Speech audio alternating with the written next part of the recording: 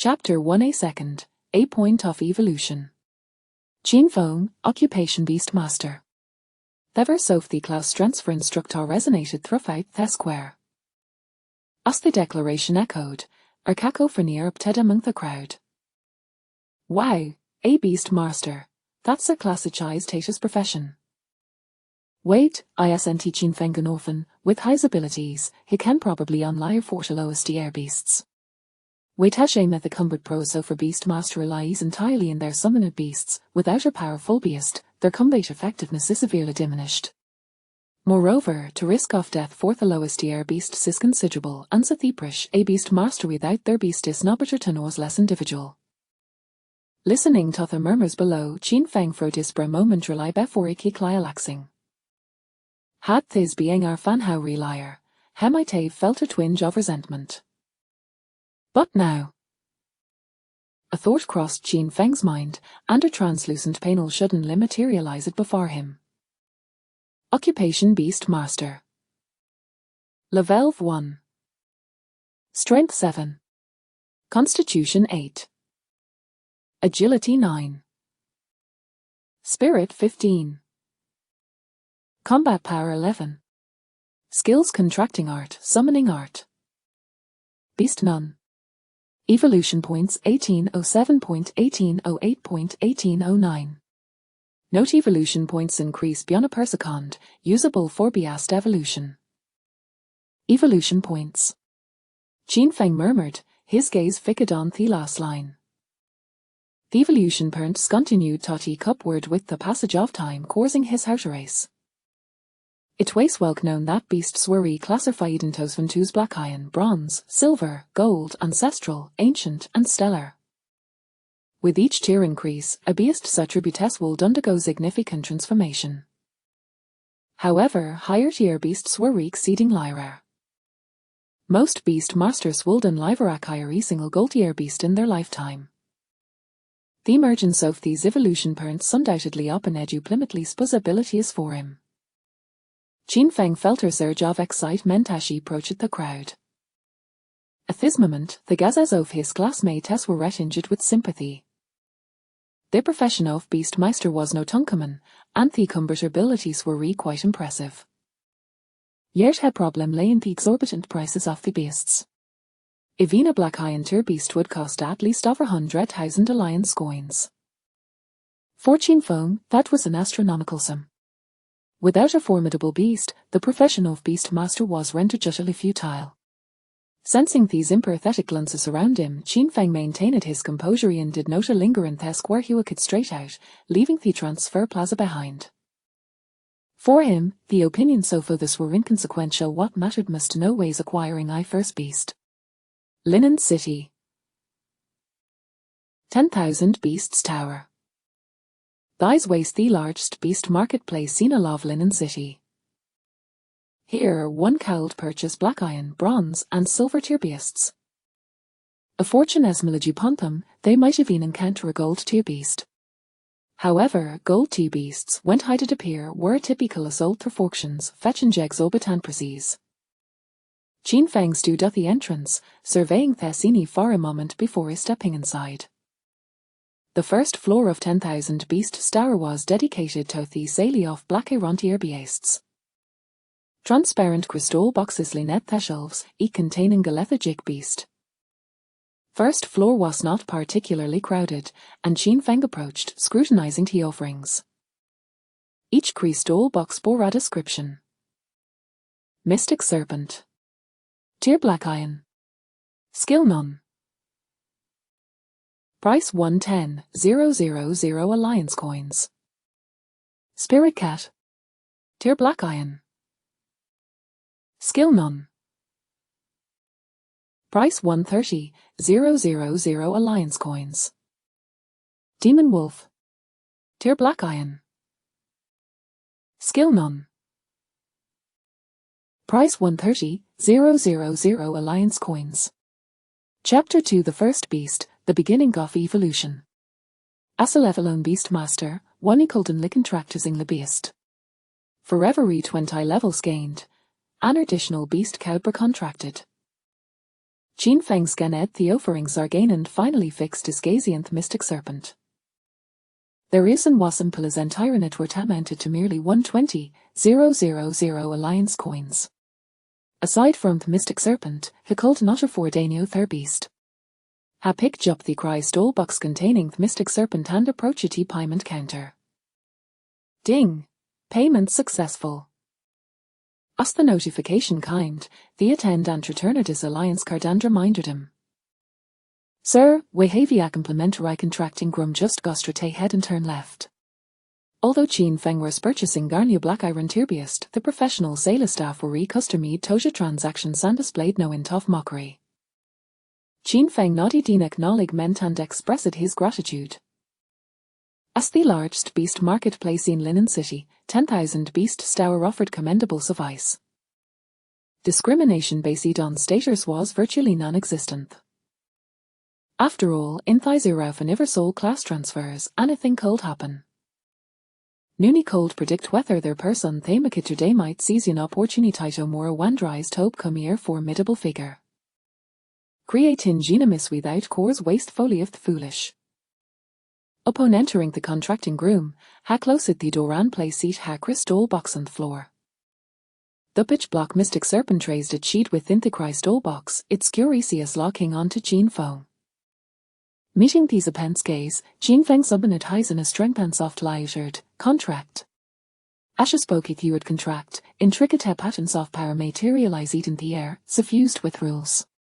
Gradually, these ear patterns spread and began to merge into the Mystic Serpent's body. The success rate for contracting a Black Irontia beast was 99 barring extraordinary misfortune failure was nearly impossible. Soon, as the patterns fully integrated into the Mystic Serpent, the contract was completed. The Mystic Serpent, previously contained within the crystal box, Vanus Hadendria Reden Chin Feng's beast space. Contract successful. Current beast Mystic Serpent. Tier Black Iron. Level 1. Strength 11. Constitution 12. Agility 7. Spirit 6. Combat Power 10. Skill none.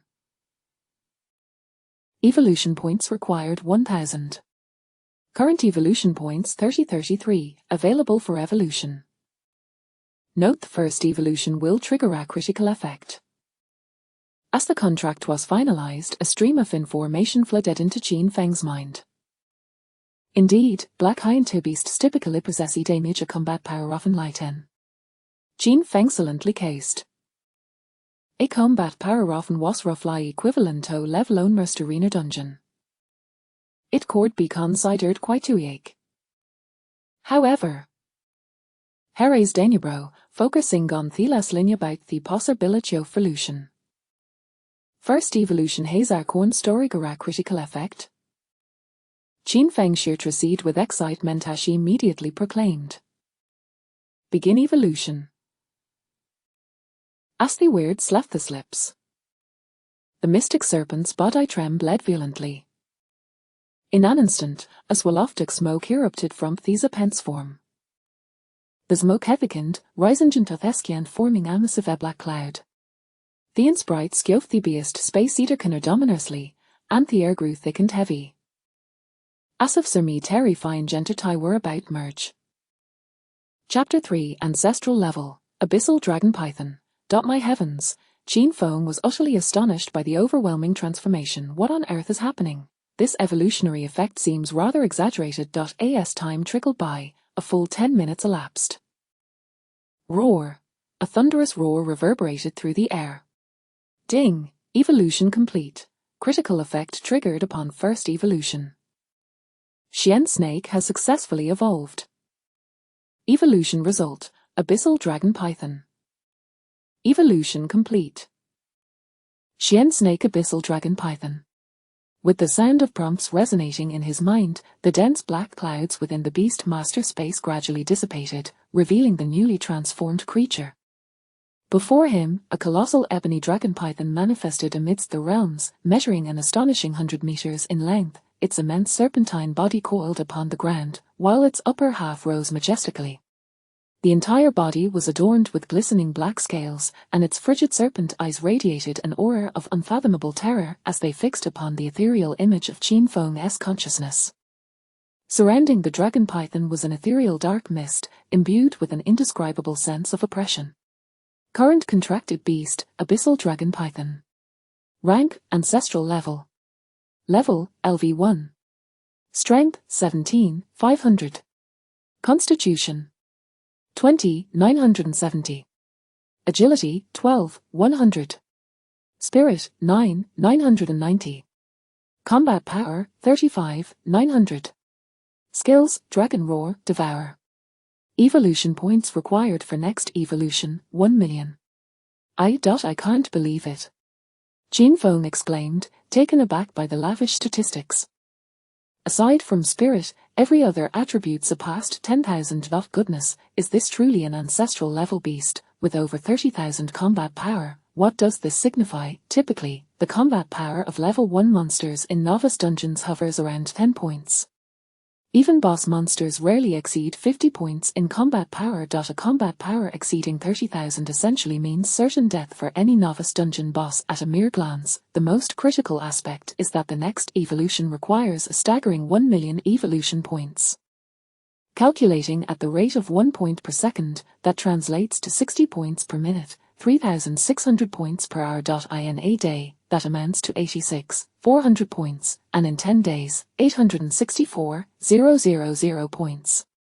In just 12 days, the abyssal dragon python could undergo its next evolution. Currently at the ancestral level, wouldn't the next evolution elevate it to the ancient level? Goodness gracious, an ancient level beast in 12 days. This is simply, Qin Feng's eyes widened, his heart racing, and his breath quickened. It's utterly absurd. If an ancestral level beast is already this formidable, how powerful must an ancient level beast be? As his own level ascended, the number of contracted beasts increased exponentially. During battles, when several ancient level or even stellar level beasts emerged, they would overshadow the sky and darken the earth. The pressure they exuded was simply overwhelming. Qin Feng gasped heavily, taking a full 2 minutes to steady his breathing and quell the tumultuous excitement within him, gradually regaining his composure. While an ancestral level beast is indeed powerful, now is not the time for pride. He must expedite his level advancement. The higher his level, the more contracted beasts he could command, allowing him to truly face any threats without fear. Upon leaving the Beastmaster Pavilion, Qin Feng headed directly towards the Wild Dungeons. He had effectively passed the Novice Dungeon, not to mention the Novice Dungeon. Even slightly high-level dungeons posed no challenge for his abyssal dragon python. It could defeat them in a single moment.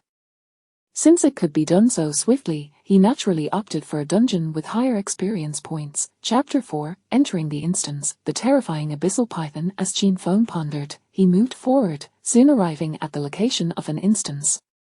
A vortex of light materialized before him, accompanied by a wooden sign detailing the instance's description.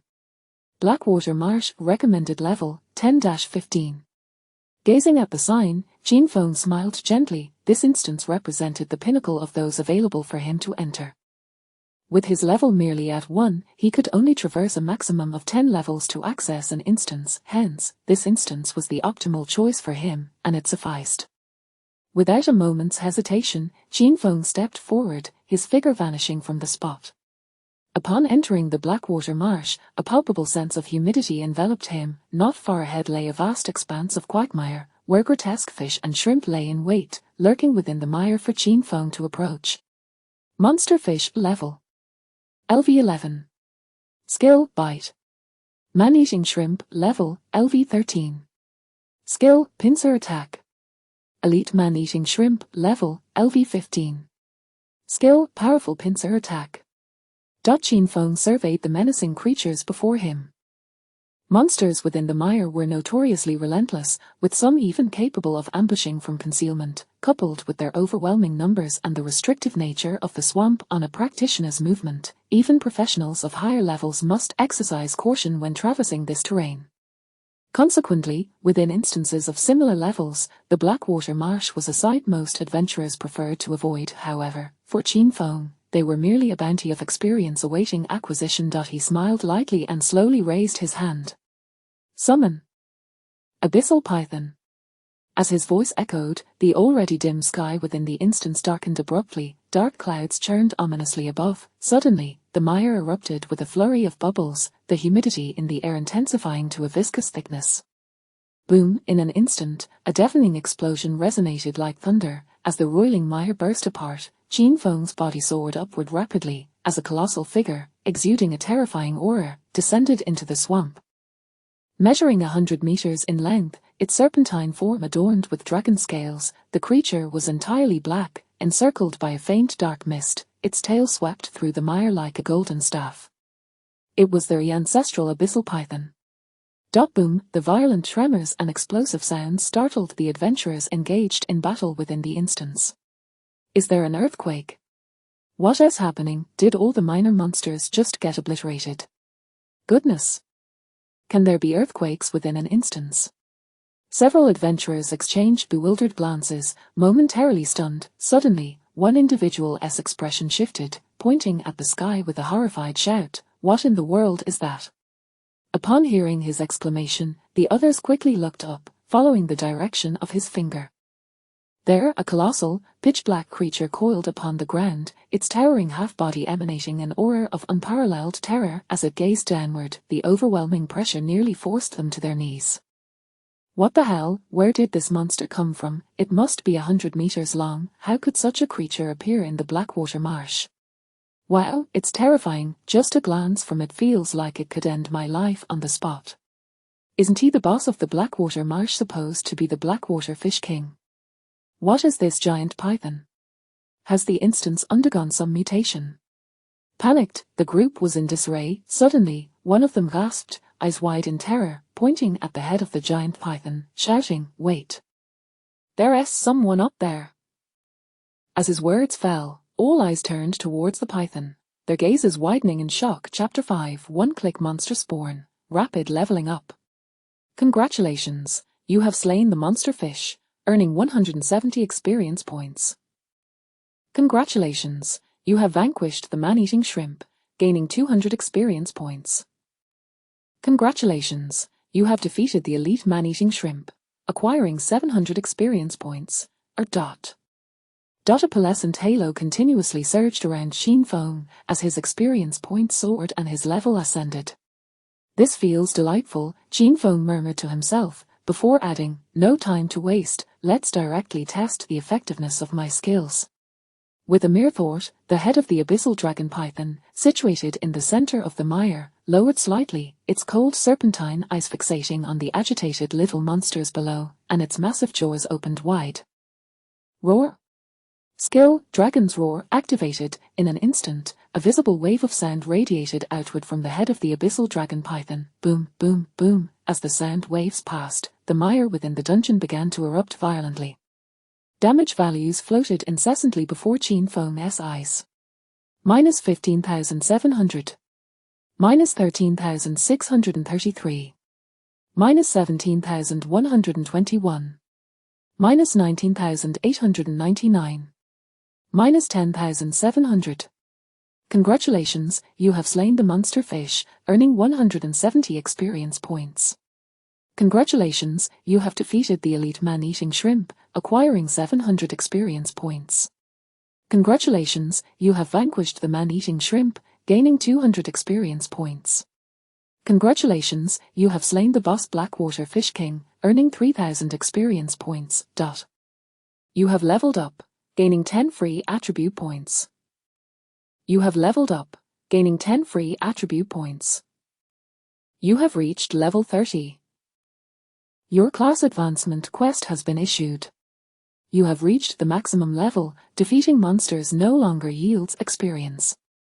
A barrage of notifications continued to materialize. The boss of the Blackwater Marsh, the Blackwater Fish King, didn't even have time to reveal itself before being reduced to ashes by the skill of the abyssal dragon python. The entire population of monsters in the Blackwater Marsh was utterly eradicated in the wake of that singular dragon's roar. Indeed, it was a complete extermination, leaving not a single creature behind. Fortunately, Qin Feng exercised control, otherwise, several distant adventurers might have met their untimely demise. The ground was strewn with a plethora of materials, equipment, and items, glimmering in various hues, leaving Qin Feng momentarily dizzy. Wow, this is simply exhilarating. One-click monster spawning, one-click leveling up, truly deserving of being a legacy beast master. This combat prowess is nothing short of invincible. Open the class panel, Qin Feng softly commanded, and a series of information instantly appeared before him. Class: Beastmaster. Level: LV30. Strength: 152. Constitution: 153. Agility: 153. Spirit: 160. Free attribute points: 290. Combat power: 310. Skills: Contract Art, Summoning Art. Beast: Abyssal Dragon Python. Evolution points: 6,079. 6,080. Observing the class panel, Qin Feng felt a stir in his heart. Each increase in his 4 primary attributes granted an additional 5 points, while free attribute points rose by 10 with each level. Compared to other classes, this rate of growth was indeed rather ordinary. Certain combat classes could increase their 4 primary attributes by 10 or even 20 points with each level. However, it was reasonable for a beastmaster, who relied on their beasts for combat, to possess relatively frail personal attributes. After a moment's contemplation, Qin Feng decisively allocated all 290 free attribute points to Spirit. The primary attribute of a Beastmaster is Spirit. The higher the Spirit value, the more potent the effects of skills and the greater control over their beasts. Chapter 6: Acquiring the Second Beast of the Emperor. Spirit value: 160-450. Splendid. Qin Feng chuckled, then once again opened the attribute panel of the Abyssal Dragon Python. Abyssal Dragon Python. Grade: Ancestral Level. Level: LV33. Strength: 33, 500. Constitution: 36, 970. Agility: 28, 100. Spirit: 25, 990. Combat power: 57, 900. Skills: Dragon Roar, Devour. Evolution value required for next evolution: 1 million. Does each level increase the 4-dimensional attributes by 500? Qin Feng mused. Despite having cleared the entire Blackwater Marsh, the Abyssal Dragon Python had only achieved level 33. Nonetheless, Qin Feng was quite content. After all, it was merely the first day of his class transfer, and this rate of advancement was indeed formidable. Once he had reviewed everything, Qin Feng began to collect all the treasures that had dropped into his profession-specific spatial pouch. You have picked up material. Fish bones. You have picked up material, shrimp claw. You have picked up equipment, decayed staff. You have picked up equipment, sturdy fish skin armor. A plethora of dropped items was stored in Qin Feng's backpack. According to the knowledge he had acquired, equipment levels were similarly categorized into 7 tiers: Black Iron, Bronze, Silver, Gold, Epic, Legendary, and Stellar. Although most of the dropped equipment was of the Black Iron tier, this was within Qin Feng's expectations. After tallying all his gains, Qin Feng chose to exit the dungeon. Several adventurers lay in the mire, exchanging glances, their faces still etched with terror. No way, is that for real? That colossal python was a beast of a profession's tamer. After a prolonged silence, one of them finally swallowed hard and uttered incredulously, "My heavens! What level of beast must that be? Gold tier, perhaps?" Linen City. After organizing the items within his space, Qin Feng promptly sold everything in bulk to the Qianhe Trading House in Linen City. A total of 3,700,000 alliance coins. Please verify. The auction house attendant, clad in a cheongsam, flashed a sweet smile as she returned the alliance card to Qin Feng. A transaction exceeding 3 million was considerable, making him a valued client in Linen City, thus she maintained an exceptionally warm demeanor throughout the process. Qin Feng accepted the alliance card and expressed his gratitude. After departing from the trading house, he made his way back to the Beastmaster Tower. A Beastmaster could contract a beast every 20 levels. Now he was poised to select his second beast. On the first floor, the Black Iron Beast exhibition box. Spirit Cat, grade, Black Iron. Skills, none. Price, 130, 000 Alliance Coins. Demon Wolf Grade Black Iron. Skills None. Price 130 000 Alliance Coins. Crimson Bird Grade Black Iron. Skills None. Price 180 000 Alliance Coins. And Beast Grade Black Iron. Skills None. Price 150 000 Alliance Coins. Observing the beasts within the crystal boxes, Qin Feng pondered thoughtfully. Although all were of the Black Iron tier, there remained subtle disparities in their combat capabilities. With over 3 million Alliance coins at his disposal, he was not financially constrained. Thus he primarily focused his attention on the Ant Beast and the Crimson Bird. Chapter 7 The Scarlet Bird, Commencing Evolution. It is entirely reasonable that the Scarlet Bird, as a flying beast companion, commands a higher price compared to its counterparts of equal rank, perfectly aligning with his requirements. Now at level 30, he only needs to complete his first advancement before swiftly ascending to level 40. Thus, he resolved to purchase both of them, fully accommodating them within his storage space. Grasping the crystal box, Qin Feng decisively approached the front desk, prepared to make his payment.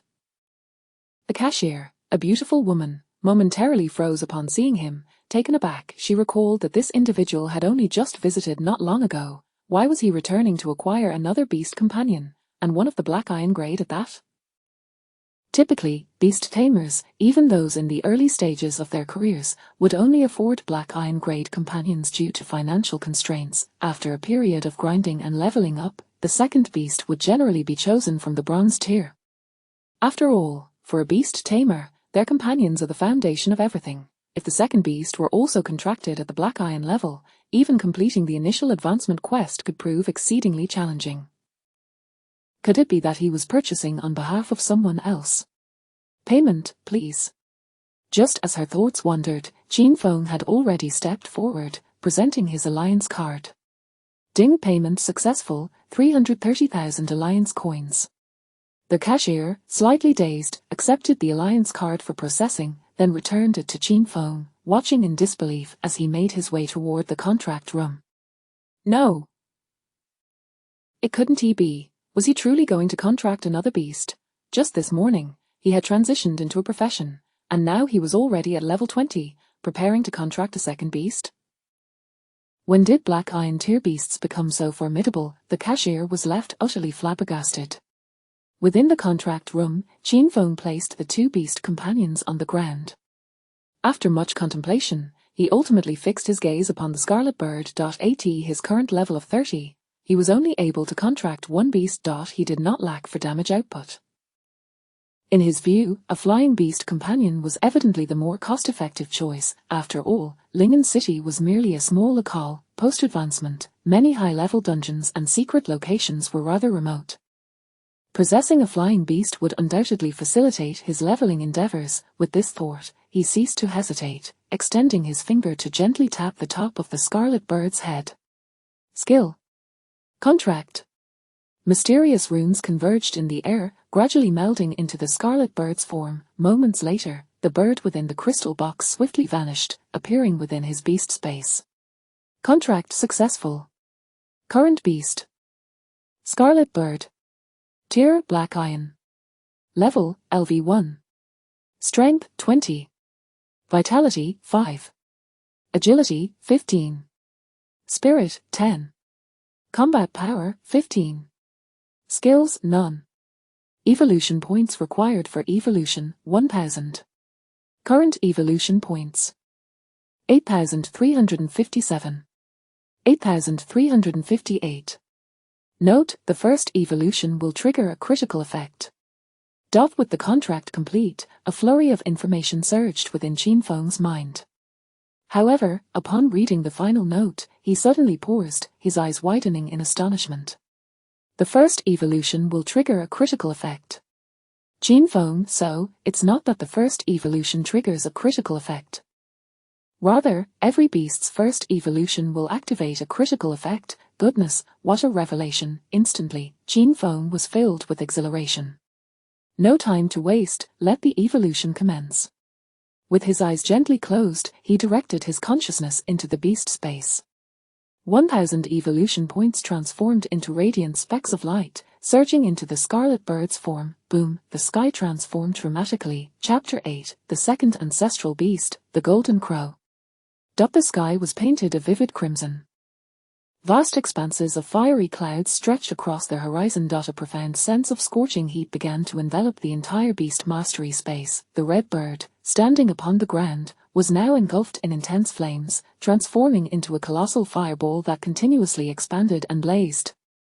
Growing larger and brighter by the moment, even the abyssal dragon python, which had been nearby, seemed to sense the searing heat and retreated from the red bird. The entire beast mastery space had nearly transformed into a blazing inferno.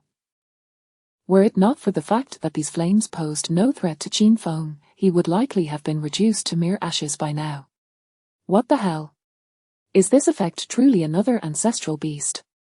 It feels even more terrifying than the evolution of the abyssal dragon python. Qin Feng's heart raced wildly, and he instinctively swallowed hard. Boom, boom, boom. At that moment, the enormous fireball, which had been suspended in the sky, appeared to reach its maximum expansion, and then it erupted violently. A piercing cry reverberated through the heavens.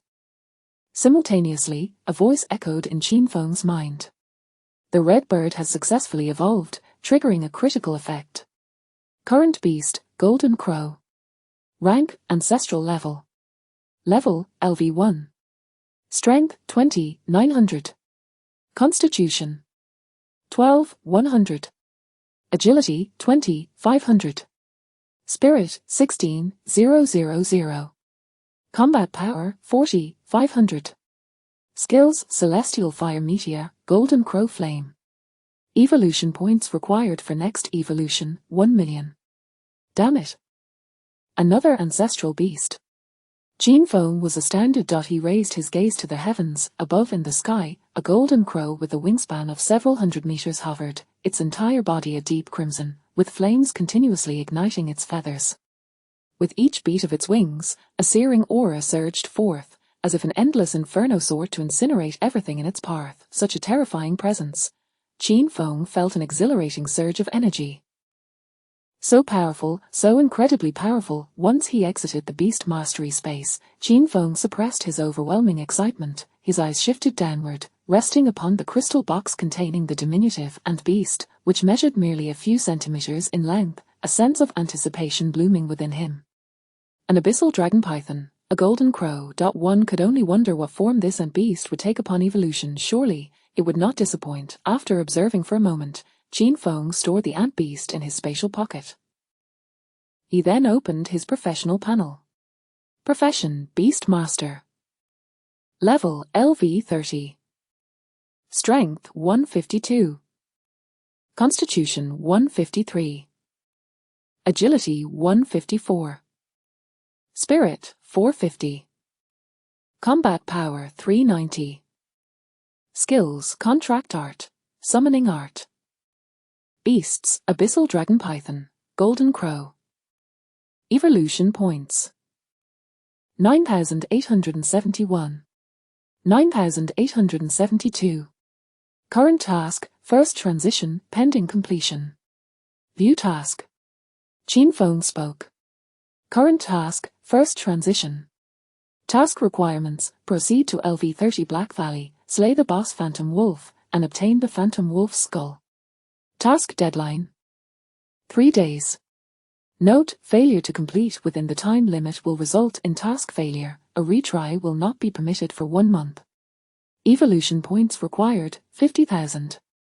Would you like to view further details? Oh. Qin Feng was momentarily stunned, bewildered. What the hell? Is this even possible? After a brief moment of shock, he decisively chose to view the details. Post-evolution task, career advancement, Master of Beings. Task requirements. Proceed to the Larva Secret Realm, slay the Lord of Larva, and obtain the Heart of the Lord of Larva. Task duration, 3 days. Note, upon evolving your profession, subsequent task difficulties will be significantly increased. Please choose wisely. Chapter 9, Occupational Evolution, Beast Sovereign. An advanced profession, Beast Sovereign. Qin Feng murmured softly. Occupational evolution, is it? How intriguing. While others merely undergo their first, second, or third transitions, my profession transforms entirely into something new. Indeed, it makes sense. If beasts can evolve, why shouldn't I evolve my profession as well? Alas, my current evolution points are insufficient. However, it matters not. With an increment of 1 point per second, I shall accumulate enough in merely several hours, effortlessly. Rising to his feet, Qin Feng stretched languidly before turning to exit the beast pavilion. Upon stepping outside, he found himself enveloped in the twilight hour. The shops preparing for the night sparkled with neon lights, dazzling Qin Feng's senses. After casually sampling a few bites of food, he strolled along the street, his gaze wandering until it settled upon an establishment adorned with the name, Elegant Abode. Melodious strains of a piano drifted from within, and through the first-floor window, he glimpsed a veiled lady gracefully playing, her delicate fingers dancing over the keys, each motion exuding an exquisite charm. How elegant! At that moment, Qin Feng felt an inexplicable signal coursing through him, a wave of fatigue washing over him, compelling him to step inside uncontrollably. The following day, as the sun reached its zenith, Qin Feng emerged from the Elegant Abode, squinting at the glaring sunlight and stifling a yawn. Surely, I must have accumulated enough evolution points by now, he mused, opening his interface to check. Current evolution points. 61333. That will suffice. Without hesitation, Qin Feng opted for evolution. Instantly, a series of notifications illuminated the screen, and the task panel opened automatically. Evolution complete. Consumed 50,000 evolution points, transitioning the first task into the advanced profession, Beast Sovereign. Current task. Advanced profession, Beast Sovereign. Task requirements: journey to the Larva Secret Realm, defeat the Larva Lord, and acquire the Larva Lord's heart. Task duration: unlimited. Opening the task panel once more, Qin Feng scrutinized the requirements. The Larva Secret Realm? He pondered. He was indeed familiar with this realm. However, unlike conventional dungeons, entry necessitated an invitation. After some contemplation, Qin Feng resolved to visit the trading hall to see if he could procure one. It would be ideal if he could purchase it. If not, he would have to devise alternative strategies. After a 3-minute walk along the street, a pale blue edifice loomed ahead. The grand characters of Qianhe Trading Hall greeted his eyes. Qin Feng entered, and immediately, a woman clad in a chapao approached him. She had attended to him the previous day during his sale, so upon recognizing him, she hurried over. Greetings, Mr. Qin. How may I assist you today? Yes, do you have any invitations for the Larva Secret Realm available for purchase? Qin Feng inquired directly, without preamble. An invitation for the Larva Secret Realm. Please hold on, I will check for you. The chapao-clad beauty responded, promptly beginning her search. Moments later, after a brief interval, she returned. I have located one, Mr. Qin. There is a single invitation remaining, priced at 1 million alliance coins. Upon hearing this, Qin Feng nodded and produced his alliance card to present. Very well, let me process the payment. The invitation to the Larva Secret Realm was not exceedingly rare, and the price of 1 million seemed rather reasonable. Beep. Payment successful, 1 million alliance coins. Chapter 10, Invitation to the Larva Secret Realm. As the transaction concluded, a servant approached with steady strides, bearing a tray. Upon the tray lay a crimson envelope, resplendently displayed, emanating a faint red glow. Invitation to the Larva Secret Realm. Description: an invitation letter from the Larva Lord, granting access to the Larva Secret Realm. Usage level, LV30, LV60. Note: the dungeon opens at midnight on the 1st of every month, lasting for 7 days. Could it be utilized by those between the 30th and 60th levels? Qin Feng contemplated this internally, feeling a sense of relief wash over him. Following his class awakening, he had reached the 30th level for his first promotion and the 60th for his second. This meant that only those who had undergone their second promotion or above would be barred from entering the Larva Secret Realm. For Qin Feng, this was indeed fortuitous. Initially, he harbored concerns about high-level third promotion players competing for monsters, which could leave him at a disadvantage. However, with this restriction, he need not worry about the Larva Lord being usurped, thereby complicating his own class transition. With his Abyssal Dragon Python and Golden Crow, he felt confident that he could easily dominate within the realm of second promotions. After a moment of reflection, Qin Feng stored the invitation to the Larva Secret Realm away and departed from the trading hall. The location of the Larva Secret Realm was fixed, situated atop a dormant volcano approximately 100 kilometers from Linen City. Qin Feng glanced at the time. Tomorrow was precisely the day the Larva Secret Realm would open. However, it was still early afternoon, providing him with ample opportunity to find a place to rest and rejuvenate. By evening, he could swiftly traverse the distance with the aid of the Golden Crow. With this thought in mind, Qin Feng continued on his way until he arrived at a tea house. He ordered a pot of tea and settled into a comfortable position, passing the time leisurely. The aroma of tea wafted through the air as Qin Feng narrowed his eyes, leaning back against the chair, listening to the melodious music within the tea house, feeling his spirit relax profoundly. As time flowed on, the tea gradually cooled. At that moment, an astonished voice suddenly broke through the tranquility. Qin Feng. As the voice resonated, a fragrant breeze wafted past his nose. Qin Feng opened his eyes to behold a figure standing before him, clad in white, her voice as clear as a mountain spring. She possessed a tall and graceful stature, her hair elegantly tied back, and a strikingly beautiful face brimming with vigor. Su Mingyu. Qin Feng recognized the individual before him. Although they were classmates, their interactions had been rather sparse. Qin Feng, what are you doing? Su Mingyu observed him lounging comfortably in his chair, gesturing towards the teapot on the table, her eyes revealing a hint of confusion. Just enjoying some tea. Qin Feng raised his cup in a subtle gesture, smiling as he spoke. Drinking tea. Su Mingyu was taken aback. At this hour, newly awakened professionals ought to be diligently grinding levels in dungeons, battling monsters, striving to achieve their first promotion as swiftly as possible. After all, only upon completing their first promotion could one truly be regarded as a professional. Yet here was Qin Feng, leisurely sipping tea. As Su Mingyu gazed at Qin Feng's relaxed demeanor and then at the nearly empty, cooled tea, her expression faltered. A flicker of complex emotions flashed through her beautiful eyes, as if she began to comprehend something. Could it be that he had chosen to relinquish his future as a beast master? It was indeed a heavy burden, one that the impoverished could scarcely hope to overcome. Chapter 11. The gift from Su Mingyu. Even if he could afford a black iron tier beast, what purpose would it serve? With a combat power around 10, even defeating minor creatures required a gradual depletion of health. Perhaps, after a year of effort, he might not even reach level 20. For him, it seemed more prudent to conserve his resources rather than squander them on a beast, pursuing that nearly unattainable path of a beast master. Perhaps he should instead save and savor life's pleasures. Su Mingyu gazed at Qin Feng, and a glimmer of sympathy flickered in her eyes. Alas, perhaps he had once contemplated what life would be like had he awakened to a different vocation. Even a mere livelihood profession would surely be preferable to his current predicament. Biting her lip in hesitation, Su Mingyu retrieved an object from her personal space and pressed it into Qin Feng's hands.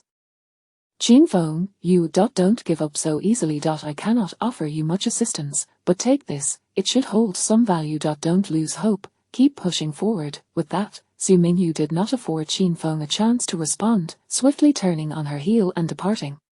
She feared he might reject her goodwill, thus denying him the opportunity to refuse. After all, they were classmates, and she sincerely hoped for his resurgence. Qin Feng stood momentarily, mouth agape, as he watched Su Mingyu's figure gradually fade into the distance.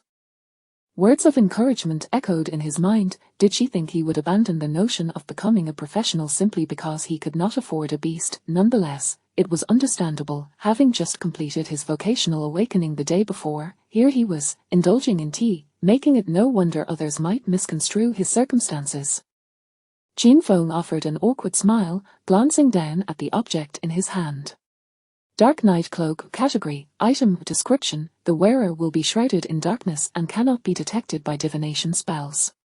Attributes: none. Usage level, LV30.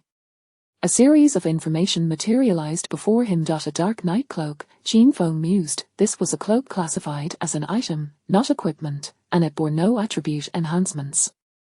Its sole purpose was to conceal one's information, which he could indeed utilize. However, Qin Feng's gaze drifted to the street outside the tea house. As far as he knew, Su Mingyu did not come from a wealthy background.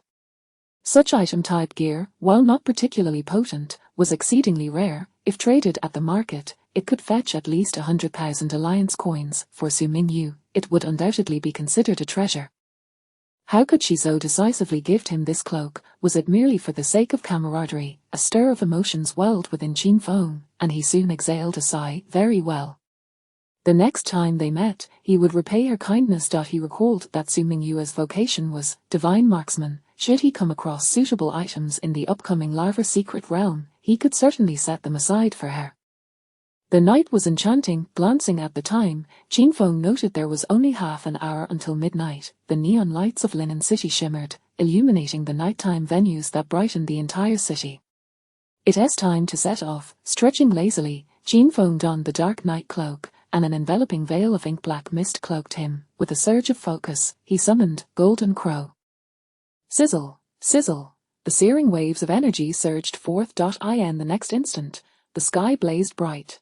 The once shimmering Linen City was instantaneously engulfed in a fiery crimson hue. High above, a colossal flame bird materialized, wings unfurled, stretching across the heavens. The intense heat radiated, making even those hundreds of meters away feel scorched. The Golden Crow had arrived. Chapter 12. The Golden Crow soars. The shock within Linen City.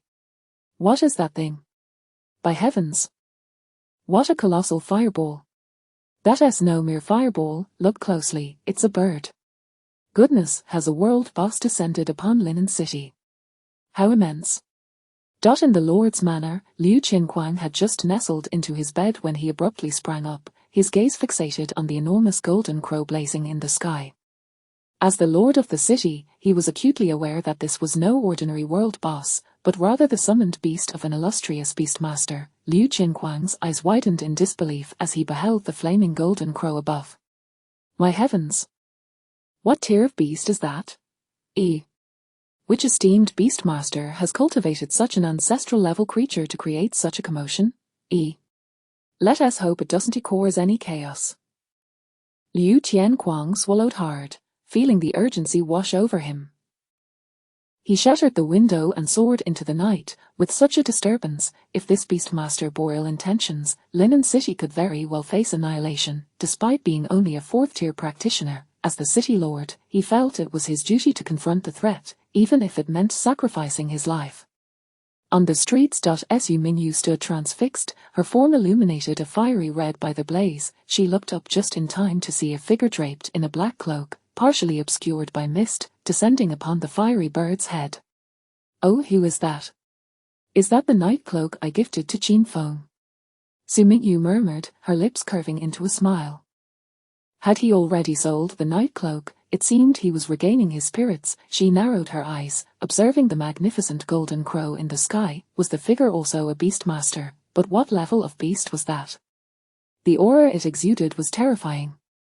As Qin Feng noted the gazes of numerous adventurers and the hurried approach of the city lord of linen, he chose not to linger.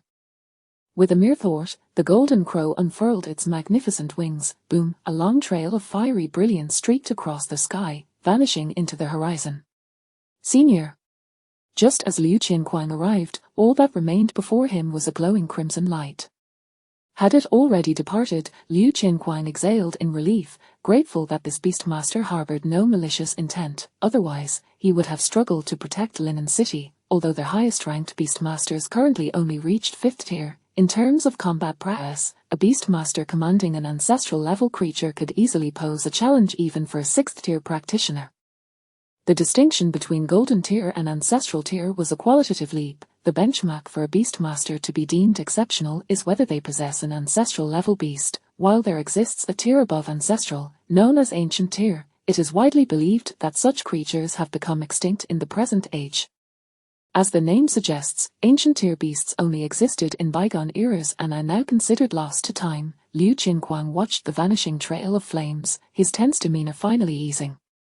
He suddenly recalled that among the newly awakened practitioners from the previous day, there was one who had taken up the beastmaster profession. However, it was said that this individual was an orphan, which was truly unfortunate. Shaking his head, Liu Qinquang dismissed his thoughts and vanished from sight. Dead volcano. A multitude of adventurers had already congregated here, forming various small teams. The lava secret realm imposed restrictions on the levels of entrance. Without forming a team, the challenges would be exceedingly daunting. The invincible team needs one more member. Any mage sisters wish to join? Within 7 days, my invincible team will surely defeat the Lava Lord and obtain the Heart of Lava. Clad in opulent attire, Ju Baibai proudly surveyed his surroundings, his rotund belly protruding prominently. Chapter 13, Entering the Lava Secret Realm. Brother Bai is invincible. My brother Bai has already reached level 55 on his first promotion. This time, the Heart of Lava must belong to him. Keep it low-key, keep it low-key. Listening to the flattery of his team members, Ju Baibai's belly swelled with pride. Though he claimed to be modest, his thoughts swiftly conjured forth a towering ice bear, standing at an impressive 3 meters. This is the silver tier ice bear I specially contracted for this lava secret realm. As we all know, water extinguishes fire, and ice is the sovereign of water. Within this lava secret realm, it will undoubtedly play an unimaginably pivotal role. Those wishing to enter, come quickly, only 1 slot remains. While beast tamers might be seen as a calamity by the impoverished, in his case, it was an exceptionally rewarding profession. Having contracted 3 silver tier beasts, he was virtually an invincible force among his peers. Brother Bai is amazing. Truly invincible, Brother Bai, the mere Lava Lord, is but a trifling challenge. 2 team members nearby promptly began a new round of sycophancy. The assembled teams around Ju Baibai exchanged glances, their expressions suddenly darkening. Early-stage beast tamers were indeed not to be compared with ordinary professions, however, although they could not compete for the Heart of Lava, acquiring other items within the secret realm would not be a daunting task. A hesitant mage, still without a team, was just about to approach Ju Baibai and his companions when suddenly, the previously tranquil dead volcano trembled violently. It's dawn, the lava secret realm is about to open, someone exclaimed joyfully. As their words fell, the volcano's mouth erupted into brilliance, as if flames were about to spew forth, with a surge of red light growing ever more intense. Soon, a crimson vortex-like entrance manifested before the crowd. A warrior, wiping the sweat from his brow, remarked with confusion, "Wait, why is it so hot?" Normally, when the lava secret realm opened, there would be a rise in temperature, but it shouldn't be this extreme. Indeed, it shouldn't be. It feels as though the very sky is ablaze. What is happening? Holy cow, look at the sky, it's truly on fire. Someone suddenly shouted. My goodness, what is that? Is a meteorite crashing down from the heavens? No way. There are people up there. Holy cow, a firebird, someone is riding a firebird. Which esteemed beast tamer has descended? So hot, help, I'm about to melt. Holy cow, scatter quickly, it's coming towards us. A throng of professionals widened their eyes, their screams echoing amidst the chaos. Boom, the colossal firebird showed no signs of stopping, crashing directly into the newly formed secret realm passage, vanishing before their astonished eyes. Holy cow! What did I just witness? Such a massive firebird, is this for real? He entered the secret realm. The crowd exchanged bewildered glances, rooted to the spot in disbelief. Ju Baibai's eyes nearly bulged out of their sockets. As a beast tamer, no one understood that aura better than he. A primal level beast, undeniably a primal level beast. What was more critical was that a beast tamer wielding a primal level beast had just entered the lava secret realm. No way, not to mention the Great Qin Kingdom, how many beast tamers in the entire world possessed primal level beasts, each one of them was renowned and above level 5. And now you tell me that a beast tamer who has yet to reach 2nd promotion commands a primal level beast. Even Ju Baibai, who considered himself well versed in the ways of the world, couldn't help but doubt his own eyes. He glanced at the ice bear trembling on the ground, its once pristine white fur now singed and curled from the heat of that firebird, lost in contemplation. Chapter 14, Every action leaves a trace, the commotion is too great. Qin Feng sighed, there was no way around it, all his beasts were of ancestral level giants, making it exceedingly difficult to maintain a low profile.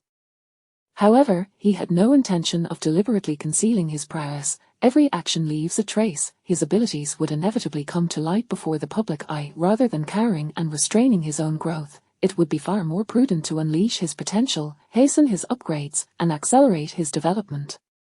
The overwhelming presence of 100-level stellar beasts would naturally deter any threats. Regaining his focus, he sat upright atop the head of the Golden Crow, surveying the environment of the secret realm. This place was a valley, strewn with crimson rubble, reminiscent of being within a fiery mountain. Waves of intense heat surged forth, yet were kept at bay by the Golden Crow. Fire Rock Beast Level LV33. Skills: Stone Toss, Stone Explosion. Flame Spirit Level LV47. Skills: Incinerate, Fire Affix.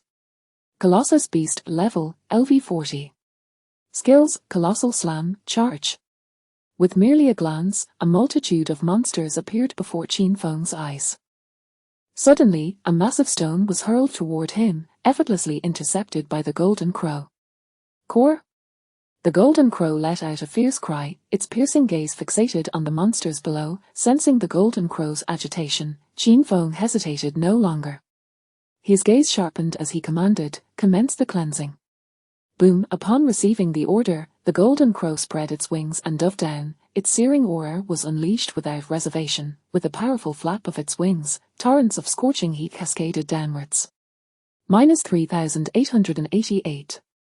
-7,962. -6,577. -8,444. The terrifying damage figures indicated that a mere touch would leave a foe with half health. Despite the Golden Crow being only level 1, its ancestral bloodline still dominated within this secret realm. The monsters fell as if being harvested like wheat, while the experience surged dramatically. You have slain a Colossus Beast, gaining 0 experience. You have slain a Flame Spirit, gaining 0 experience. Your level has reached its limit. Experience cannot be gained. The Golden Crow has leveled up to 5. The Golden Crow has leveled up to 8. The Golden Crow has leveled up to 15. Notifications continued to refresh. The Golden Crow's level soared, and the damage it dealt became increasingly outrageous. Initially, it required 2 attacks to vanquish a group of monsters, but now a single wave of heat from a wing beat could annihilate them instantly.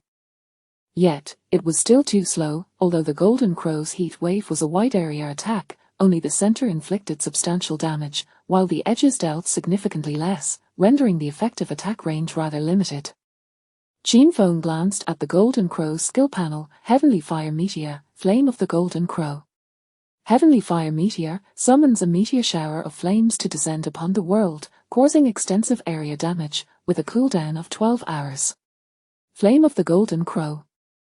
A searing fire originating from within the Golden Crow, capable of melting ice and incinerating seas, with a cooldown of 3 days. It was time to test the efficacy of the skills. Activate Heavenly Fire Meteor. With a thought, Qin Feng commanded.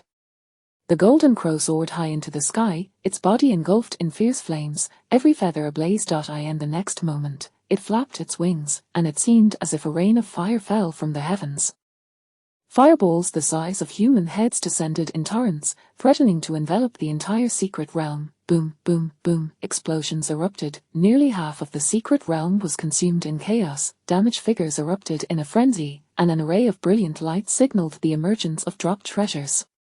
-34,576. -31,667. -41,302. -33,879. The Golden Crow has leveled up to 30. The Golden Crow has leveled up to 33. Chapter 15, Advanced Completion, Sovereign of Beings. Comfortable, the damage dealt by the Golden Crow is evidently significantly higher than that of the Abyssal Dragon Python. However, in contrast, its defense is considerably lower. Qin Feng mused to himself, his gaze fixed upon the plethora of treasures strewn across the ground. His spirits lifted. Nevertheless, his mission was to vanquish the Larva Lord and procure the heart of the Larva Sovereign. Based on his understanding of the Larva realm, the Larva Lord would manifest once a substantial number of minor creatures within the realm had perished. Surely, that threshold has now been crossed. Qin Feng narrowed his eyes, surveying his surroundings. Suddenly, with a thunderous roar, the rocky terrain erupted. Right beneath Qin Feng's feet, a mountain engulfed in fierce flames rose abruptly. A pair of blazing eyes locked onto Qin Feng, who hovered 100 meters above. Human. It emanated an aura of terror, its body and limbs composed entirely of colossal stones. Without hesitation, it swung a fist directly at Qin Feng. Boom! Without needing a command from Qin Feng, the golden crow flapped its wings and surged forth. Simultaneously, a panel of information materialized before Qin Feng's eyes. Larva Lord level, LV60. Category: Boss. Health, 100,000. Skills: Heavy Slam, Sea of Fire, Charge. 800,000 health points. Qin Feng remarked, for a practitioner below the second evolution, this health pool was undeniably extravagant. Particularly, considering the high defense of such a boss, which would significantly mitigate damage, the challenge of defeating it became even more formidable. Then let us test the flame of the golden crow. Qin Feng grinned, issuing a direct command. Suddenly, the golden crow soared into the sky, its brilliant golden eyes shining ever brighter. In the next instant, the golden crow opened its beak wide, releasing a torrent of nearly golden flames. Hiss, hiss, under the terrifyingly high temperature, the very fabric of space seemed to warp. The air itself began to show signs of combustion. The golden flames descended like a meteor from the heavens, trailing a scorching tail as they struck the Larva Lord. Boom! The flames collided with the Larva Lord's crown. Hiss, like fire-melting ice, the Larva Lord's form began to dissolve at an astonishing rate, its body disintegrating into granules that the wind carried away. Minus 117,280. Instant kill. The sheer magnitude of the damage left Qin Feng momentarily stunned. It was essential to note that the Larva Lord's defenses were markedly superior to those of ordinary creatures, a disparity of several magnitudes. Yet, before the flame of the golden crow, it was still obliterated in an instant. Such damage was utterly outrageous. Even a third evolution practitioner might struggle to withstand such a blow, wouldn't they? You have slain the Larva Lord, receiving the reward. Heart of the Larva Sovereign. Your golden crow has reached level 39. You have a task ready for submission. With the demise of the Larva Lord, several notification messages appeared in succession. The ground was littered with treasures, their radiant glow dazzling to behold. Qin Feng, mounted on the golden crow, began to frantically collect them. You have picked up the item, Fire Element Magic Stone. You have acquired the equipment, Giant Stone Armored Gauntlet. You have collected the item, Spirit of Fire Element. You have obtained the equipment, Larva Shatter Mountain. Gathering all the dropped items into his spatial inventory, Qin Feng reopened the task panel. Current task. Profession Advancement, Sovereign of Beings. Task requirements: proceed to the Larva Realm, slay the Larva Sovereign, obtain Heart of the Larva Sovereign. Task status: ready for submission. Would you like to submit? Is it time to advance? Qin Feng murmured, decisively opting to submit. Profession Advancement, Sovereign of Beings, task completed. Chapter 16. Brand new skills, Mastery over all. Current status updated. Profession, Sovereign of Creatures, level, first transition, level 30. Strength, 1050. Constitution, 1055. Agility, 1100. Spirit, 2590. Combat Power, 2050. Passive skills. Ethereal, Symbiosis. Skills: Enslavement, Summoning, Lifelock, Mastery over all. Beasts: Abyssal Dragon Python, Golden Crow. Evolution points: 60533. 60535. Attributes have multiplied several times, and I have gained 4 additional skills, with the original skill contract transforming into enslavement. Qin Feng pondered the changes on the panel. Although attributes typically increase after a first transition, they usually only double at most. Skills generally allow for the comprehension of only one. Yet, he had astonishingly experienced a 6 to 7-fold increase in attributes, along with 3 additional skills. Furthermore, to his knowledge, the first transition skill for Beast Masters should be Frenzy, a skill designed to enhance their beasts. However, his skills were entirely different. Qin Feng began to examine each skill. Ethereal description. Passive skill, damage received by the sovereign of creatures will be transferred 100% to the summoned beast. 100%. The first skill left Qin Feng momentarily stunned. He rubbed his eyes, almost believing he had misread. While ordinary beast masters might possess such a skill, the transfer rate is typically 50%, meaning they still endure some damage. His current 100% meant that as long as extraordinary, Qin Feng felt a surge of exhilaration as he continued to read. Life lock with description forcefully locks the beast's life value for 3 seconds, during which time the life value cannot diminish. Cooldown period of 12 hours. Wow! This skill was equally astonishing. Qin Feng's heart raced. Although the duration was merely 3 seconds, in the face of particularly lethal damage, this was nothing short of. For instance, against a high-damage skill from an assassin, with an extended cooldown period, as long as he utilized Life Lock to withstand it, he could manipulate the subsequent skill vacuum at will. Ethereal description. Your attributes cannot be forcibly scrutinized by high-level professions. Enslavement description. With a mere thought, all things succumb. The success rate of contracting a beast is 100%. Cooldown? None. Mastery over all description. All creatures within my domain are at my command. Upon use, one can forcefully control any non-hostile creatures within a 100-meter radius for 60 seconds. Cooldown? 30 days. Wow. Qin Feng was utterly astounded. This profession's advancement was simply outrageous. Each of these skills was more extraordinary than the last. He focused on the mastery over all skill. Although he was uncertain of the precise effects of this skill, the month-long cooldown period alone suggested its formidable power should not be underestimated. And there's more. Qin Feng's gaze shifted to the evolution points. Originally, the evolution points increased by 1 per second, but now they had doubled to 2 per second. This implied that within roughly 6 days, his beast could evolve once more. In other words, to the ancient level, Qin Feng's eyes sparkled, and his breath grew heavier. Once he possessed an ancient-level beast, his combat power would undoubtedly escalate to an extraordinary degree. As for the equipment obtained, that seemed secondary. Given his rapid leveling speed, even suitable equipment would soon become obsolete. It would be wiser to wait until reaching the 3rd or even 4th transition before preparing a fitting set of gear.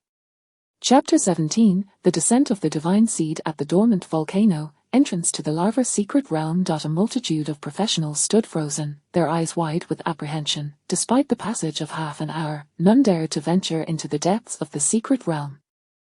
The oppressive aura emitted by the fiery bird was overwhelming. Who could predict whether they would fall prey to that individual upon entry? Here it comes. At that moment, a brilliant red light erupted from the entrance of the secret realm. Immediately afterward, a wave of scorching heat surged forth, and a colossal golden crow soared into the sky. The crowd instinctively recoiled, their faces betraying their fear, too intimidated to make a move. It had only been a little over half an hour since the secret realm opened. Did that person emerge out of disinterest? Confusion brewed among the onlookers as they watched the golden crow's fiery tail vanish into the horizon, finally snapping back to reality and rushing toward the Larva Secret Realm in a frenzy. Amidst the throng, however, a man with a horse-like visage remained rooted to the spot, gazing intently in the direction where Qin Feng had disappeared, his brow furrowed in intrigue. A beast master. Even his detection technique yielded no results. It was as if the person were a phantom, eluding scrutiny. Nevertheless, he was far from foolish enough to assume that this was merely an untransformed beast master. Within the borders of the Great Qin, those capable of commanding ancestral-level beasts were invariably of the 5th transformation. Although the Larva Secret Realm imposed restrictions on entry levels, he was aware of a certain artifact that could bypass these limitations and force entry. Yet, such artifacts were exceedingly rare and seldom employed lightly. What perplexed him was the intent of a top-tier beast master entering the Larva Secret Realm, for the treasures produced therein paled in comparison to the value of the artifact. With a resigned shake of his head, his eyes glimmered with a crimson sheen as a smirk formed on his lips. A beast master cannot alter the course of fate. Even a multitude of ants can bring down an elephant. Beneath the heavens, not even a 5th transformation beast master could hope to emerge unscathed. As he spoke, the horse-faced man gently raised his hand, revealing a dark blue talisman that slowly materialized in his palm. He then elevated it skyward. This city should cherish its final moments. If blame is to be assigned, let it be directed towards the arrival of the divine seed. You are merely sacrificial offerings. With those words, the horse-faced man made no further delay, vanishing from sight. As the talisman ascended, a streak of dark light flickered, as if a rift had opened in the sky. Great Qin Wang Palace. An elderly man, appearing to be in the twilight of his years. Despite his advanced age, his eyes sparkled with brilliance, exuding an unspoken authority that deterred direct gazes. Linen City. Has this generation's divine seed descended upon Linen City? Your Majesty, shall we seek him out? Replied an elder, cradling a luminescent tome, positioned beside the great Qin King. As a ninth transformation seer, he had foreseen the arrival of the divine seed. Unfortunately, even he could not ascertain the precise location or details of the divine seed, having only gleaned a rough idea of the area, which was the extent of his capabilities. The great Qin King's gaze flickered with intensity as he nodded slightly. The Tower of Prodigies may now be activated. For this reward, let us bring forth that item. That item, the elder trembled. After several moments, he steadied himself, replying with utmost respect, as you wish. Chapter 18, The Third Beast, the Ant Beast, Black Mountain Valley. High above, Qin Feng gazed down below. In a valley, several practitioners were diligently engaged in slaying monsters. Black Mountain Valley was a naturally formed wilderness dungeon, with the creatures within typically ranging from level 35 to 40. Qin Feng surveyed the scene below. Having completed his class advancement quest, he was now able to level up once again. This place was perfectly suited to fulfill his upgrading needs. Since that is the case, I might as well grind a few levels, Qin Feng murmured to himself, issuing his command. In an instant, the wings of the golden crow trembled. A searing wave of heat cascaded downward, boom, boom, boom. The practitioners, who were previously occupied with monster hunting, were left utterly astonished. Although the scorching gust from the golden crow deliberately avoided them, the intense heat still drenched them in sweat. Under the assault of the golden crow, the entire valley ignited, engulfed in flames. Minus 18,999. Minus 21,300. Minus 20,533. You have leveled up, gaining 10 free attribute points. You have leveled up, gaining 10 free attribute points. You have leveled up. A torrent of notification messages flooded the screen. After a sweeping onslaught, Qin Feng glanced at his level, which had surged from 30 to 45. Nodding in satisfaction, he collected the fallen treasures and took to the skies, leaving behind a few bewildered practitioners, exchanging confused glances. Upon returning to Linen City, Qin Feng rested for several hours in an inn. The following morning, he promptly made his way back to the Beast Tower, entering the free contract room. The contract room in the Beast Tower could enhance the success rate of beast contracts. However, this benefit was entirely redundant for Qin Feng. His primary purpose for visiting was the tranquility it offered, free from interruptions.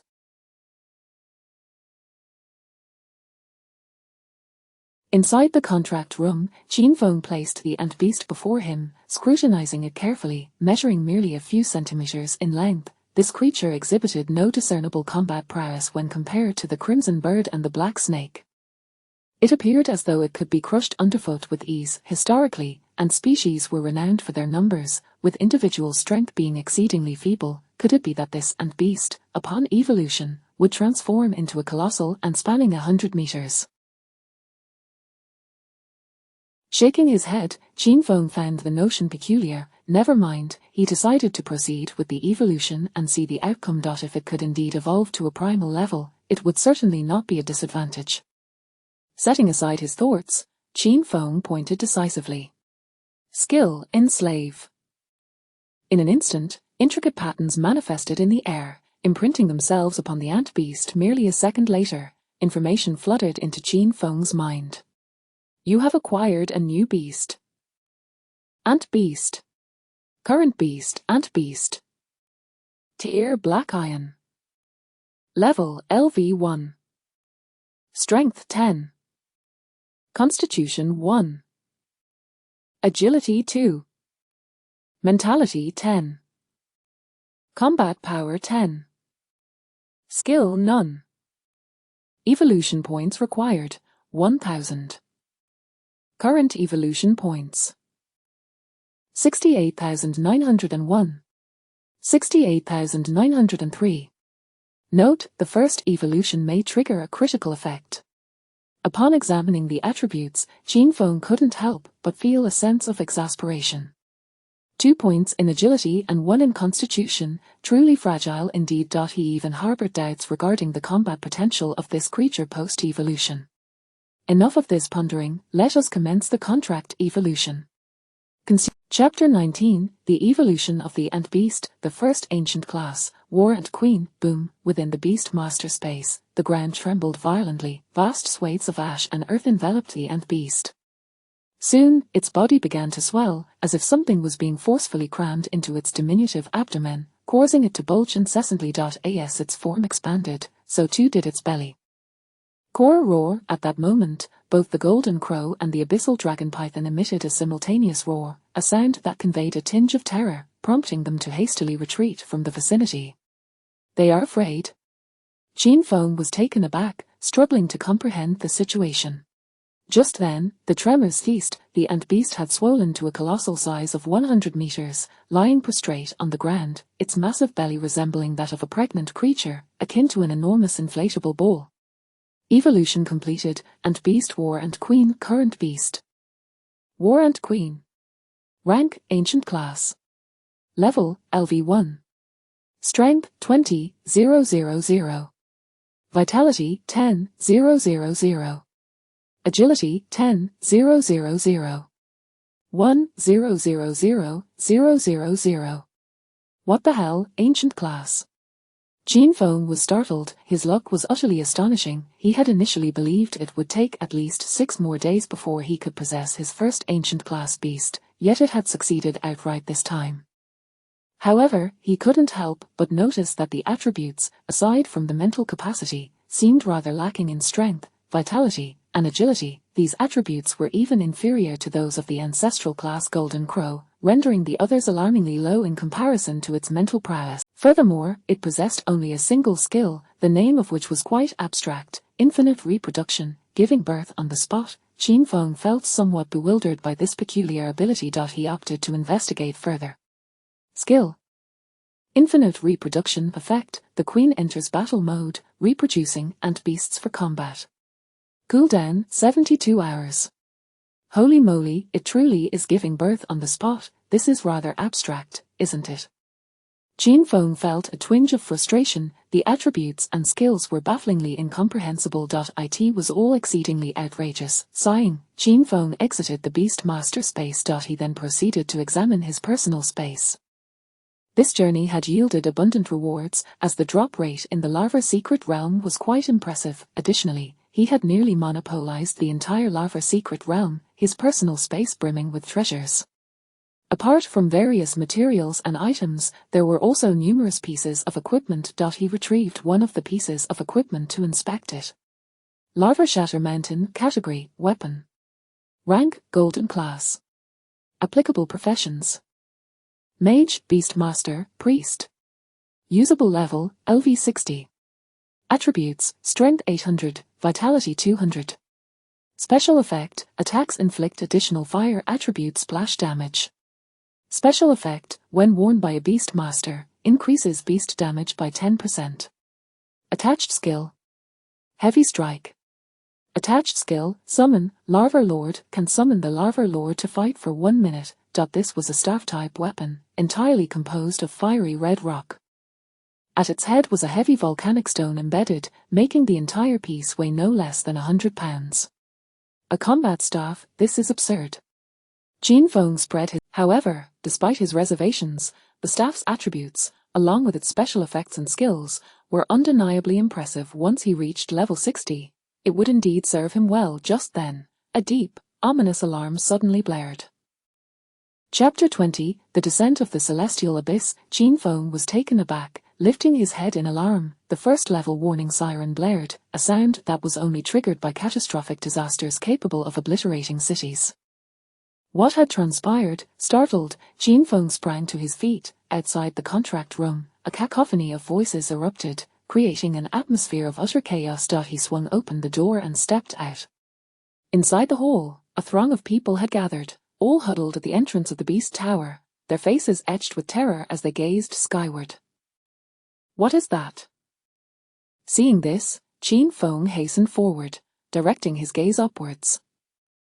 The sight that met his eyes sent a chill coursing through him. Above, a colossal rift had manifested in the sky, emanating a sinister black glow that was steadily expanding. Within that fissure, he could faintly— "It is the celestial abyss," someone screamed in horror, collapsing to the ground in fright.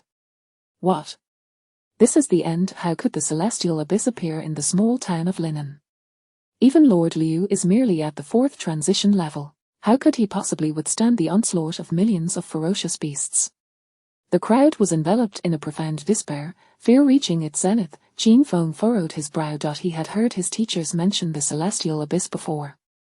Each emergence of the abyss heralded an extraordinarily terrifying calamity. Beyond the confines of their planet lay an infinite expanse of extraterrestrial creatures. Despite the presence of 9th transition powerhouses guarding the starry skies, they were still hard-pressed in the face of overwhelming numbers of these otherworldly beings. Once a rift appeared in the heavens, those entities surged forth like cats drawn to the scent of blood, frantically pouring into the realm. The numbers were staggering, at least in the hundreds of thousands, if not millions, overwhelming in their density.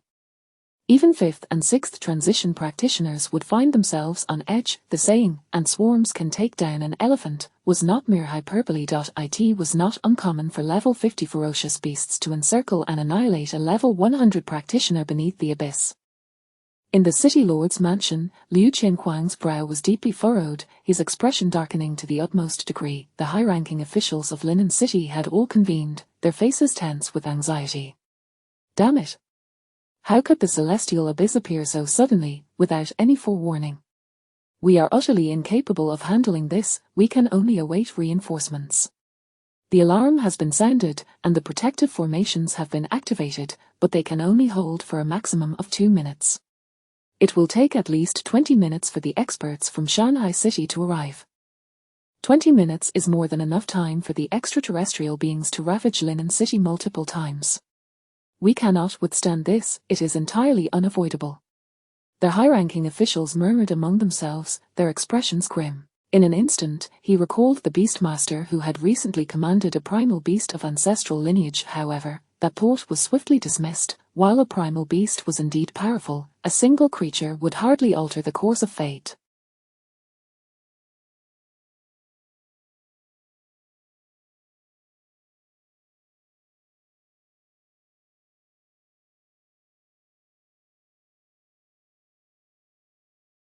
Against the backdrop of millions, even the most elite Beastmasters would merely be worn down. Although he could buy some additional time, it would be an easy matter for him to escape on his flying beast.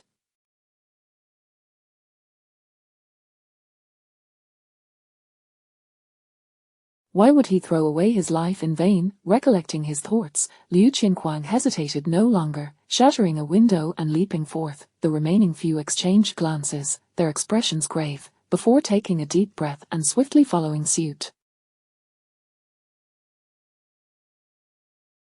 Chapter 21 The Endless Extraterrestrial Beings. Thunderous roars reverberated through the atmosphere as the rift in the sky reached its limit. A deafening sound erupted, and soon after, dark grey entities began to rain down from the fissure like a torrential downpour. This scene was nothing short of terrifying. An endless cascade of black and grey beings surged towards the city of Linen, overwhelming the skyline with their sheer numbers. The ground trembled beneath their weight.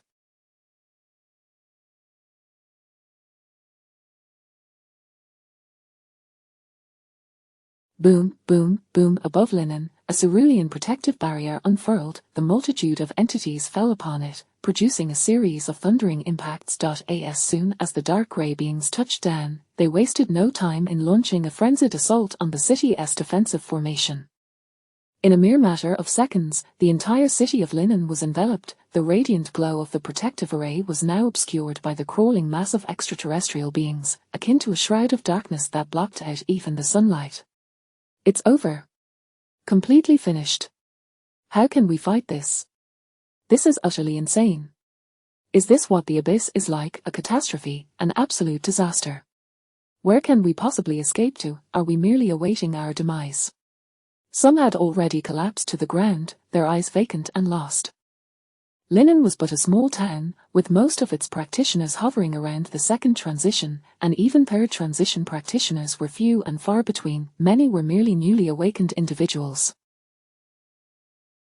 They had only heard about such scenarios from their instructors and had never witnessed anything like it firsthand. Now, confronted with the dense swarm of monsters covering the entire city, they trembled in fear, unable to muster their will to fight. There were just too many. It was utterly outrageous. Moreover, more monsters continued to descend from the abyss. The glow of the city's protective array was waning rapidly. It seemed it would shatter within a minute. City Lord, this, the high-ranking officials accompanying him felt as if their heads would explode. Even they were witnessing the spectacle of the abyss for the first time. In such dire circumstances, it was not merely survival that was at stake, one might even be reduced to mere bones. Kill. Liu Qinquang's face contorted in fury as he forcibly suppressed the terror swelling within him. A long blade materialized in his hand, and he charged forth without hesitation. Seeing this, a few of his companions exchanged glances with the crowd below, gritting their teeth as they unleashed their full power and followed suit. It's the City Lord and his group. Can they succeed? There are far too many. Victory is impossible. The City Lord and his companions have resigned themselves to certain death. What should we do? Await our end. Qin Feng furrowed his brow, his expression dark. Claw Beast level. LV 55. Health 10,000. Combat power 900. Winged Beast level, LV 45. Health 6,000. Combat power 6,500. Information about the extraterrestrial beings materialized before his eyes. In terms of combat prowess, these beings utterly outclassed the monsters found within Blue Star at the same level. Compared to combat professionals of equivalent rank, they were equally formidable. Though he had the Golden Crow and Abyssal Dragon Python by his side, the sheer number of, even if the Golden Crow's skills were on cooldown, and despite the possibility of unleashing Meteor Shower once more, it would be of no avail. He could slay 1,000 or even 10,000, but could he truly defeat 100,000 or 1,000,000? He was certain that he would ultimately be completely exhausted. If only the Golden Crow could evolve to the ancient level, perhaps there would be a glimmer of hope. Wait. Ancient level? Qin Feng paused, a thought striking him with a flicker of his mind. A series of information resurfaced. Current beast, War Queen Ant. Tier Ancient level. Level LV1. Strength 20,000. Constitution 10,000. Agility 10,000. Spirit 250,000. Combat power 200,000. Skill infinite reproduction. Evolution value required for evolution 1,000,000. Chapter 22 Summon the War Ant Queen. Ancient level, War Ant Queen, may I attempt it? Qin Feng murmured to himself. Although the attributes of this War Ant Queen appeared rather peculiar, it was nonetheless of ancient level. He had once heard his teacher mention that the so-called ancient level beasts were entities that existed only in ancient times. Each ancient level creature was an unequivocal pinnacle of strength on the surface of the earth. Furthermore, once a beast ascended to the ancient level, it was bestowed with a new title. Great Evil. Qin Feng pondered this notion. To be dubbed as Great Evil was sufficient testament to the terror that ancient level beasts embodied. Given the current circumstances, it seemed plausible for him to make an attempt. Even in the event of failure, with the Golden Crow by his side, he could still escape this place. With this thought, Qin Feng resolutely stepped forward, parting the crowd, his gaze fixated on the city's protective formation, which was on the brink of collapse. With a flicker of intent, he lightly pressed his foot down, and in an instant, his body ascended, boom, amidst the city's atmosphere thick with fear and astonishment. A vast expanse of fiery brilliance illuminated the surroundings, the searing heat swiftly dispelling the chilling aura brought by the otherworldly beings. A Golden Crow, with a wingspan of 100 meters, let out a resounding cry, descending into the skies above Linen City. Above the Golden Crow, Qin Feng stood with an air of indifference. He then commanded the Golden Crow to break through the city's protective formation, emerging into the high skies. It's that esteemed Beastmaster. There's hope with this esteemed individual here, as long as we can hold out. However, their elation was short-lived as a seasoned professional doused their spirits with a bitter reality. It's futile. The abyss is termed a catastrophe precisely due to the overwhelming number of otherworldly beings.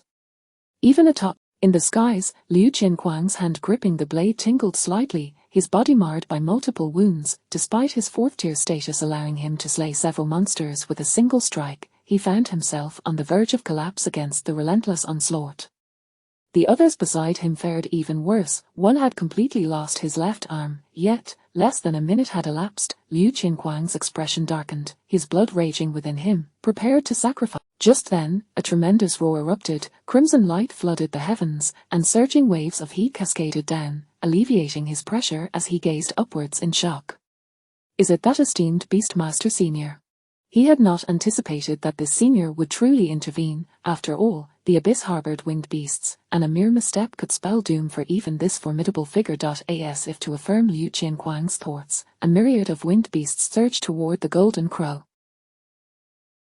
Despite the Golden Crow's every flap of its wings obliterating countless winged creatures, it proved to be of little consequence. Within half a minute, it was ensnared in a swirling mass of black and grey winged beasts, with only flickers of red light intermittently breaking through.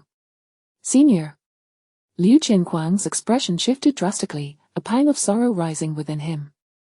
Must a top-tier Beastmaster perish here? His lips trembled, his heart heavy with despair. Standing atop the Golden Crow, Qin Feng surveyed the overwhelming tide of winged beasts, his emotions remaining utterly unperturbed. As the magical energy surged within him, he boldly declared, summon, War Ant Queen. Chapter 23 Catastrophe, the terrifying War Ant Queen. Summon, War Ant Queen. As the voice echoed, a profound hum reverberated through the space. In the air, a peculiar aura seemed to ripple outward. Liu Qinquang, drenched in the blood of battle, felt a sudden jolt, his heart raced uncontrollably, a shiver coursed through him, and an indescribable sense of dread enveloped his being, igniting a profound fear within. What is happening? His face twitched. As a fourth-turn berserker, his perception of impending danger was exceptionally acute. This sensation was unprecedented in his career, a malevolence, unparalleled in its ferocity. Almost instinctively, Liu Qinquang looked up. In the next moment, his pupils contracted sharply. He beheld the multitude of winged beasts, previously ensconced around the Golden Crow, beginning to stir restlessly. One after another, glossy, formidable black ants, each measuring nearly a meter in length and armed with razor-sharp fangs, emerged relentlessly, climbing onto their winged beasts to launch frenzied attacks and devour them. The combat prowess of these giant ants alone outclassed that of the winged beasts and other extraterrestrial entities, and their sheer numbers far surpassed them. The winged beasts, already in the hundreds of thousands, were now being overwhelmed by the incessant tide of giant ants, surging forth in waves. Almost every winged beast was swarmed by 4 or 5 giant ants, with more continually emerging, cascading down to the ground to assault and consume the extraterrestrial beings below. Within the heavens abyss, countless extraterrestrial creatures continued to descend, but as soon as they touched the ground, they were swiftly enveloped by the multitude of glossy black ants. In mere seconds, they would be devoured entirely. The scene shifted dramatically. Extreme Evil Soldier and Grade, Ancestral Level. Level, LV1. Strength, 20,000. Constitution, 10,000. Agility, 10,000. Spirit, 5,000. Combat Power, 20,000. Skill, Rebirth. Liu Qinquang's eyes widened in disbelief. Wait, ancestral level, is this the beast of that renowned Beastmaster? How is this possible? Absolutely impossible. He felt as though his mind had completely crashed. To be able to command a single ancestral level beast is the hallmark of a top-tier Beastmaster, yet now, the sheer magnitude of these ancestral level beasts, numbering in the millions, or even tens of millions, was utterly absurd. Such a phenomenon simply could not exist. City Lord, what is this? The extraterrestrial beings had been utterly suppressed, facing relentless demise. Their pressure dissipated, yet they trembled in shock. The 3-turn high-ranking individual, who had lost an arm, even stabbed his severed limb with a knife, questioning whether he was dreaming. In the sky, winged beasts continued to plummet, the crimson glow cast by the golden crow illuminating the scene once more simultaneously. A colossal ant queen, exuding an aura of terrifying malevolence, came into view. The countless soldier ants cascading down were evidently birthed from the massive abdomen of the ant queen above. Is it reproducing, breeding ancestral-level beasts? Liu Qianquang's scalp tingled. Not only Liu Qianquang, but the others also felt their bodies stiffen, their hearts racing. The overwhelming ferocity and the continuous spawning of the ancestral-level extreme evil soldier ants unmistakably indicated one thing: ancient-level catastrophe. The onlookers in Linen City had their mouths agape. Heavens! What am I witnessing? This is nothing short of a miracle. The elderly practitioner, his face lined with wrinkles, trembled with excitement, his hands shaking, his expression aglow with fervor. Have we survived? We have survived. Someone in the crowd exclaimed, tears of joy streaming down their face. You have leveled up, gaining free attribute points. You have leveled up, gaining free attribute points.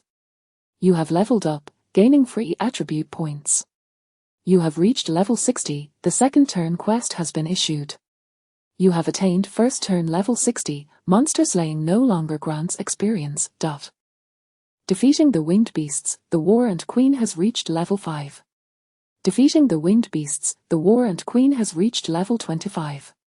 Defeating the claw beasts, the war ant queen has reached level 50. The upgrade notifications continued to pour in. Qin Feng's level and that of the war ant queen were both skyrocketing. Incredible! Standing atop the golden crow, Qin Feng's astonishment rivaled that of Liu Qianquang and the others. The terror of the war ant queen surpassed his imagination. The skill of infinite reproduction was exceedingly outrageous. And oh wonder it was dubbed a catastrophe. The strongest being on the surface must be this, the heavens abyss. Outnumbering, my apologies, overwhelming the few is precisely my forte. Chapter 24, A New Mission, The Path of the Nine-Turned Divine Beings. In the sky, a blue thunder dragon, emanating magical fluctuations, soared at incredible speed. Upon the dragon's back, two figures bore solemn expressions as they gazed intently towards the direction of Linen City. It has been 3 minutes. Who is currently the Lord of Linen City? What is their rank?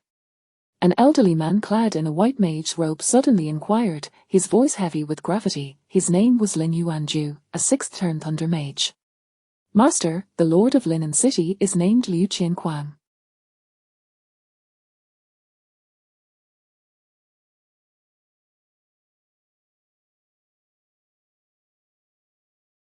He has likely just recently reached the 4th turn.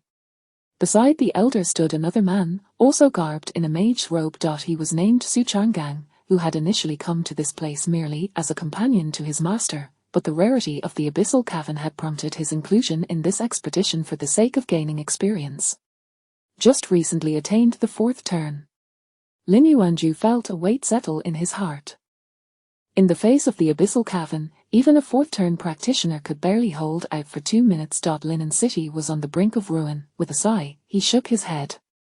The thunder dragon beneath him was conjured through his 7th-tier spell, reaching the pinnacle of its speed. However, even at this velocity, it would still take approximately 5 minutes to reach Linen City. 5 minutes. By the time he arrived, it was likely that not a single complete corpse would remain. In Linen City, Qin Feng sat cross-legged atop their head of the Golden Crow, accessing the mission panel. At this moment, the otherworldly beings continuously descending within the abyssal cavern had transformed entirely into experience points, swiftly dispatched upon landing, posing no threat whatsoever. All that remained was to await reinforcements to seal the abyssal cavern. Seizing this opportunity, he decided to inspect the requirements for the 2nd-turn mission. The mission panel unfolded. Current mission, the path of the 9-turned divine beings. Mission description, the majesty of the divine cannot be infringed upon. The lurking insects must be eradicated. Mission requirements, eliminate the observers from distant realms, temporary skill acquired, divine perception. Mission duration, unlimited. The path of the divine. Qin Feng was taken aback. What was this? After evolving into the ruler of the beasts at the first turn, the second turn mission had directly transformed into the path of the divine beings, the path of the 9-turn divine beings, I. This implied that there would be a total of 9 such transformation missions. Practitioners could only undergo 9 transformations at most, yet he was already at the first turn. Undergoing 9 more transformations would lead to the 10th turn. Beyond the 9 turns, the 10th turn of the divine beings, Qin Feng's breath quickened, his eyes shimmering with fervor. A full 2 minutes passed before he managed to suppress his excitement, fixating his gaze upon the mission description. Observers from distant realms, did this imply that he had already attracted unwanted attention? Qin Feng pondered inwardly. Simultaneously, the skill divine perception was activated. In an instant, he felt a subtle shift in his demeanor, turning to observe a particular direction, sensing a wave of hostile intent. Moreover, within the abyssal cavern, a remnant of precisely the same aura lingered. Qin Feng furrowed his brow. Was the abyssal cavern also the doing of that observer? Just as doubt swirled within his mind, a flash of lightning suddenly streaked across the sky. A blue thunder dragon appeared like a bolt of lightning on the horizon, racing towards him at breakneck speed. Have the reinforcements arrived? Qin Feng remarked. As the words left his lips, he directed his gaze into the distance. Since reinforcements had indeed arrived, he had no intention of lingering any longer. The second turn mission could not be delayed. If the observer from another nation were to escape from Diaqin, completing the second turn mission would become exceedingly difficult. Based on the aura detected by a divine perception, the observer should only possess the third turn. With the abyssal dragon python and the golden crow at his disposal, he was more than capable of vanquishing them. Qin Feng's focus sharpened, and with a powerful flap of the golden crow's wings, he vanished from his position. Chapter 25, Instant Kill, God of Life and Beings. At this moment, atop a towering peak, the man with the horse-like face halted his steps, his brow furrowed in concern. He awaited the summons of the divine messenger, who would directly recall him from the great Qin Empire. However, just moments ago, for reasons unknown, a sudden and intense sense of palpitation surged within him. His blood felt as though it had congealed, as if he were being targeted by an overwhelming force. This shouldn't be happening. He had arrived here under the personal application of the divine messenger's concealment technique. He should not have been detected by the great Qin, yet, why did the feeling of impending doom intensify, as if death were imminent? His countenance darkened, his heart raced, and he gazed into the distance. There, at the edge of a mountain, a faint red glow was emanating, and the light continued to expand, growing ever more intense. Something is amiss. The man with the horse-like face displayed a wary expression, and instinctively prepared to flee. Just then, the sky darkened unexpectedly, and an inexplicable stench filled his nostrils. His expression shifted dramatically as he turned abruptly. Before him loomed an enormous, gaping maw, lined with menacing fangs, its inky blackness overwhelming. Boom! In the next instant, a terrifying force of suction enveloped him, the colossal mouth snapped shut, and the man had no time to resist as he was unceremoniously devoured. In the distance, behind a mountain peak, Qin Feng sat atop the head of the golden crow, his eyes narrowed in contemplation. Quite smooth, he murmured softly. Although his adversary was a level 100, third-tier practitioner, their combat prowess paled in comparison to that of the abyssal dragon python. Moreover, the foe's attention had been captivated by the golden crow, and the abyssal dragon python had unleashed its devour skill the moment it appeared, resulting in this instant kill scenario. You have slain the hidden observer. The mission is complete. The notification appeared on the panel. Qin Feng retracted the abyssal dragon python and opened the mission interface. The mission panel unfolded Zatsmiley current mission, path of the 9-turned deity, I. Mission description: the majesty of the divine cannot be infringed upon, the lurking pests must be eradicated. Mission requirements: eliminate the observer from a distant realm, you have acquired the temporary skill. Divine perception. Mission duration: unlimited. Mission status: ready for submission. Would you like to submit? Is it complete? Qin Feng decisively opted to submit, a slight smile gracing his lips. As he submitted the mission, a rich, milky white radiance enveloped him. Path of the 9-turned deity, I. Mission completed. Current status updated. Profession: God of Life and Beings.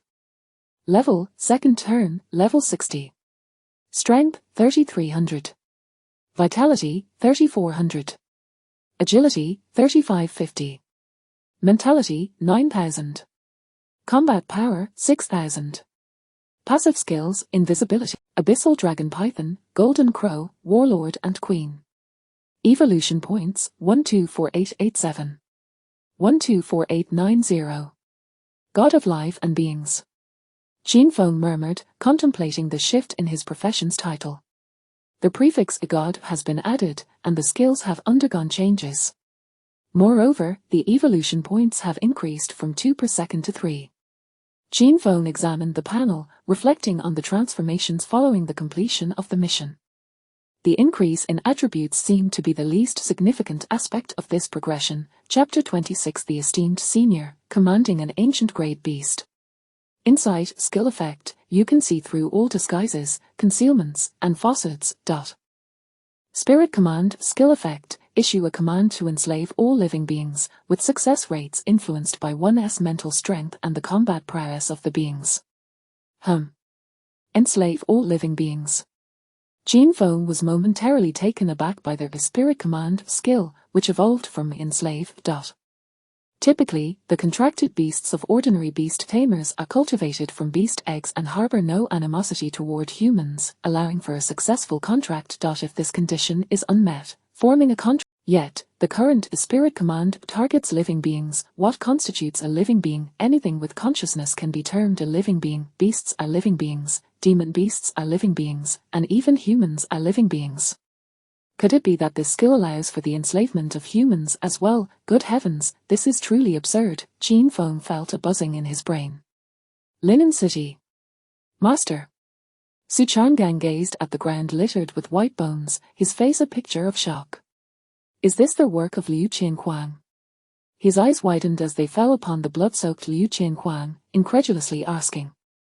Lin Yuanju was also stunned, the ground almost resembling a small mountain of corpses, an overwhelming sight. Although there were still extraterrestrial beings descending within the cavern, their numbers had dwindled significantly. He waved his hand, summoning a dark cloud crackling with lightning to cleanse the remaining extraterrestrial beings. Subsequently, he produced the celestial repair stone to seal the cavern. Only then did he direct his gaze toward Liu Qianquang. A series of revelations unfolded before him. Fourth turn Berserker. Lin Yuanju decisively shook his head. Impossible, a fourth turn level could never contend with the cavern. Moreover, a Berserker profession at that. Even I, at the fifth turn, would be unable to confront the cavern. Lin Yuanju stated. Historically, the mage profession has always been the pinnacle of combat classes, and as a lightning mage, his combat prowess was formidable, yet, even he could only ensure a safe retreat when faced with the cavern at the fifth turn. Achieving such a feat was entirely unthinkable. Could it be that a sixth turn, or even seventh turn powerhouse has already arrived? His mind raced as he dispersed the lightning dragon beneath him and approached Liu Qianquang. Esteemed senior. Liu Qianquang spoke respectfully. Lin Yuanju waved his hand, directly inquiring, has a sixth turn powerhouse indeed been here? With your capabilities, it should be insufficient to annihilate the entire cavern, with its million-strong beast tide.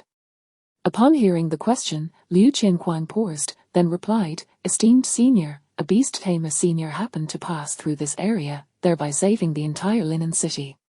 A beast tamer. Lin Yuanju frowned. To his knowledge, none of the beast tamers in the Great Qin Empire had attained the sixth turn level. Even a top-tier beast tamer commanding an ancient-grade beast at the fifth turn should be incapable of directly exterminating millions of beasts from the cavern. Even if one were to disregard all costs, considering the sacrifice of several beasts, it would still be unfeasible. Could it be that more than one has come here? He looked again at Liu Qianquang and asked, how many beast tamers? Only one. Liu Qianquang let out a bitter smile, aware that this esteemed senior likely would not believe him, and then added, that esteemed beast tamer commanded an ancient-grade beast. Chapter 27, The Mirror of Reflection, nearly 10 million ancestral-level beasts. What? What did you say? Lin Yuanzhou's eyes widened in disbelief, his sixth turn aura nearly spiraling out of control, a whirlwind of energy erupting behind him as he stared incredulously at Liu Qianquang. That esteemed beast master commands an ancient level beast, Liu Qianquang reiterated, unfazed by Lin Yuanzhou's reaction. Boom, in an instant, the air crackled with lightning, Lin Yuanzhou's eyes bulged, his breath quickening. He refrained from further questioning the veracity of the situation and instead reached out, a ripple traversing the space before him, materializing into a circular mirror that gradually came into focus. Skill, mirror of reflection. He sought to witness the events unfold directly, confident that Liu Qianquang would not deceive him. However, the notion of an ancient level beast was too extraordinary. He felt compelled to verify it for himself. As images began to manifest upon the mirror of reflection, the visage of Linen City emerged. Initially, a fissure appeared in the sky, followed by chaos erupting within the city, panic engulfing its inhabitants. Subsequently, the city's protective formation activated, and a deluge of otherworldly beings descended. Liu Qianquang and the others surged forth, engaging in a desperate battle. Then, a radiant red light filled the sky, heralding the arrival of the Golden Crow. Lin Yuanzhou furrowed his brow, casting a glance at Liu Qianquang. This Golden Crow was unmistakably an ancestral level beast. How could it possibly be deemed ancient level? Sensing Lin Yuanzhou's gaze, Liu Qianquang urged, "Esteemed one, please continue watching." Lin Yuanzhou returned his focus to the mirror. As the Golden Crow appeared, an abundance of otherworldly beings seemed to discover a new target, swiftly encircling the Golden Crow completely. At that moment, a distinct earthy yellow aura began to spread among them. The otherworldly beings surrounding the Golden Crow appeared to sense something amiss, becoming frenzied in their agitation. Soon after, glossy black giant ants began to emerge from within. More and more surged forth, a seemingly endless tide, swiftly enveloping all of the otherworldly beings and advancing towards the ground. What is this? Lin Yuanzhou's expression shifted, and even through the mirror of reflection, he could unmistakably discern that these were not merely beasts. No, they were a multitude of ancestral level beasts. How many beast masters had devoted their lives to seeking such ancestral level beasts, and yet here they were, described as a mere pile. Su Changzhen, gazing at the unfolding scene, trembled with fear, unable to fathom the reality before him. Although Liu Qianquang and the others were witnessing this for the second time, their sense of shock remained undiminished. Such a spectacle was nothing short of horrifying. Nearly 10 million ancestral level beasts. Lin Yuanzhou felt parched, struggling to swallow.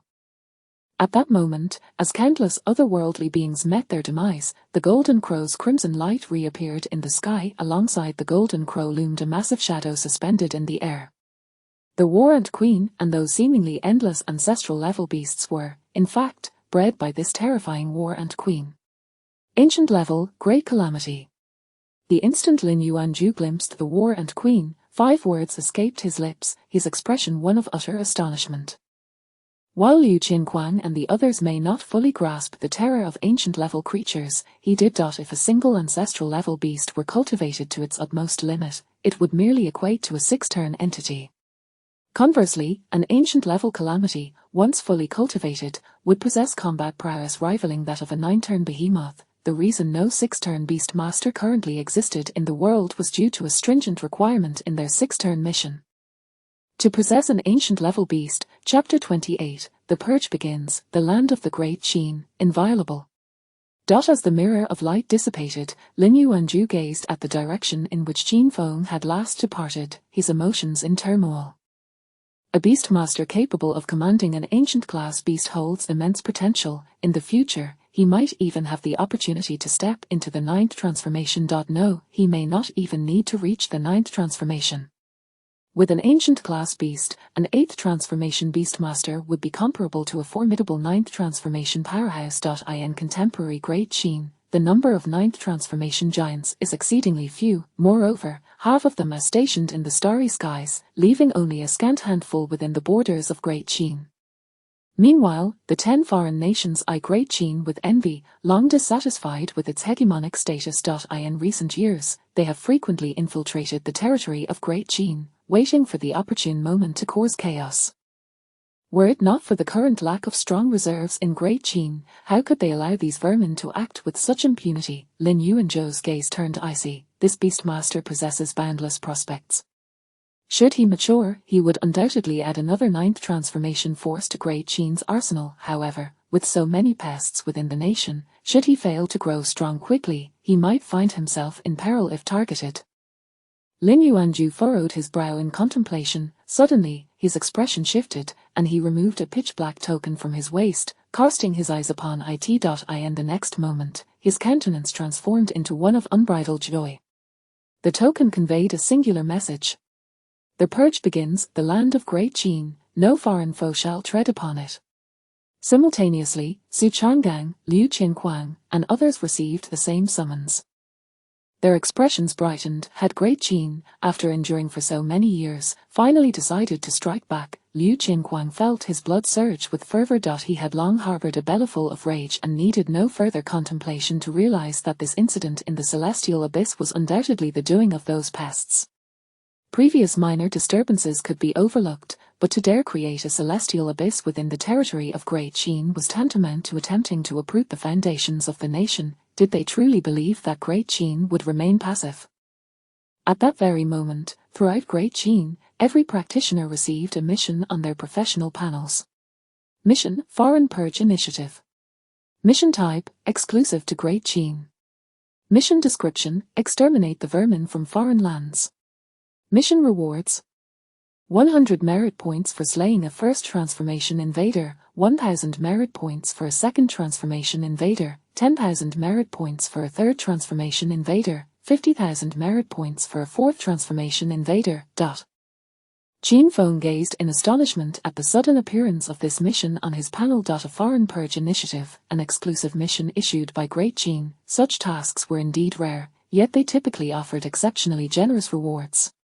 Merit points could be exchanged in the Great Qin treasury for an array of treasures, whether it be equipment, items, materials, ancient tomes, or entry tickets to various secret realms. All could be redeemed. Naturally, the merit points required varied according to the value of the items. Qin Feng opened the Great Qin treasury to take a look. A series of treasure descriptions immediately came into view. He randomly selected one for further details. Staff of the Lost, type, weapon. Grade, gold. Applicable professions: mage, priest, beastmaster. Usable level, LV60. Attributes: strength 700, agility 300. Special effect.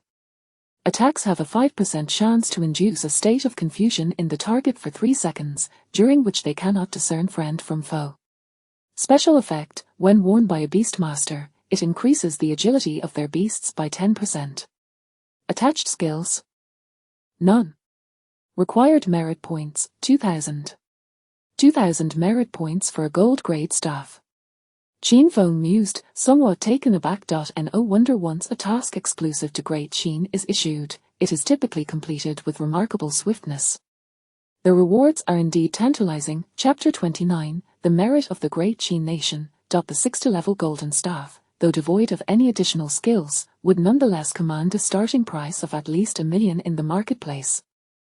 2,000 merit points, equivalent to the elimination of 2 second transformation invaders, could undoubtedly be deemed a remarkable bargain. Qin Feng stroked his chin, his gaze wandering, when suddenly he was taken aback.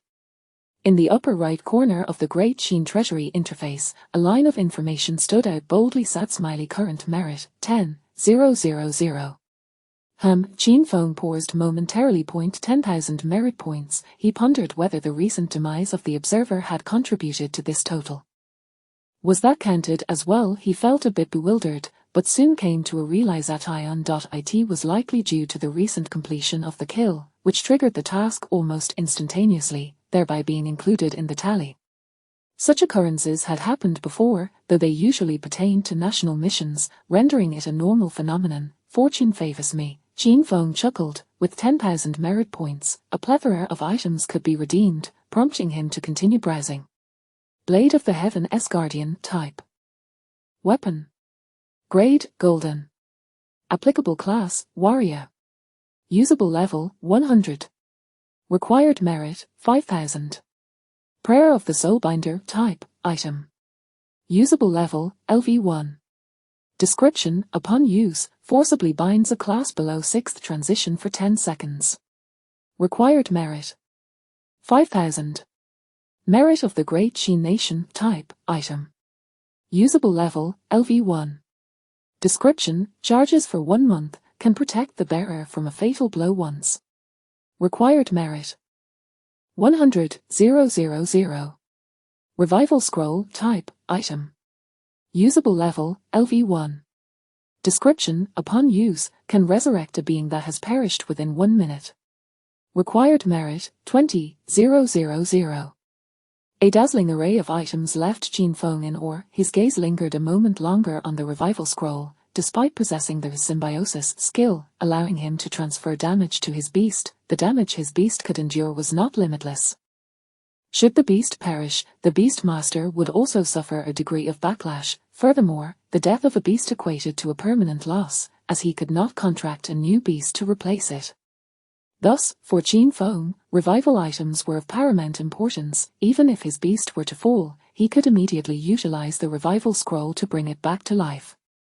20,000 merit points. It seems I must eliminate more invaders. A smirk graced his lips, his thoughts racing. The Great Qin's announcement of a cleansing plan indicated the presence of numerous invaders within its borders. With merit points being scarce, this presented a rare opportunity. Qin Feng's gaze burned with intensity as he glanced once more at the merit of the Great Qin nation. The ability to withstand a fatal blow was crucial, and unlike the revival scroll, it was not a one-time use item. If feasible, perhaps he could acquire the merit of the Great Qin nation, relying on the trifecta of his symbiosis, lifelock, and a merit of the Great Qin nation. It would not be so easy for anyone to take his life. 100,000 merit points, that equates to 10 third transitions or 2 fourth transitions, Qin Feng murmured. Given his current strength, even without deploying the Ancient War and Queen, dispatching 4th transitions or ordinary 5th transitions should pose no challenge. However, to confront a top-tier 5th transition, he would need to rely on the War and Queen to accomplish that feat. Chapter 30, the token for entering the legendary secret realm. With this thought, Qin Feng opened the attribute panel of the War and Queen. He recalled that during the extermination of the Celestial Abyss Beast Tide, there seemed to be some changes when the War and Queen leveled up, but at that time, it was quickly overshadowed by various kill notifications, and he did not pay much attention to it. Now, however, he could take a closer look. Current Beast, War and Queen. Grade, Ancient Level. Level, LV77. Strength, 96,000. Constitution, 86,000. Agility, 86,000. Mentality, 326,000. Combat Power, 300,000. Skills, Infinite Reproduction, Fierce God and Worm. Evolution value required for evolution, 1 million. Each dimensional attribute increases by 1,000 points per level. A new skill has been added. Qin Feng pondered, stroking his chin. Could it be that upon leveling up at the ancient level, there is a chance to comprehend new skills? Fierce God and Worm. Qin Feng chose to inspect further. Skill, Fierce God and Worm. Skill effect. The Queen and breeds a single Fierce God and Worm that exists for 30 minutes and can be controlled by the Beastmaster. Cooldown, 24 hours. Breeding a Fierce God and Worm.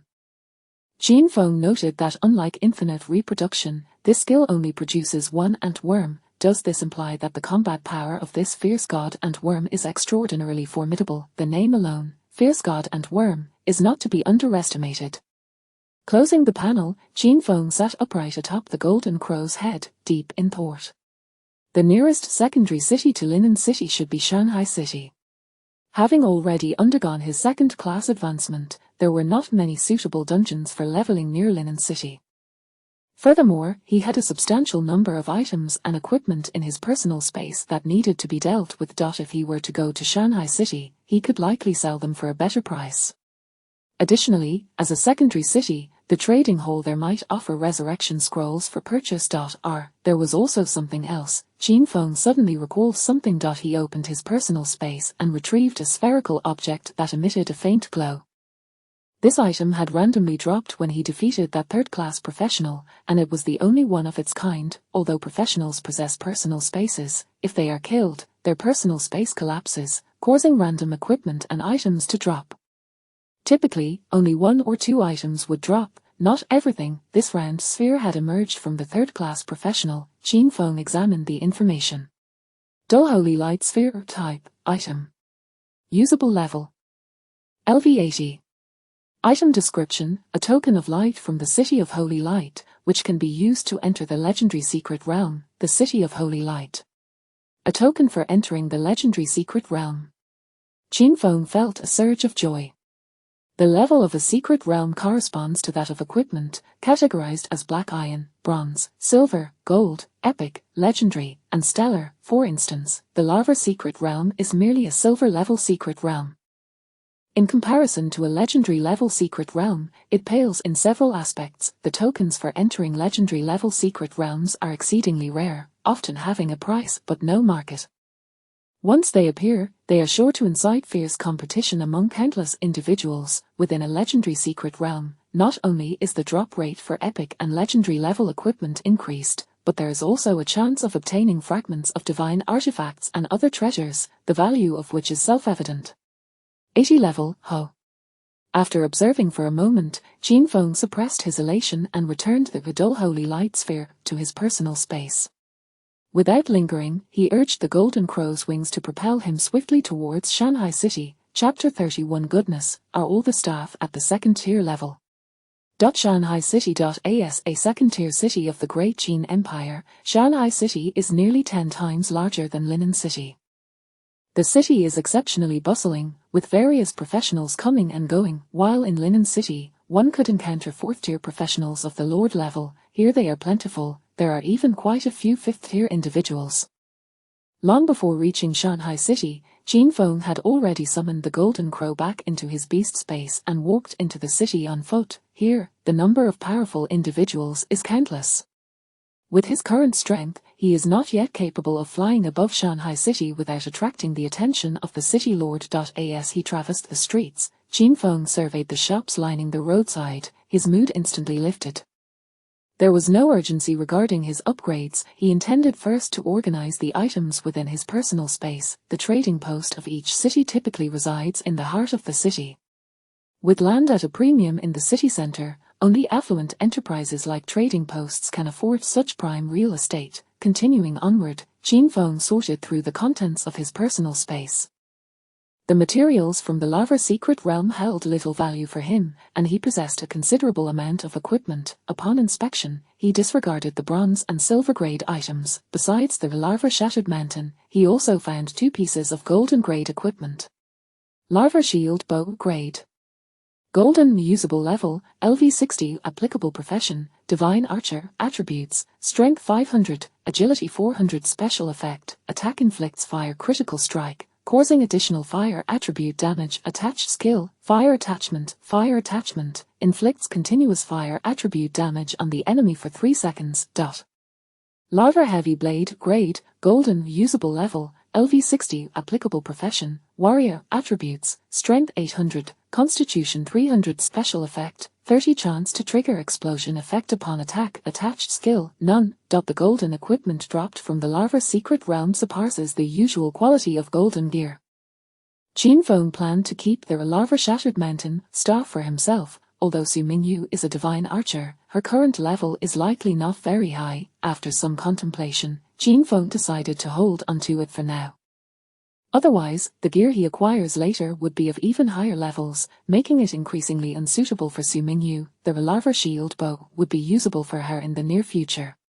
If necessary, he could simply assist her in leveling up. Before long, Qin Feng came to a halt. Before him stood a magnificent, colossal structure. In the sunlight, the building radiated brilliance, seemingly constructed from some extraordinary gem, exuding an air of opulence.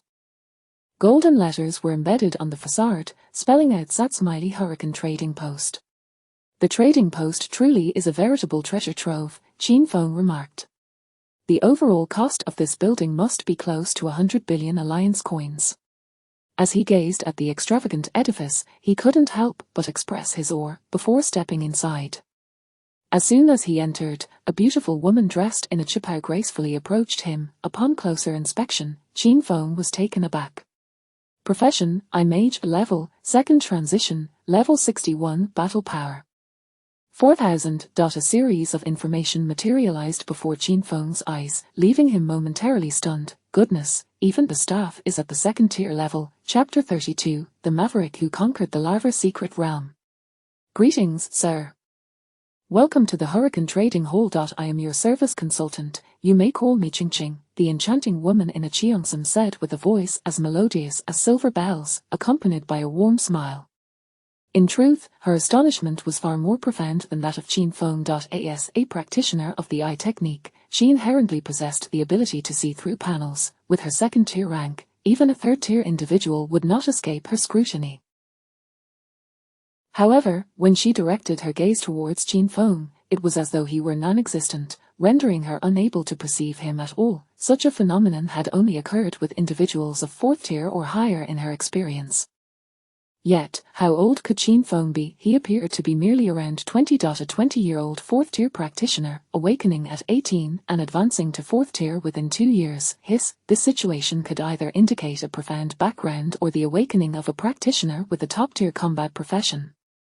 In either case, he warranted utmost caution, she concluded internally. I have a collection of equipment and materials that I wish to sell, Qin Feng stated directly and without preamble.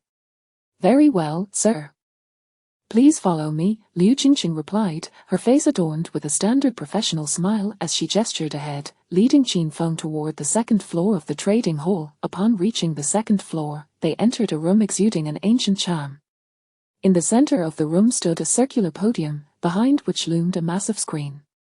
Sir, you may place the items you wish to sell on the podium. The system will automatically categorize them and provide a price, Liu Qingqing explained.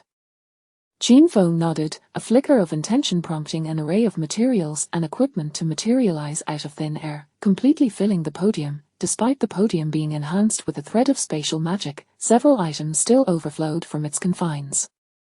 What? Liu Qingqing's eyes widened in disbelief, although she had noted Qin Feng's use of the term collection, suggesting a considerable quantity. She had not anticipated such an overwhelming number. Moreover, quantity aside, what captured her attention was the fact that these items seemed to emanate a similar aura. Essence of flame type. Material description: the essence of fire from the Larva Secret Realm. Crimson rock orb type. Material description: a rare ore from the Larva Secret Realm, imbued with searing energy. Fragmented flame breastplate type. Armor grade: silver. Required level: LV55. Applicable professions: warrior, knight, sharpshooter. Attributes: Constitution 400. Special effects: none. Larva greatsword grade: golden. Required level: LV60. Applicable professions: warrior. Attributes: Strength 800, Constitution 300. Special effects: 30 chance to trigger an explosive flame effect upon attack. Attached skills: none. It appeared that these items were all products of the Larva Secret Realm. So many had he monopolized the entire realm. Suddenly, she recalled the scene from early this morning, where practitioners from Shanghai City had ventured into the Larva Secret Realm, only to return in disarray shortly thereafter. It was rumored that a formidable beastmaster had emerged within the Larva Secret Realm, effortlessly breaching it in a mere half-hour, leaving those who entered afterward with nothing but disappointment. Initially, she had dismissed the tale, but now it seemed that the rumors might indeed hold truth. Chapter 33, Harvest, 70 million Alliance coins. Liu Qingqing cast a peculiar glance at Qin Feng. The Larva Secret Realm restricts entry to those below level 60. If that is the case, then this individual before her has yet to undergo the second class transfer. Does he possess some concealed skills or equipped items? No, that cannot be right. Breaking through the Larva Secret Realm in half an hour while still below the second class transfer. What a joke. Liu Qingqing prided herself on having encountered numerous top-tier professionals. Yet, even if one were a mage, particularly an ice mage with elemental advantages over the Larva Secret Realm, equipped with an entire set of golden gear, it would still be impossible to breach the realm in merely half an hour. The more Liu Qingqing contemplated, the more perplexed she became. Utterly unable to fathom the situation, Qin Feng observed Liu Qingqing's ever-changing expression with a look of confusion and inquired, "Is there an issue?" "Oh, no. No issue." Liu Qingqing's cheeks flushed slightly as she hurriedly suppressed her curiosity and began examining the data compiled by the system. Sir, we have 18 pieces of black iron grade equipment, 25 pieces of bronze grade equipment, 11 pieces of silver grade equipment, 1 piece of gold grade equipment, along with various materials and items. In total, it amounts to Liu Qingqing tapped her control device to perform the calculations. 75 million alliance coins. This figure, if placed in Linen City, would undoubtedly constitute a substantial transaction. However, in Shanghai City, it was hardly remarkable. Qin Feng nodded and asked, "Do you have any resurrection scrolls or similar items for sale?" His primary purpose for coming here, aside from selling these items, was to procure resurrection tools, hence his direct inquiry. Yes, Liu Qingqing confirmed, quickly clicking a few buttons on her control device. A series of item details promptly appeared on the screen behind the platform. Resurrection scroll type, item usable level, LV1 description, upon use, can resurrect a being that has perished within 1 minute. Price: 50 million alliance coins. What an exorbitant price, Qin Feng inwardly lamented. As expected, such resurrection items are indeed not inexpensive, they all command astronomical prices. 1 resurrection scroll, and the remainder can be transferred to the alliance card, Qin Feng stated. Soon, the alliance coins were credited to his account, and simultaneously, a resurrection scroll appeared abruptly on the platform. After verifying the information, he stowed the item into his personal space. It may be costly, but preserving one's life takes precedence. Upon exiting the trading hall, Qin Feng suddenly pondered, could he contract a defensive beast? The higher the defense of the beast, the greater his own defense would be. Correct. The abyssal dragon python was more balanced in nature, its defense could not compare to that of a purely defensive beast. Currently, he lacked for damage, as with the combined might of the abyssal dragon python, the golden crow, and the war ant queen, his attack power was undoubtedly on par with a 6th class professional. The only concern lay in his survivability. Although the war ant queen possessed formidable combat prowess, her defense was alarmingly weak. Given that he was already being targeted, he could not afford to be complacent. The 3rd class professional this time merely triggered the abyssal cave. Next time, there was no telling if a 5th or 6th class professional might arrive. If a 5th class professional set their sights on him, their high damage output would likely overwhelm even the abyssal dragon python in just a few strikes. Even with a resurrection scroll and lifelock in place, it would be exceedingly difficult to cope, especially since he would be in the light while the opponent remained in the shadows. In a direct confrontation, he might manage to create distance with the golden crow and utilize the war ant queen for suppression. However, in the event of a surprise attack, it would likely take but a moment for the abyssal dragon python to succumb to the immense damage transferred by symbiosis and perish. Chapter 34, Journey to the Xiangui Bay. Contemplating deeply, Qin Feng retrieved a map from his spatial pouch and began to examine it. This map was a gift from the merchant upon his departure from the trading post. It indicated that 100 miles east of Shanghai City lay a maritime-type dungeon known as Xiangui Bay. The monsters within ranged from level 60 to level 100. Most importantly, it was rumored to be inhabited by turtle-like demonic beasts. When it comes to defense, there are few creatures more formidable than those of the turtle variety. Moreover, he could also test the efficacy of the skill his spirits decree. The following day, at the eastern gate of Shanghai City, several colossal teleportation stone tablets stood erect. These were constructed by 7th-tier mags, imbued with teleportation magic, capable of transporting individuals up to 500 miles away. They were established to facilitate the city's adventurers in reaching various leveling zones. Naturally, a fee was required, as these teleportation stone tablets served as a significant source of revenue for Shanghai City. At this moment, numerous adventurers congregated beside the teleportation stones, forming small parties in clusters. Miracle Forest, seeking level 80 mags. Ghost Valley, looking for several level 100 veterans to form a team, class unrestricted. Xiangui Bay, recruiting level 60 adventurers for shallow sea grinding.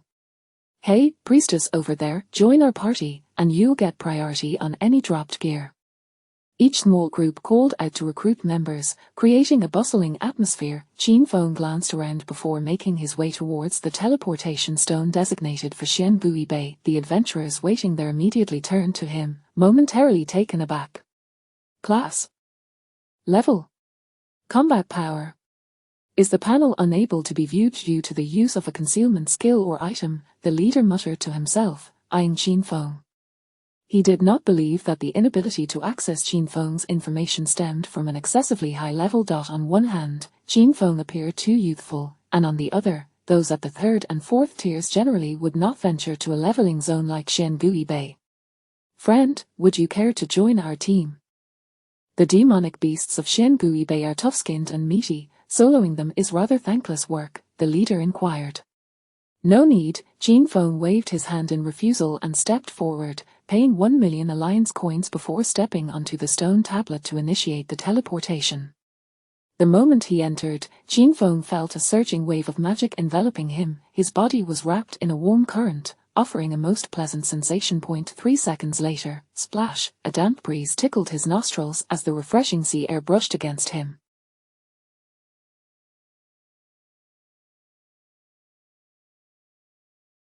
Qin Feng opened his eyes. The scene before him was no longer Shanghai City, but a sandy beach by the sea. The air was crisp, the sea breeze moist, and the azure waves crashed rhythmically, evoking a sense of vacation.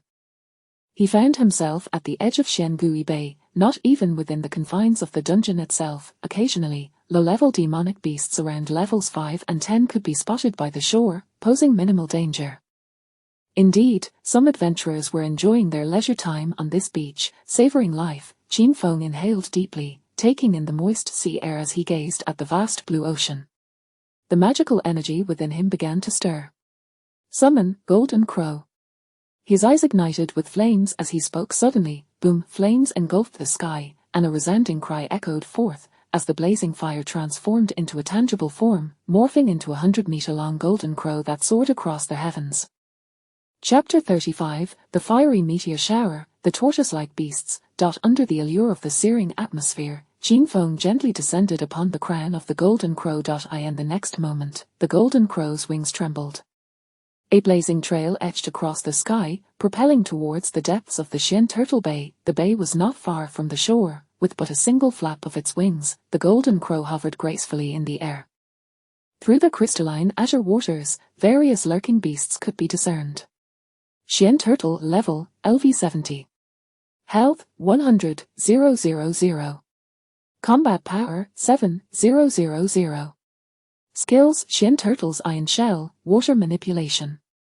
Find Crocodile Turtle level. LV75. Health, 100,000. Combat power, 7,500. Skills, Spiked Back Armor, Bloodfang Bite. Truly, these tortoise-like beasts possess formidable defenses and robust vitality, Qin Feng mused as he scrutinized the beasts' panels. He recalled that even the boss within the Larva Secret Realm boasted a mere 100,000 health points. It is noteworthy that, despite the elevated levels of these creatures, they were merely minor foes. The health points of these minions rivaled that of a boss, let alone the formidable Xian Turtle King that resided here. Fortunately, with the elevation of the Golden Crow's level, the cooldown period of the original Flames of the Golden Crow had decreased from 3 days to 1, permitting its reuse. Otherwise, while eliminating the minor foes might be straightforward, confronting the Xian Turtle King would undoubtedly prove to be a more arduous task. Let us initiate with a celestial fire meteor, to augment the intensity of these creatures, Qin Feng grinned, directing the Golden Crow. His choice was not without rationale. The minor foes within Xian Turtle Bay resided in the water, and the Golden Crow's heat wave attack would be significantly diminished by the sea, lightly inflicting minimal damage. It was more prudent to commence with the celestial fire meteor, directly enhancing their strength. With his command issued, the Golden Crow immediately complied. It spread its wings, its already fiery red feathers now ablaze with an even deeper crimson hue. Boom! In an instant, flames erupted from the Golden Crow, each feather igniting in a conflagration. Torrential waves of heat swept across the sky, distorting the very air. In the next moment, with a powerful flap of its wings, it appeared as if a rain of fire meteors had begun to fall from the heavens.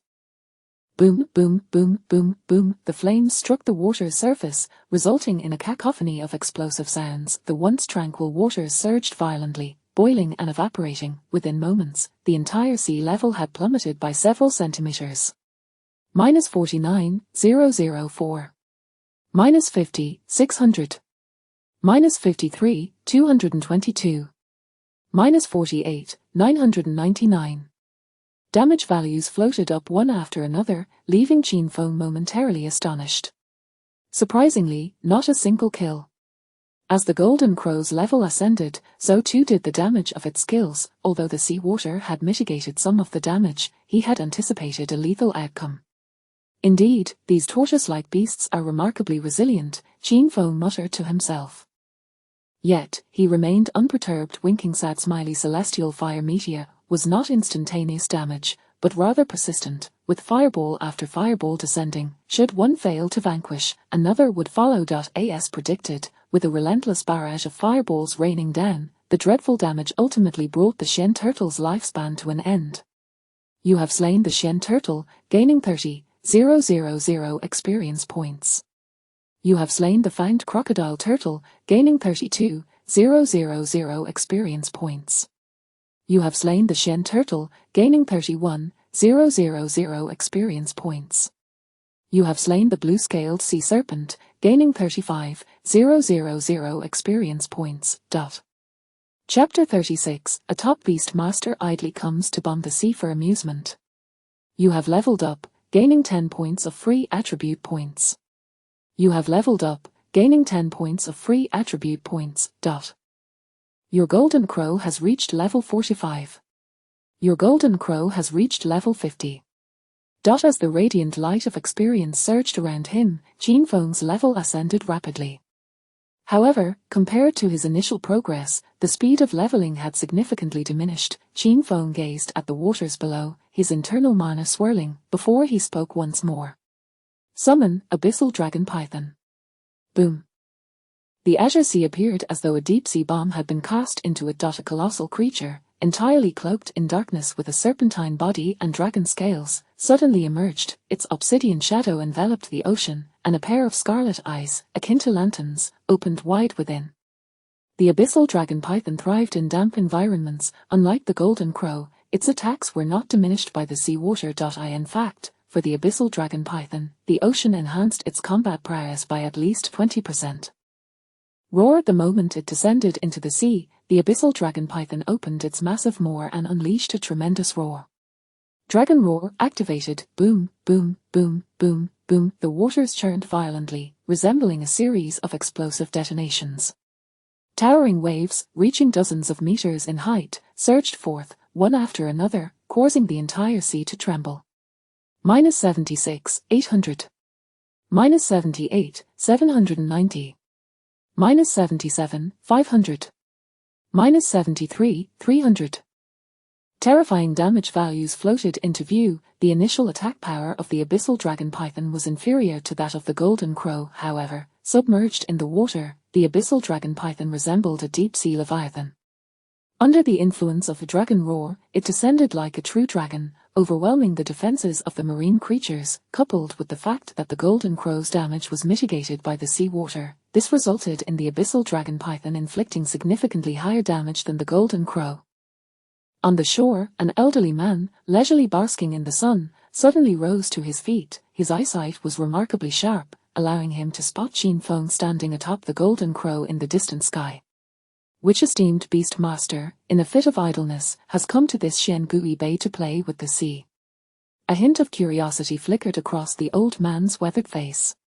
He could easily discern that the enormous Golden Crow soaring in the sky was a beast of ancestral lineage. The torrential rain of fire cascading down had evaporated a considerable portion of the ocean surface.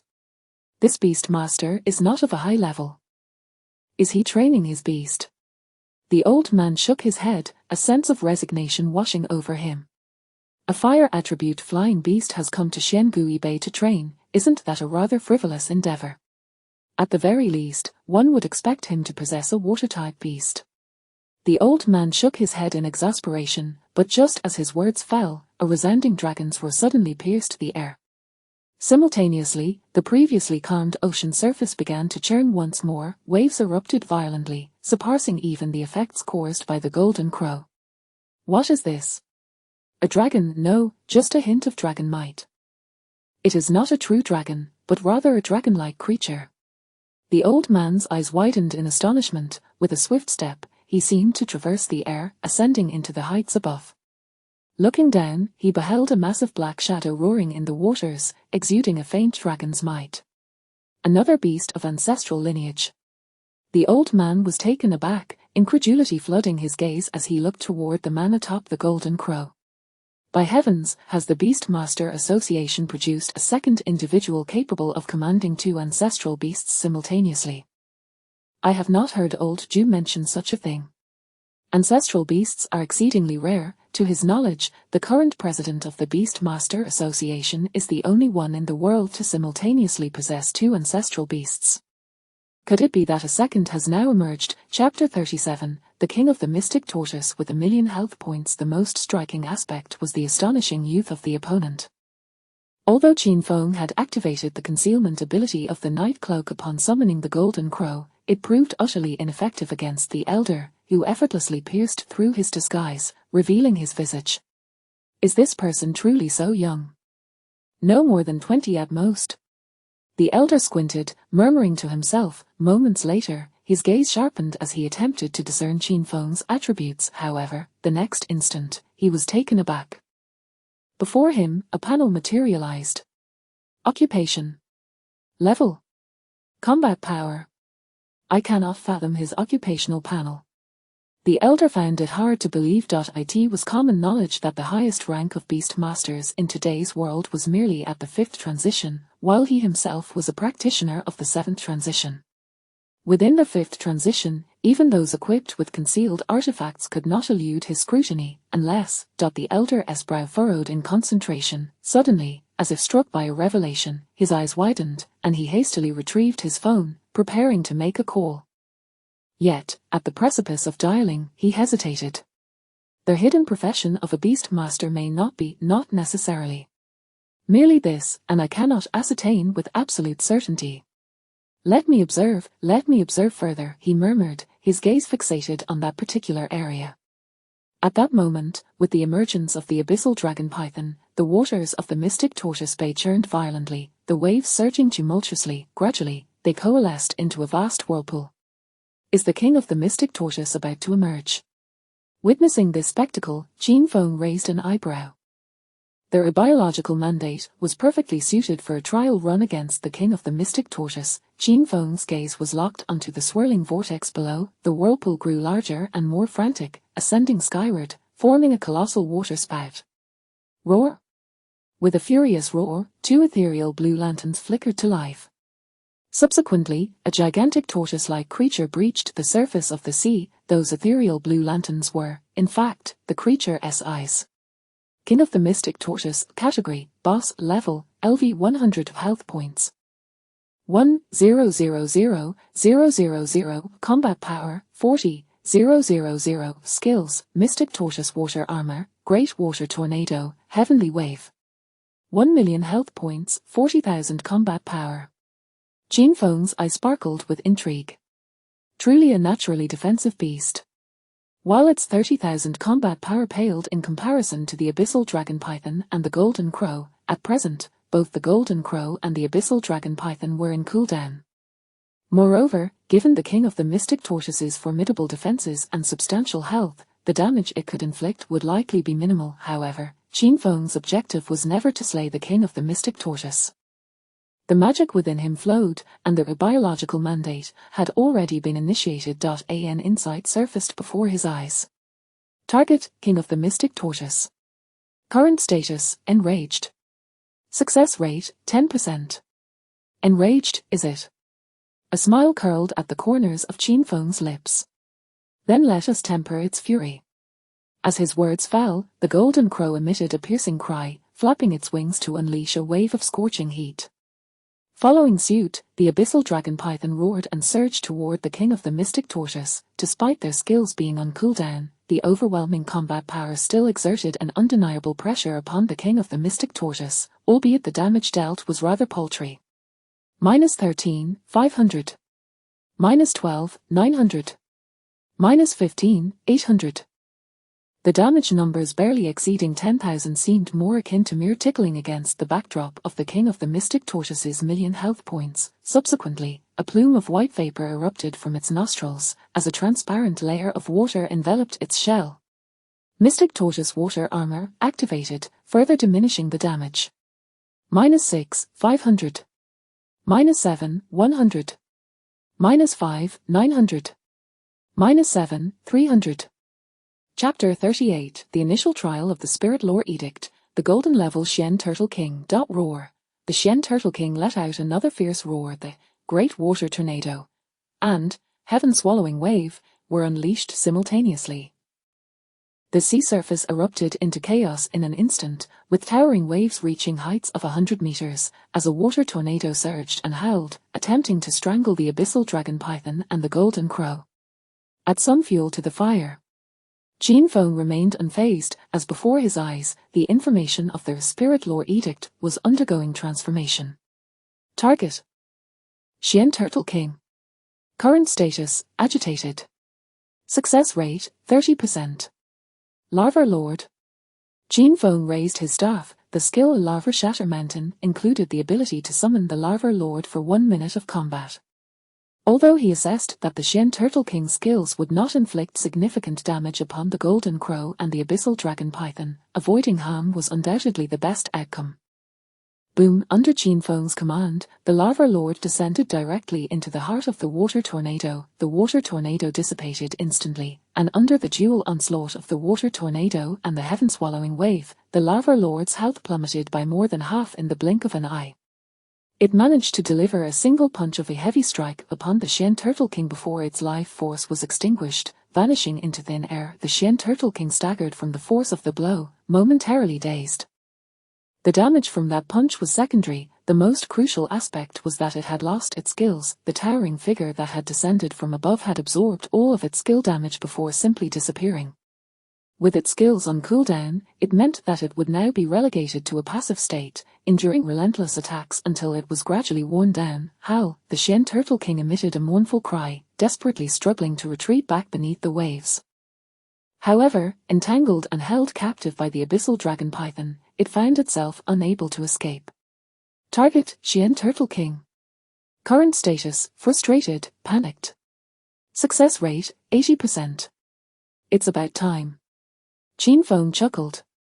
An 80% success rate was quite promising and worth a try. Moreover, the cooldown period for the Spirit Lore Edict was merely 10 minutes. If it failed, he could always delay and attempt again later. He raised his hand. Instantly, across the heavens and the earth, a series of runes began to coalesce into a golden yellow edict. An aura of authority flowed from the edict, as a massive character for control emerged, pressing down upon the Shen Turtle King. Roar! The Shen Turtle King gazed at the colossal golden edict and could only emit another mournful cry before being enveloped within it. Half a minute later, as the Shen Turtle King's aura waned, an announcement promptly appeared on the panel. Successfully enslaved the Shen Turtle King. You have acquired a new beast. Shen Turtle King. Shen Turtle King rank, golden level. Level, LV 100. Strength, 10,000. Constitution, 35,000. Agility, 10,000. Spirit, evolution requires 100,000 evolution points. The first evolution triggers a critical effect. Success, a golden level beast, indeed. Qin Feng gazed at the information panel before him.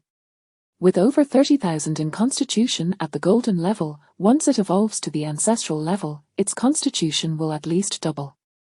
A level 100 defensive type beast of ancestral lineage would undoubtedly afford ample time to react, even when faced with an assault from a fifth-turn professional.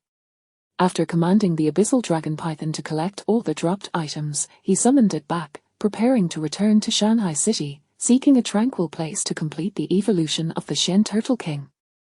Chapter 39, The President of the Beastmaster Association, Zhu Fu, was filled with excitement. Forcefully taming a dungeon beast. In the distance, Huang Sandao's aged face could no longer maintain its composure, the wrinkles upon it trembling uncontrollably. This scene was undoubtedly beyond the capabilities of an ordinary beastmaster, Without hesitation, he dialed the number on his phone. At the office of the Beastmaster Association. Ju Fu, with a head full of white hair, was poring over a stack of documents. Suddenly, a buzzing sound emanated from his phone, which was set aside. Ju Fu picked it up and was momentarily taken aback. What is that old Huang calling for again? Does he wish to mock me once more? He shook his head, a hint of helplessness in his expression. He and old Huang were of similar age, both figures from the same era, yet now, old Huang had already reached the 7th rank, on the cusp of the 8th. Meanwhile, Ju Fu remained trapped at the pinnacle of the 5th rank, his lifespan nearing its end, with little chance of ever breaking through to the 6th rank. Sighing deeply, Ju Fu glanced at the stack of documents on his desk, a glimmer of hope flickering across his face. This dossier contained information about a secret realm, said to have been formed from the Beastmaster's space of a long-gone life form after its demise. It was even rumored that ancient great beasts still resided within. Unfortunately, due to the realm's restrictions, only those of the Beastmaster class could enter. The Beastmaster, as a hidden profession, had not been seen for an exceedingly long time. He even questioned whether such a life form still existed in this era. Since the end of the ancient period, Beastmasters had remained just that, Beastmasters, with hidden professions never again surfacing. Shaking his head, Ju Fu answered the call. Soon, an excited voice resonated from the other end. Old Ju, do you remember the hidden profession of Beastmaster you mentioned to me? Ju Fu was taken aback, furrowing his brow. What? You can't possibly be telling me you've seen one. Old Huang, that's not a funny joke. If you wish to mock me, please find a different excuse.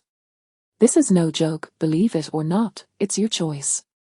Huang Sandao's eyes widened as he decisively hung up the phone. He was too weary to engage in idle chatter, knowing that Ju Fu would undoubtedly return the call. The emergence of a Beastmaster was explosive news for all in the field. With Ju Fu's dwindling lifespan, he would rather risk being mistaken than let this opportunity slip away. Sure enough, on the other end, Ju Fu listened to the sound of the call being disconnected, his expression shifting repeatedly. He clutched his phone, pacing back and forth in the room. Had the hidden profession of Beastmaster truly resurfaced, a profession that had not been seen for a millennium suddenly making its appearance, who would believe it? It felt utterly ludicrous. Staring at the phone screen, Ju Fu's emotions fluctuated. But what if it were true? His time was limited, and if the Beastmaster had indeed manifested, it would grant him the opportunity to step into the 6th rank and beyond. Since ancient times, Beastmasters had languished at the brink of the 5th rank for far too long. The emergence of a Beastmaster signified that they might finally shatter their limitations, ensuring that they would not remain confined to the 5th rank for another millennium. The brilliance of a leader breaking limits would benefit all Beastmasters. His expression filled with excitement. He looked at his phone and redialed vigorously. It was not long before Huang Sandao answered the call. Old Huang, tell me, is what you said true?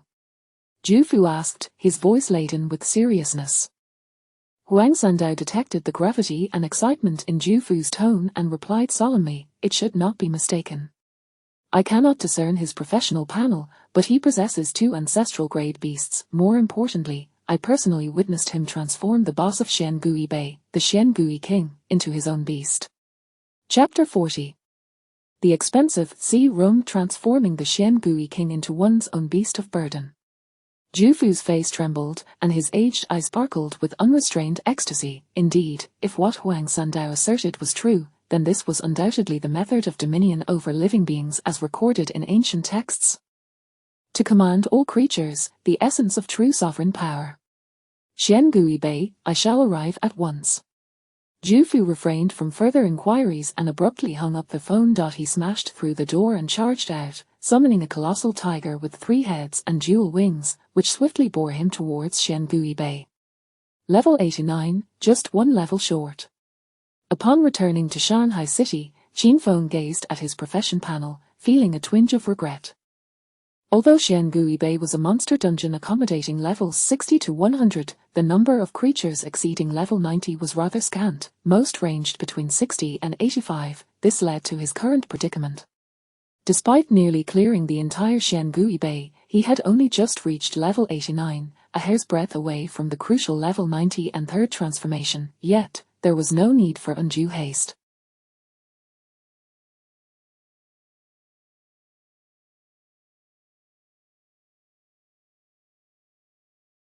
The strength of his beasts took precedence. Guanhai Tower, Qin Feng paused, admiring the opulent edifice before him as he stepped inside. He sought a tranquil haven to facilitate the evolution of the Xiangui king.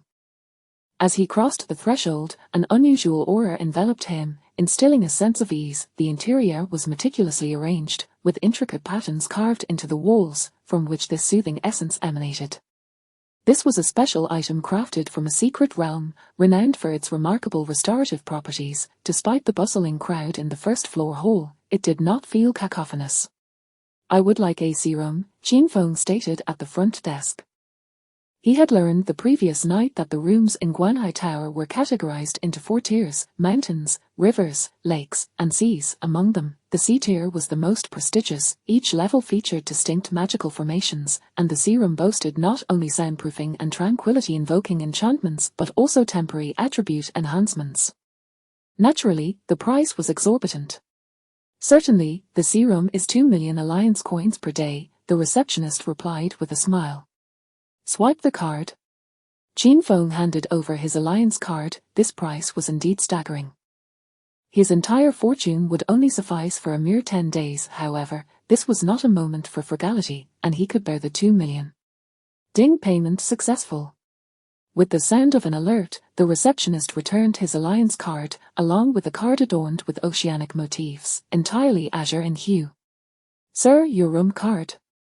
The first room on the 9th floor is yours." Millimeter.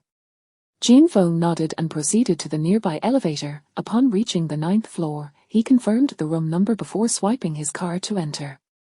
The searoom was spacious, replete with every conceivable amenity, and a vast single-pane window provided an unobstructed view of the nearby seascape. After surveying the surroundings, Qin Feng made his way to the bedroom and closed the door.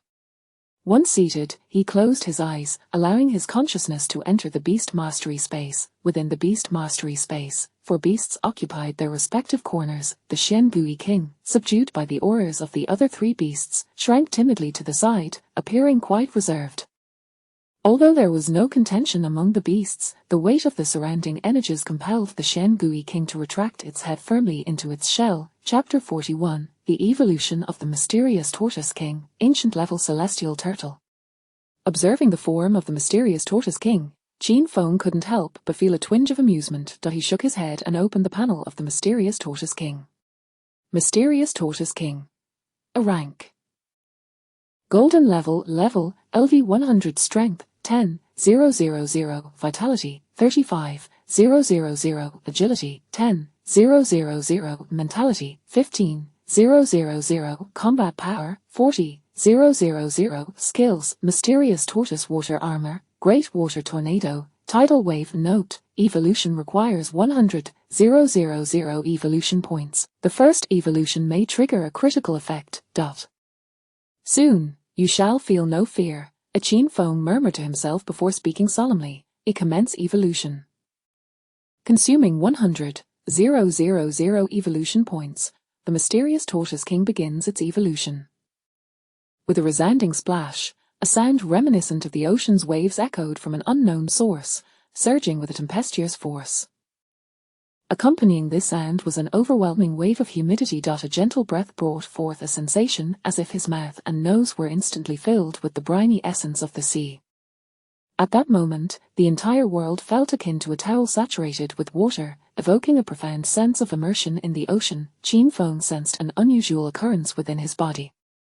Raising his arm, he beheld it cloaked in a dense layer of water droplets. It had not rained, yet these droplets appeared as if they were extricated from the very air itself.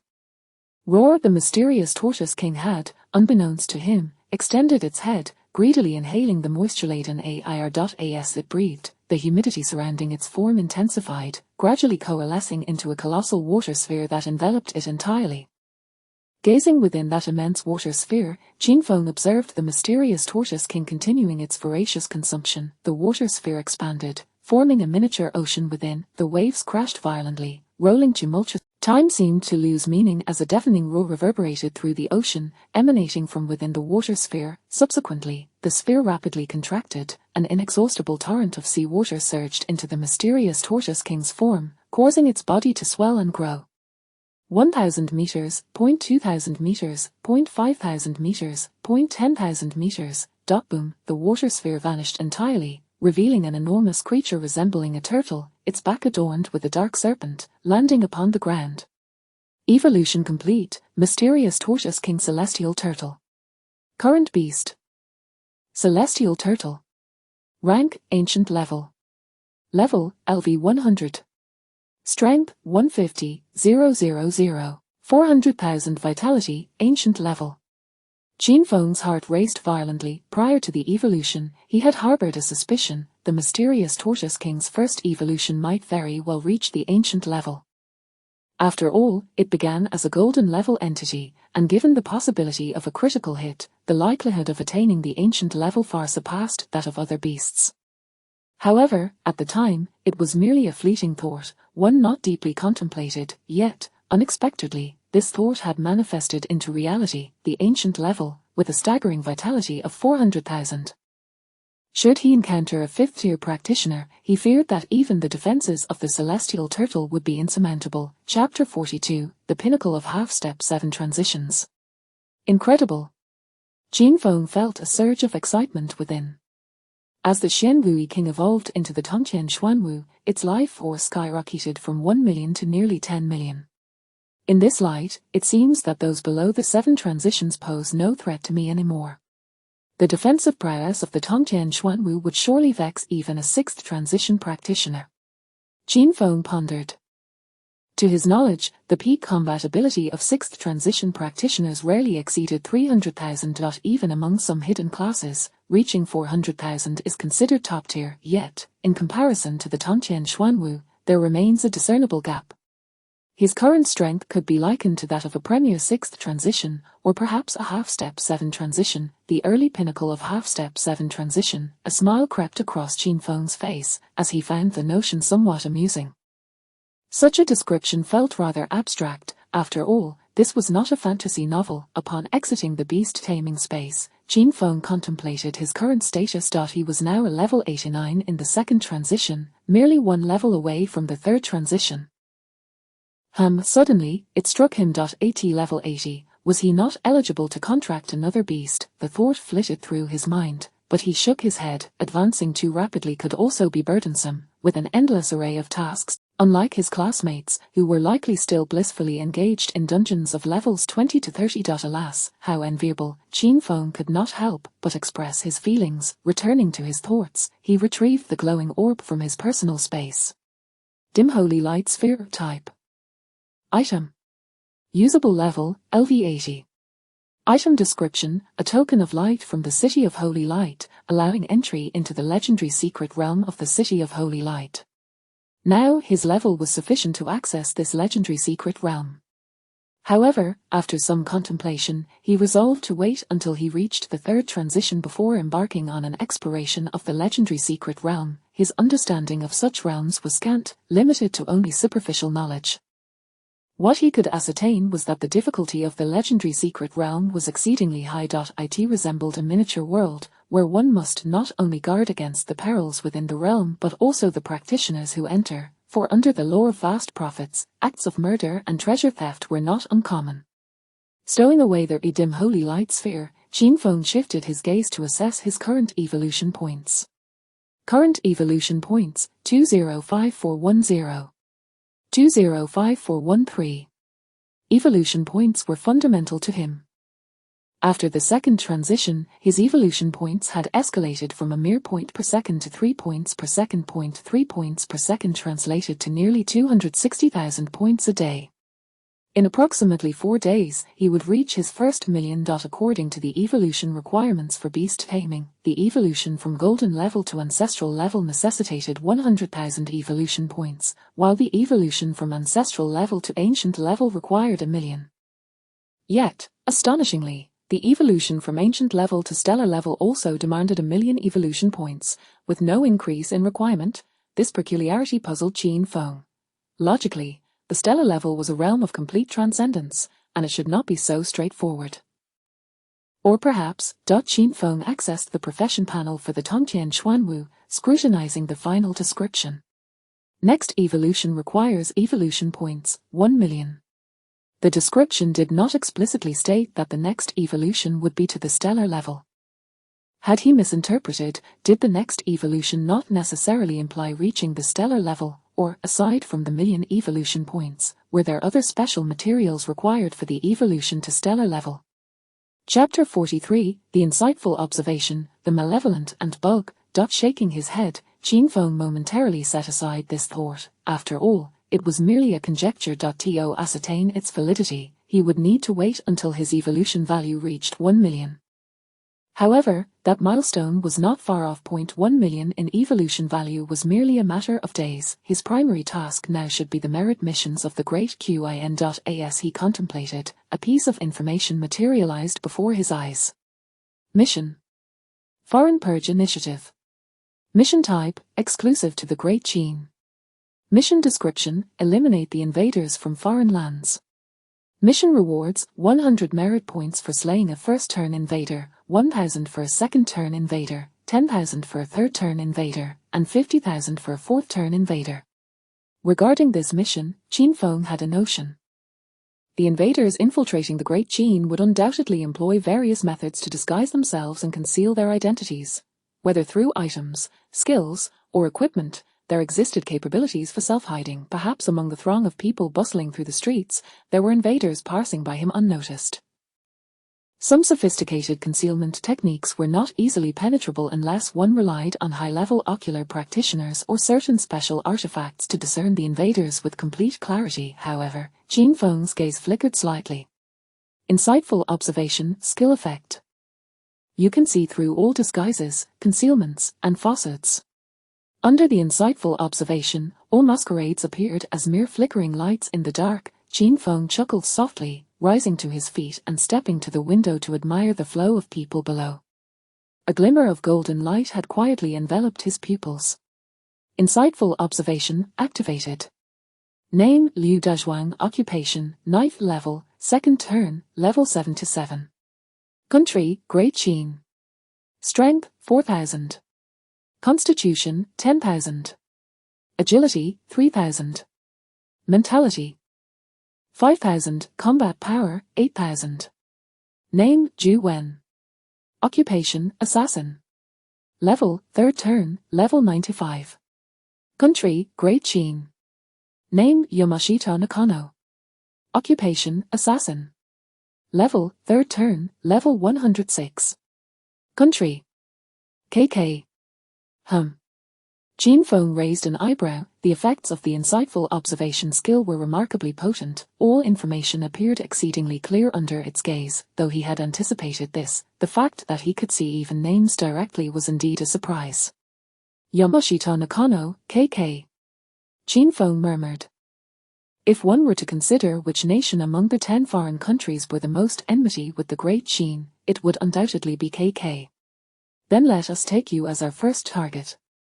As his words fell, the magic within him surged. A minuscule ant bug, no larger than a fingertip, sprouting twin wings and exuding an aura of danger, materialized from the fluctuations in space. Malevolent ant bug, this was a new skill comprehended by the war ant queen. In contrast to the overwhelming numbers produced by infinite reproduction, this skill appeared rather ordinary in effect. The ant bug's body was quite diminutive. Qin Feng scrutinized the tiny creature before him. Its slender form measured only 2 to 3 centimeters, with eyes resembling tiny red beans, radiating a scarlet sheen. Despite its minuscule size, it emanated an ineffable sense of peril. Chapter 44. Frugality, a traditional virtue of the Great Qin. After a brief moment of contemplation, Qin Feng activated the panel information.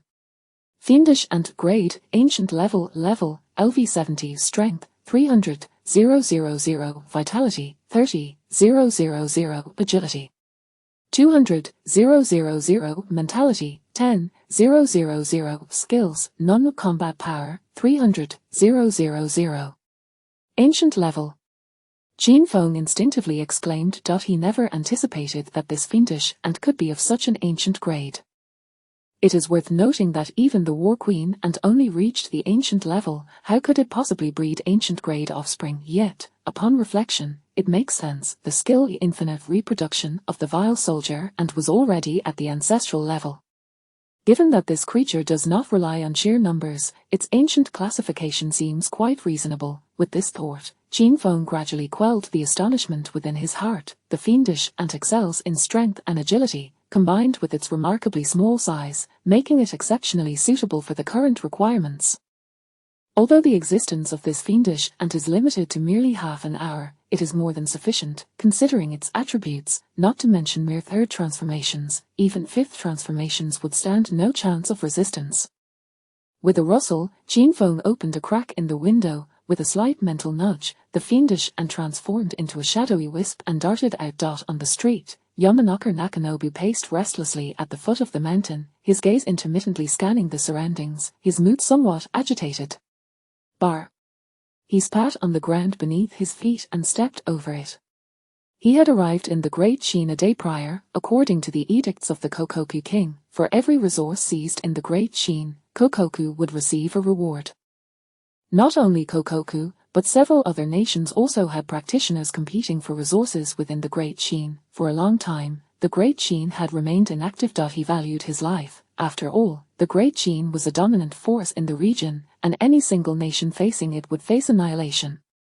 Though the 10 nations had united, one could never be certain of the Great Qin's intentions. Thus, he had observed for several years, noting that under the pressure from the 10 nations, the Great Qin resembled a toothless tiger, posing no threat, which emboldened him to infiltrate its territory.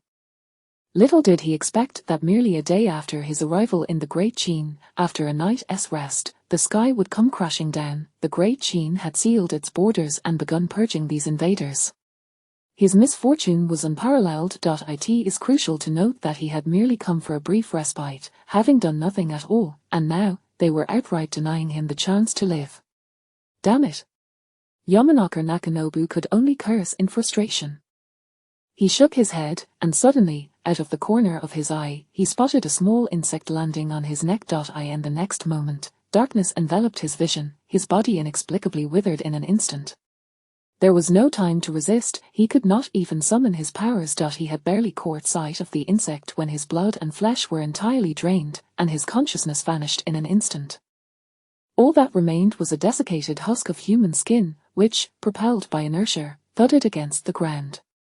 You have slain a third-turn invader, earning merit, 10,000. On the rooftop, Qin Feng stood before the window, observing the agitated throngs below, his expression betraying little surprise. It would indeed be remarkable if a mere third turn could react in time to the assault of an ancient-grade fiendish ant. His pupils shimmered with golden light, under the effect of a series of information materialized once more. Qin Feng licked his lips. Merely slaying one would undoubtedly be insufficient. The half-hour existence of the fiendish ant must not be squandered. Frugality, after all, is a traditional virtue of the Great Qin. Chapter 45. The Frenzied Massacre. The limit-breaking leader approaches. As Qin Feng once again selects a target, the ferocious ant beasts commence a scene reminiscent of a slaughter on the streets of Shanghai City. You have slain a third transformation invader, earning 10,000 merit points. You have slain a fourth transformation invader, earning 50,000 merit points. You have slain a third transformation invader, earning 10,000 merit points. You have slain a second transformation invader, earning 1,000 merit points. One by one, the invaders collapse into lifeless husks. The Great Qin has endured invasions for many years, and the number of infiltrators from various nations is by no means insignificant. Under the assault of the ferocious ant beasts, casualties on the streets continue to mount. However, upon the death of a professional, their panels become impossible to conceal, appearing directly before the eyes of the onlookers. This circumstance prevents any significant chaos from erupting. In stark contrast to the populace of Great Qin, the invaders are utterly thrown into disarray, witnessing their fellow invaders fall one after another, yet finding no visible enemy, engenders a terror far more profound than death.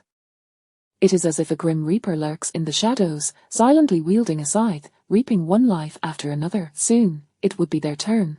Meanwhile, within an inn, Huang Sandao and Zhu Fu are seated together, facing an elderly gentleman, Lin Yuanju.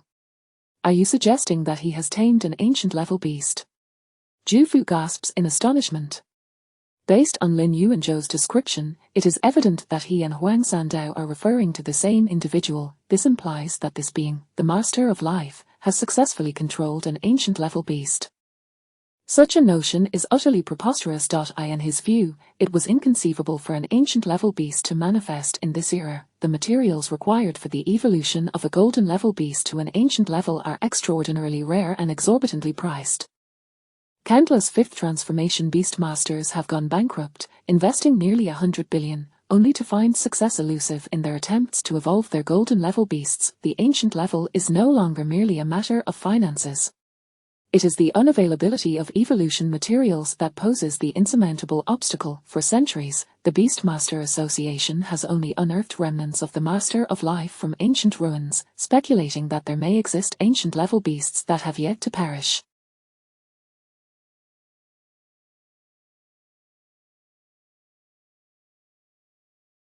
Yet, only the Master of Life can access these ruins, and likewise, only the Master of Life can forge a secondary contract with the ancient level beasts within.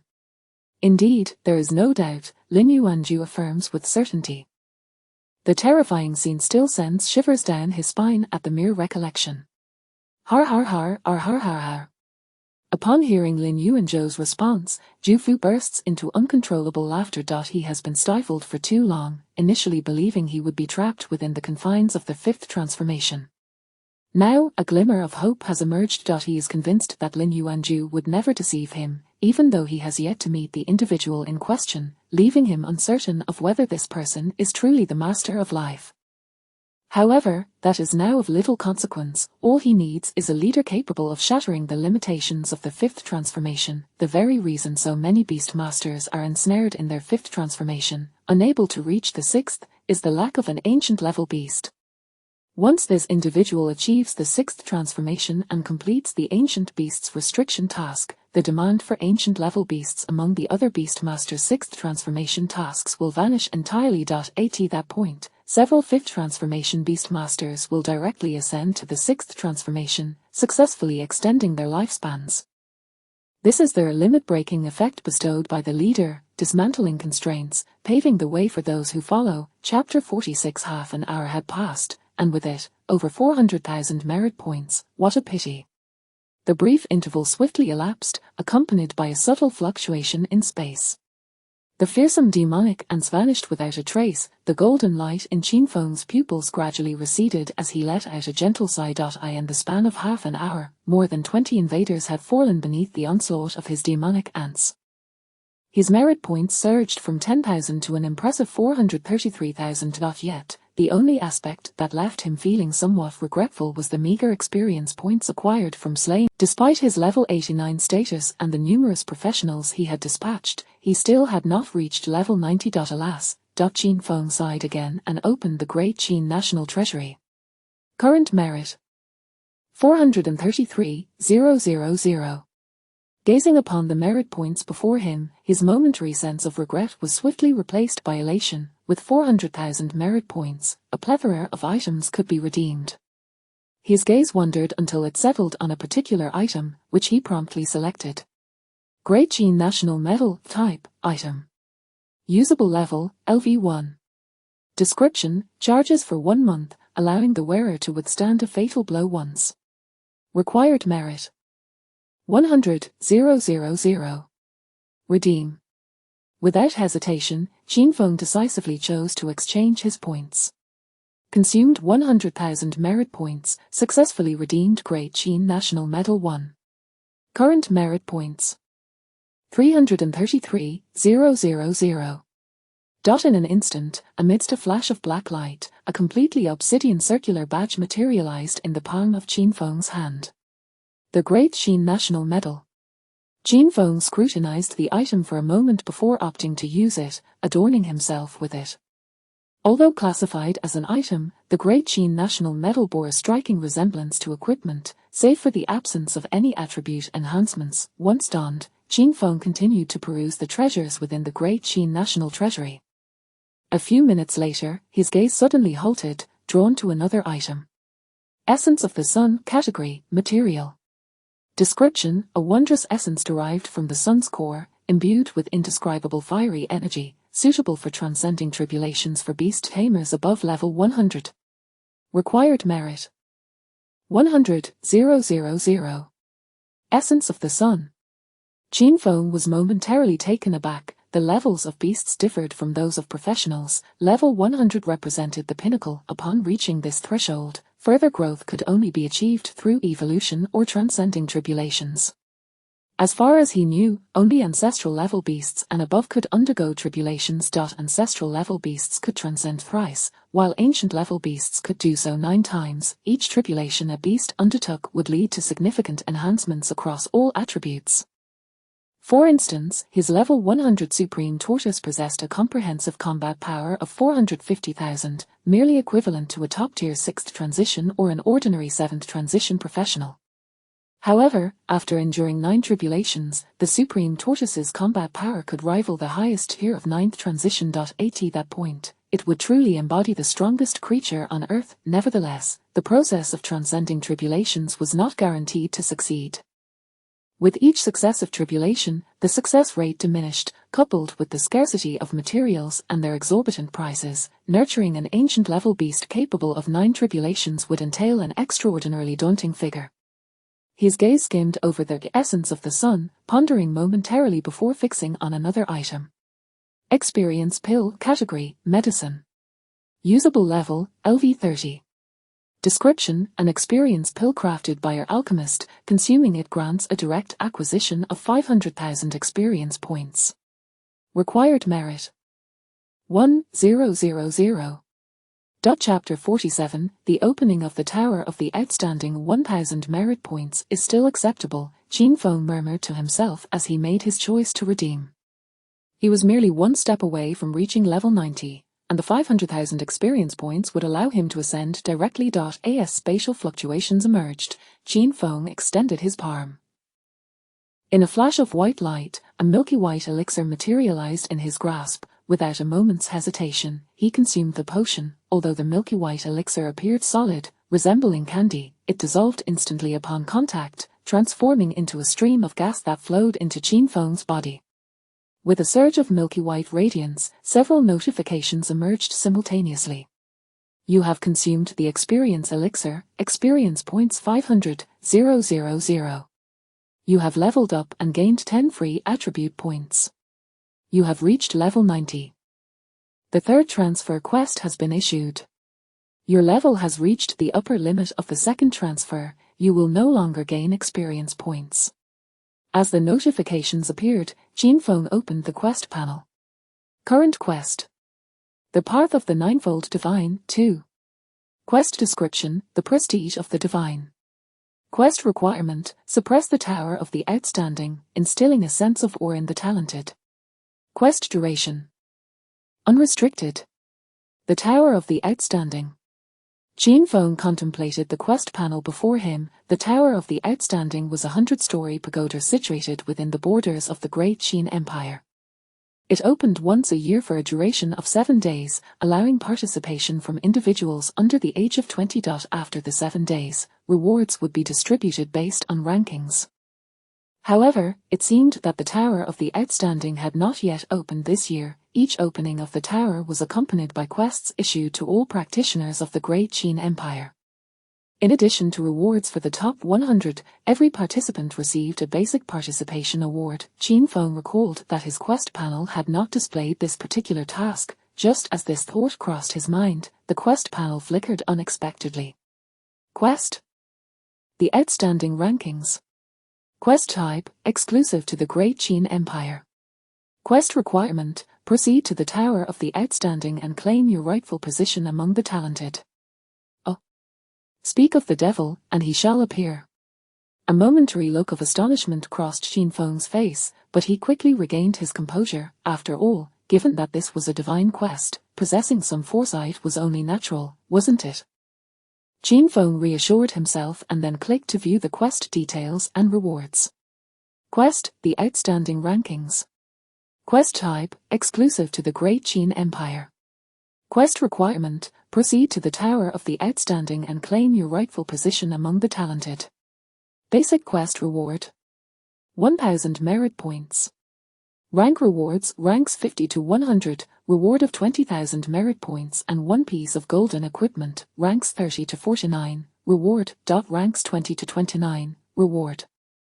Third place reward, 200,000 merit points and a profession-specific epic set. Second place reward, 500,000 merit points, a profession-specific epic set, and a profession-specific talent skill book. First place reward, 1 million merit points, a profession-specific legendary set, a profession-specific talent skill book, and a fragment of divine authority. As his gaze descended the list, Qin Feng's pupils abruptly constricted. The first place reward, a fragment of divine authority, while the other rewards were indeed remarkable, they paled in comparison to the final prize. A fragment of divine authority. Qin Feng whispered, his expression one of astonishment. Chapter 48, The Rewards of the Tower of Talents, Fragments of Divine Authority. Qin Feng stared at the words fragments of divine authority in the task rewards for quite a while before finally snapping back to reality, confirming that he had not misread. However, fragments of divine authority, could this truly be the item presented by the Tower of Talents this time? The so-called divine authority is said to be an artifact of genuine deities. Although it is merely a fragment, it is undoubtedly something that any practitioner would go to great lengths to obtain, even an 8th or even 9th tier powerhouse would be no exception. Yet, is it not fortuitous that this divine authority fragment is prepared for my own path to becoming a 9th tier deity? A smile crept onto Qin Feng's lips as joy welled up within him. The Tower of Talents restricts entry to practitioners under the age of 20. Practitioners awaken their profession at 18, meaning that being under 20 equates to merely 2 years of professional awakening. In those 2 years, even the most elite practitioners, backed by formidable forces, can only achieve limited levels. It is time to deliver them a shock of divine proportions. In the Grand Villa district of Shanghai City, within the Fang family residence. In the hall, a woman with fiery red, slightly curled long hair stood in place, gazing at the task panel before her, momentarily lost in thought.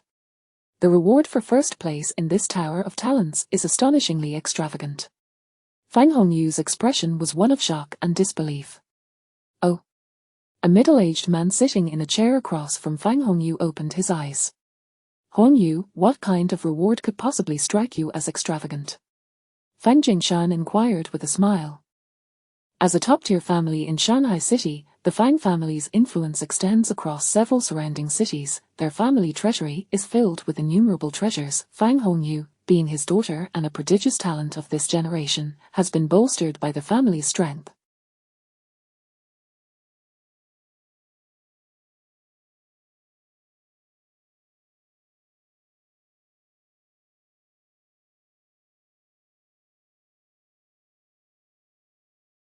It is indeed rare for her to encounter treasures that leave her astounded. Fragments of divine authority, Fang Hongyu suddenly spoke. She then waved her hand lightly, causing the task panel to materialize before Fang Jingshan's eyes. Task: the talented rankings. Task type: exclusive task of the Great Qin Kingdom. Task requirements: proceed to the Tower of Talents and vie for your rightful place among the talented. Basic task reward: 1,000 merit points. Ranking rewards, ranks 50 to 100, reward. Ranks 30 to 49, reward. Ranks 20 to 29, reward. Third place reward: 200,000 merit points, profession-specific epic set. Second place reward: 500,000 merit points, profession-specific epic set, profession-specific talent skill book. First place reward: 1 million merit points, profession-specific legendary set, profession-specific talent skill book, fragments of divine authority. Fang Jingshan looked at Fang Hongyu with a perplexed expression, failing to comprehend the significance of her sudden mention of fragments of divine authority. However, as Fang Hongyu gestured, revealing the talented task panel before him, his face shifted dramatically, and he sprang from his chair. Fragments of divine authority. He was taken aback, completely unprepared for the presence of such an item here. While the first place in the Tower of Talents is undeniably a top-tier genius with limitless potential, potential is merely potential. Every individual capable of reaching the 8th or 9th tier was once a top-tier genius themselves. The fragments of divine authority are treasures of immense worth, even he had only heard of them and had never truly encountered one. It is inconceivable that they would be bestowed upon this so-called assembly of talents. Fang Jingshan's expression transformed repeatedly, and after several deep breaths, he declared, Hong Yu, notify everyone, we shall convene a family meeting. Chapter 49, Chen Xing, the Divine Messenger. Tianjing. In a grand courtyard. Fragments of divine authority. I never expected the King of Qin to bring out such an item. An elderly man clad in a greyish-white robe sat in the main seat, his voice deep and resonant. Grandfather, rest assured, this time the first place is mine. Suddenly spoke Chen Xing, seated to the left, his short hair framing an extraordinarily handsome face, his expression unwavering, imbued with unparalleled confidence. Father, regardless of the King of Qin's intentions in offering the fragments of divine authority as a reward, with Xing'er here, the fragments of divine authority will surely belong to us. A tall middle-aged man beside the elder spoke. As Chen Xing's father, no one understood his child better than he did. Indeed, with Xing'er's prowess, there is no contemporary genius who can rival him. Precisely, have faith in Xing'er. The others echoed in agreement. The elderly man, Chen Qingyu, surveyed the assembly, shaking his head slightly. It is commendable that Xing'er possesses such confidence, however, the upcoming Genius Tower may prove to be more complex than anticipated. He rose to his feet, his gaze profound. How rare are the fragments of divine authority. The King of Qin's decision to offer them as a reward suggests there may be a predetermined candidate. A predetermined candidate.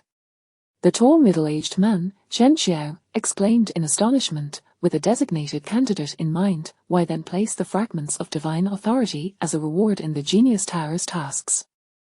Would it not be simpler to bestow them directly? Does the King of Qin believe that the first place in the Genius Tower is destined to be claimed by this individual?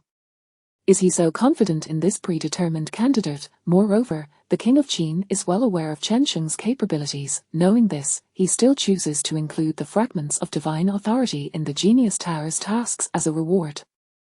This implies that, in the King's eyes, this individual far surpasses Chen Xing, to the extent that Chen Xing poses no threat whatsoever. How could that be? Chen Xing's profession is a top-tier hidden class. The Divine Messenger. In other words, his abilities are derived from divine power, coupled with the support of the Chen family. He has now reached the fourth transition level. He could not fathom who could possibly suppress Xing'er so thoroughly before the age of 20, rendering Xing'er utterly incapable of posing any threat. Impossible, Uncle Yu, how could there exist a profession that could completely overwhelm Xing'er? Indeed, Xing'er's class, the Divine Messenger, is genuinely a top-tier profession. You must be mistaken. Even if the King of Qin indeed has a predetermined candidate, it should undoubtedly be Xing'er. The others, upon hearing Chen Qingyu's conjecture, vehemently refuted, unable to accept the notion. Chen Xing's gaze sharpened, also directed at Chen Qingyu. The mention of a predetermined candidate left him equally astonished. In the eyes of the King of Qin, that individual must significantly eclipse his own existence. Since the day of his class awakening, his journey had been remarkably smooth. At the same level, he could decisively overpower his opponents, even against others of top-tier combat professions. He felt no threat whatsoever. He could not comprehend who could command such esteem from the King of Qin, even to the point of surpassing him as the Divine Messenger. For the first time, a seed of doubt took root within Chen Xing regarding his own strength. Chen Qingyu waved his hand, signaling for silence. To be honest, he too found it difficult to fathom who could possibly be valued more highly by the King of Qin than Xing'er. The profession of Divine Messenger is a rare top-tier class that has not been seen for centuries. Theoretically, it should be impossible for anyone to surpass Xing'er. Chapter 50, The Imperial Palace, the terrifying white-browed elder. Yet, deep within his heart, he understood that if his conjecture proved true, the chosen individual would certainly not be the Holy Son. Although he had not entered the Imperial Palace for quite some time, if the Holy Son were indeed esteemed by the King of Qin, he would have expected to be informed. Very well. Chen Qingyu suddenly rose to his feet. It has been a long while since I last saw the King of Qin. It is only fitting that I pay him a visit. Meanwhile, in Shanghai City, Zhu Fu, Huang Sandao, and Lin Yuanju sat across from one another. They observed as the initial commotion in the streets gradually subsided, and the tea on the table was replenished, only to be consumed again. Has that lad gone to sleep in broad daylight? Ju Fu expressed his impatience. He was eager to meet Qin Feng. Let us not wait any longer. Let us go directly to knock on the door. We are not being rude, he declared, rising abruptly. However, just as he stood, before Lin Yuanju and Huang Sandao could utter a word, a hand was already resting upon his shoulder, and a calm, soothing voice drifted from behind him. No need to rush. In an instant, Ju Fu's expression shifted dramatically. As a distinguished fifth-tier beast master, he was astounded that someone could approach him so silently, without his awareness. Instinctively, he attempted to channel his power, only to discover that, under the pressure of that hand, the flow of his energy had come to an abrupt halt, rendering him utterly powerless. What kind of sorcery is this? Ju Fu, filled with terror, glanced at Lin Yuanju and Huang Sandao across from him. If this individual intended to kill him, it would be no more challenging than crushing an ant. At this moment, the two men also stood, their gazes directed towards him, filled with dread. Not only was Ju Fu terrified, but Huang Sandao and Lin Yuanju were equally alarmed. The flow of their energy had likewise ceased, leaving them as defenseless as ordinary mortals. Who are you? Huang Sandao inquired, his voice trembling. Before him stood an elderly man, his hair and beard completely white. The elder's brows resembled two dragon whiskers, cascading down and merging with his vast white beard, while his aged visage exuded a gentle demeanor, embodying an ethereal grace. Upon hearing Huang Sandao's question, he smiled faintly and produced a pitch-black token from his robe. At the center of the token was intricately carved a dark golden character representing Emperor. The moment the three beheld the token, their expressions shifted dramatically. The reason was simple: the Emperor token symbolized the imperial palace of the Great Qin, a personage closely associated with the king. Although Huang Sandao was the lord of Shanghai City, he had never personally encountered anyone from the imperial palace. He only knew of its existence. Ju Fu, as the president of the Beastmaster Association, had never laid eyes on such individuals either. Greetings, esteemed sir, the three of them responded, quickly attempting to bow. However, under the oppressive aura of the white-browed elder, they found themselves unable to kneel, resorting instead to a respectful clasping of hands. The elder waved his hand dismissively. You may return. The matter concerning that young friend has been taken over by the imperial palace. The three stood momentarily stunned, exchanging glances, somewhat bewildered. Even if that individual was a sovereign of living beings, it should not necessitate the imperial palace sending someone in person, should it? They shared a silent understanding, yet dared not speak further. Decisively turning to depart, "Wait!" the white-browed elder suddenly called out, directing his gaze toward Ju Fu. Are you Ju Fu, the president of the Beastmaster Association? Yes, esteemed sir, that is I, Ju Fu replied respectfully. Is the key to the ancient ruins of living beings in your possession? Upon hearing this, Ju Fu immediately comprehended the situation. He swiftly retrieved a silver-white, disc-shaped key, no larger than a finger, from his spatial pouch and handed it to the white-browed elder. The elder nodded in acknowledgement. This item is of no use to you. You are permitted to select one item from the treasury of the Great Qin. Now, you may leave. Chapter 51, Evolution Value of 1 million. Ju Fu responded promptly, unwilling to linger any longer. The three swiftly departed from the location. As they left, the elder with the white brow ordered another pot of tea, leisurely settling down with a benign smile, gazing at the ocean viewing pavilion across from him. Old Huang, why have the people from the imperial palace arrived? Ju Fu inquired with a hint of confusion only upon reaching the Lord's manor in the sea and mountain city.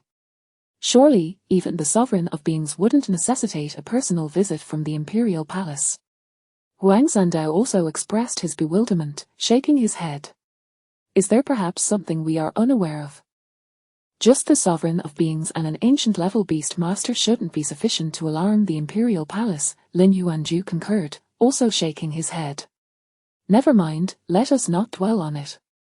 Since the imperial palace has intervened, it is only a matter of time before he reaches the sixth transformation and breaks his limits. We shall simply wait. Ju Fu decisively cast aside his thoughts, no longer entangled in this matter.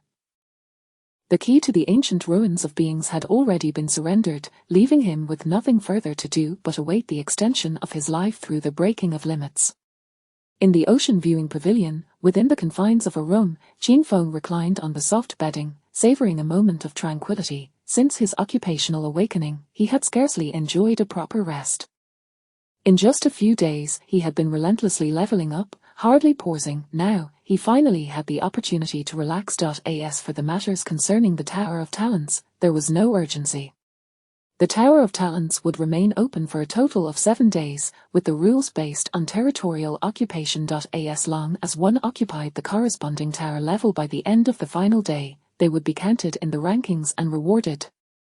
Thus, Jin Feng was in no rush. He could take these few days to rest and wait for his evolution value to increase, hoping to evolve his first stellar level beast. As the moon rose and the sun set, 3 days swiftly elapsed. During this time, aside from resting, Jin Feng also paid a visit to the trading post. He had acquired numerous items from the Xiangui Bay, and after selling them all, he purchased several teleportation scrolls and some items for future use. Upon returning to his room, Jin Feng opened his interface and looked at his evolution value. Current evolution value 1,123,003. 1 million evolution value was indeed sufficient. He contemplated for a moment before accessing the information panel of the Xianqian GUI. Current beast. Xianqian GUI. Grade, Ancient Level. Level, LV 100. Strength, 150,000. Constitution, 400,000. Agility, 150,000. Mentality, 200,000. Combat power, 450,000. Skills, Xianqian Barrier, Deep Sea Fury, Kenghai Tornado. Next evolution required evolution value. 1 million. With the current attributes of Xianqian GUI, he could confidently face the challenges of the 6th transformation. He even possessed a degree of self-preservation against the 7th transformation. When factoring in the War and Queen, he could potentially slay ordinary 7th Transcendence, yet, it had been less than 10 days since his occupational awakening, and his combat power had surged remarkably. However, one must remain vigilant. While his strength was indeed escalating rapidly, it remained insufficient against true powerhouses. In the future, he might inevitably encounter top-tier 7th Transcendence, or even 8th or 9th Transformation Titans. He had already drawn the attention of the 10 nations beyond the borders, and they would not allow his development to proceed unchecked, although the Great Qin had currently sealed its borders. Chapter 52, The Evolution of the Abyssal Dragon Python, the Ancient Black Dragon King. One must not grow complacent. Jin Feng gazed at the attribute panel of the celestial Xuanwu, his eyes fixating on the final piece of information. Evolution value required for the next evolution. 1 million. Although he possessed 2 ancient level beast companions, should he choose one for evolution, it was evident that the celestial Xuanwu was the superior option. After all, only by surviving could one yield results. Commence evolution, he declared resolutely. Though uncertain if the evolution would succeed, he resolved to make the attempt. Should he succeed, a stellar-grade defensive beast would render him virtually invincible. As his words fell, a series of notifications appeared. Evolution failed. Evolution value has been returned. Please select one ancient level beast of the 9 tribulations to evolve again. Current evolution value. 1,123,233. As anticipated, it was futile. Jin Feng sighed softly. While he had foreseen this outcome, the reality of it still brought a tinge of regret. Indeed, had the evolution succeeded, his combat prowess would have soared once more, rendering him impervious to any threats. However, the silver lining was that, despite the failure, the evolution value remained intact, allowing him to attempt to evolve another ancient level beast. The 2 ancestral level beasts, the Abyssal Dragon Python and the Golden Crow, lingered in his thoughts. After a moment of contemplation, Jin Feng decisively selected the Abyssal Dragon Python. His choice was not driven by any particular reason, but rather the balanced attributes of the Abyssal Dragon Python, which made it both resilient and formidable. With a flicker of thought, the attribute panel unfurled before him. Abyssal Dragon Python. Rank, Ancestral Level. Level, LV 75. Strength, 54,500. Constitution, 57,970. Agility, 49,100. Spirit, 46,990. Combat power, 80,000. Skills, Dragon Roar, Devour. Evolution value required for the next evolution, 1 million. Commence evolution. He immersed his spirit within the beast space. Qin Feng regarded the abyssal dragon python before him and spoke slowly. Consuming 1 million evolution value, evolution commencing. As the information manifested, the evolution value transformed into glimmers of white light, surging towards the abyssal dragon python. Gradually, it enveloped the creature entirely, forming a colossal sphere of light. The sphere floated in the sky, and with a resounding boom, the original milky white light began to deepen in hue, transitioning from white to grey, then from grey to black. It gradually morphed into a pitch-black orb.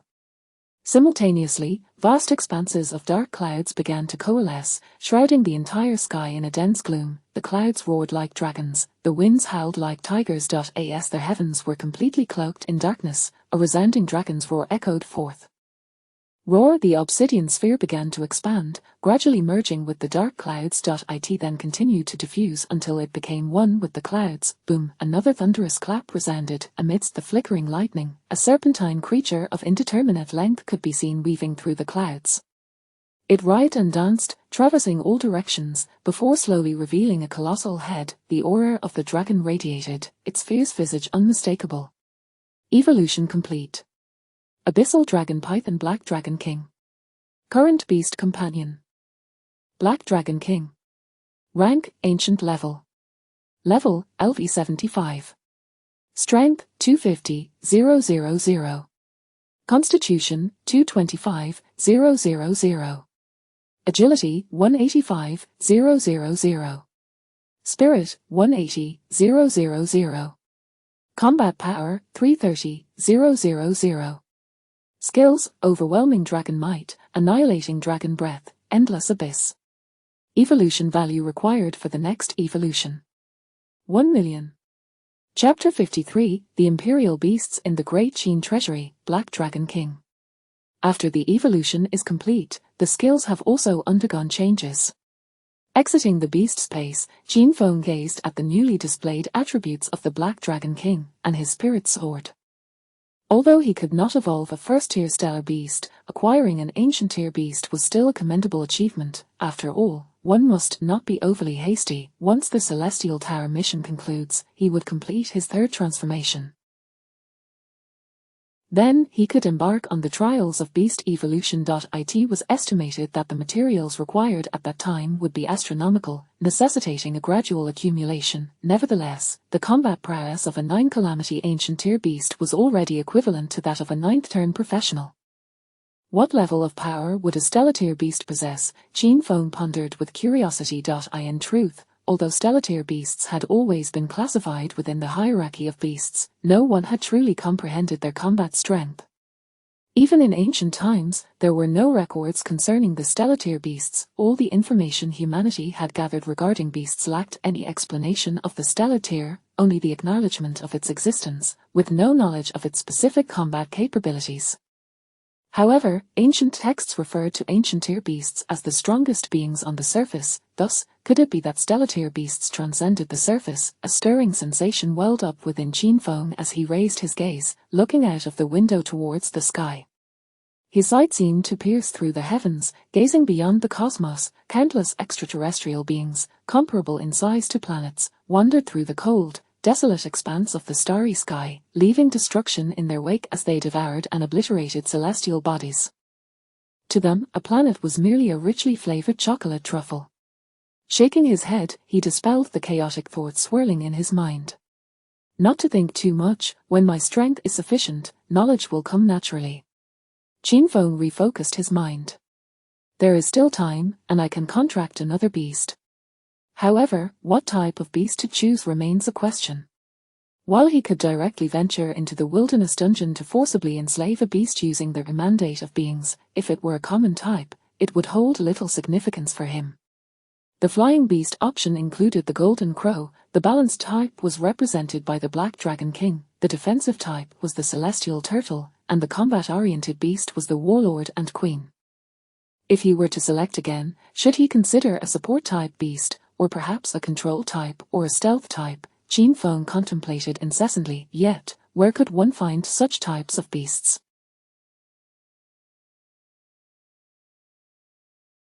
It seemed there were no leads. Suddenly, a spark of realization crossed Xinfeng's face as he thought of something and promptly opened the Great Qin treasury. He recalled that he possessed a considerable amount of merit points. Surely, the Great Qin treasury would house a variety of beast categories. As the thought crossed his mind, the treasury panel unfolded before him.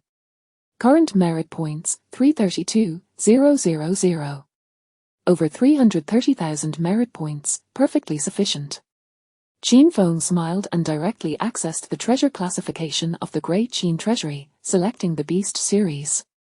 Instantly, a dazzling array of various beasts was displayed before him. A plethora of options, including some beasts he had never even heard of. With a cursory glance, he spotted at least 3 golden tier beasts.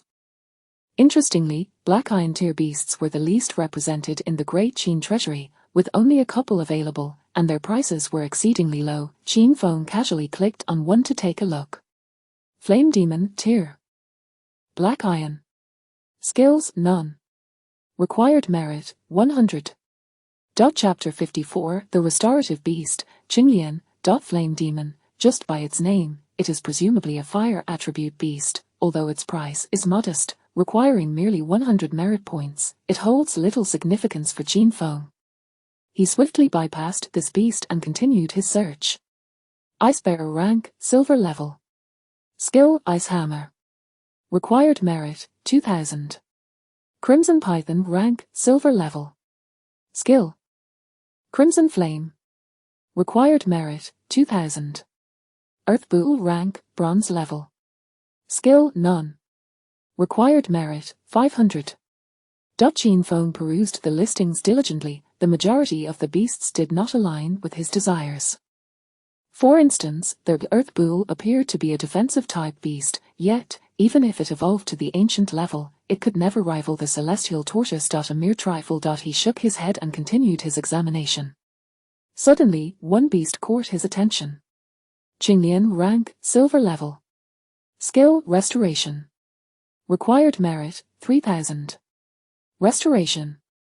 Xinfeng paused momentarily. This skill was evidently characteristic of enhancement-type beasts. Moreover, while ordinary silver-level beasts required only 2000 merit points for exchange, this Qinglian demanded 3000. The items within the Great Qin treasury could not possibly be unjustifiably inflated in price. Rarity enhances value, and this clearly indicated that Qinglian was exceptionally rare. Furthermore, as a restorative beast, it aligned perfectly with his needs. Xinfeng decisively chose to exchange. Consuming 3000 merit points, exchanged for silver-level beast, Qinglian. Exchange successful.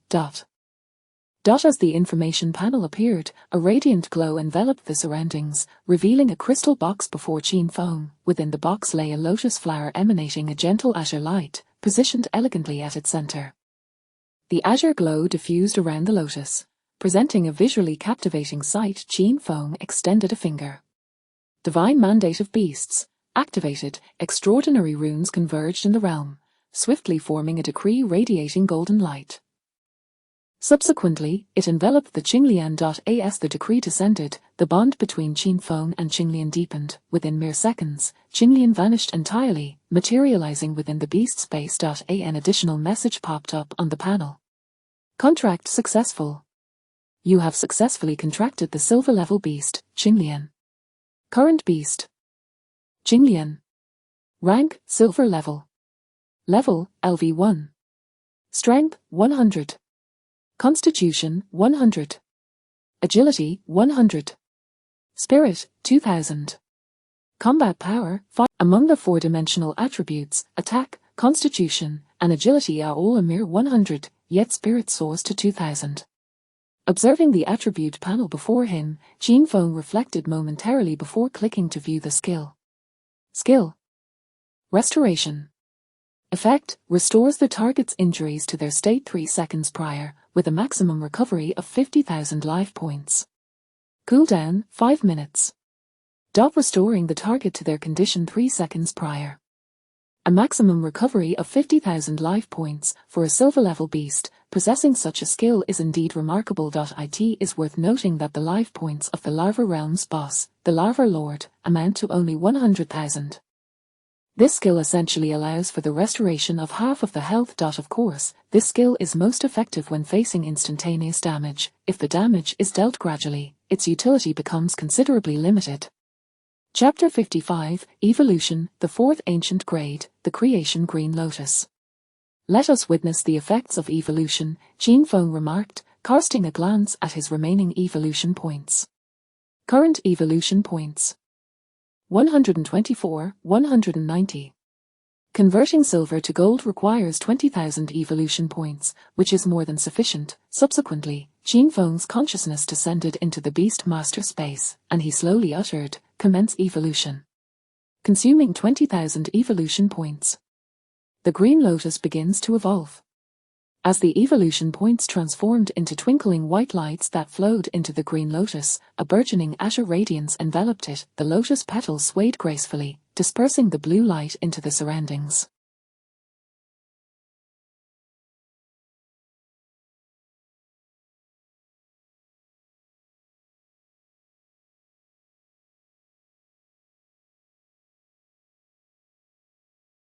This azure luminescence, rich with the essence of life, wafted throughout the Beast Master space. Unlike previous instances of beast evolution where the other beasts would shy away, this time, wherever the azure glow spread, all the beasts eagerly extended their heads, greedily inhaling the fragrant air.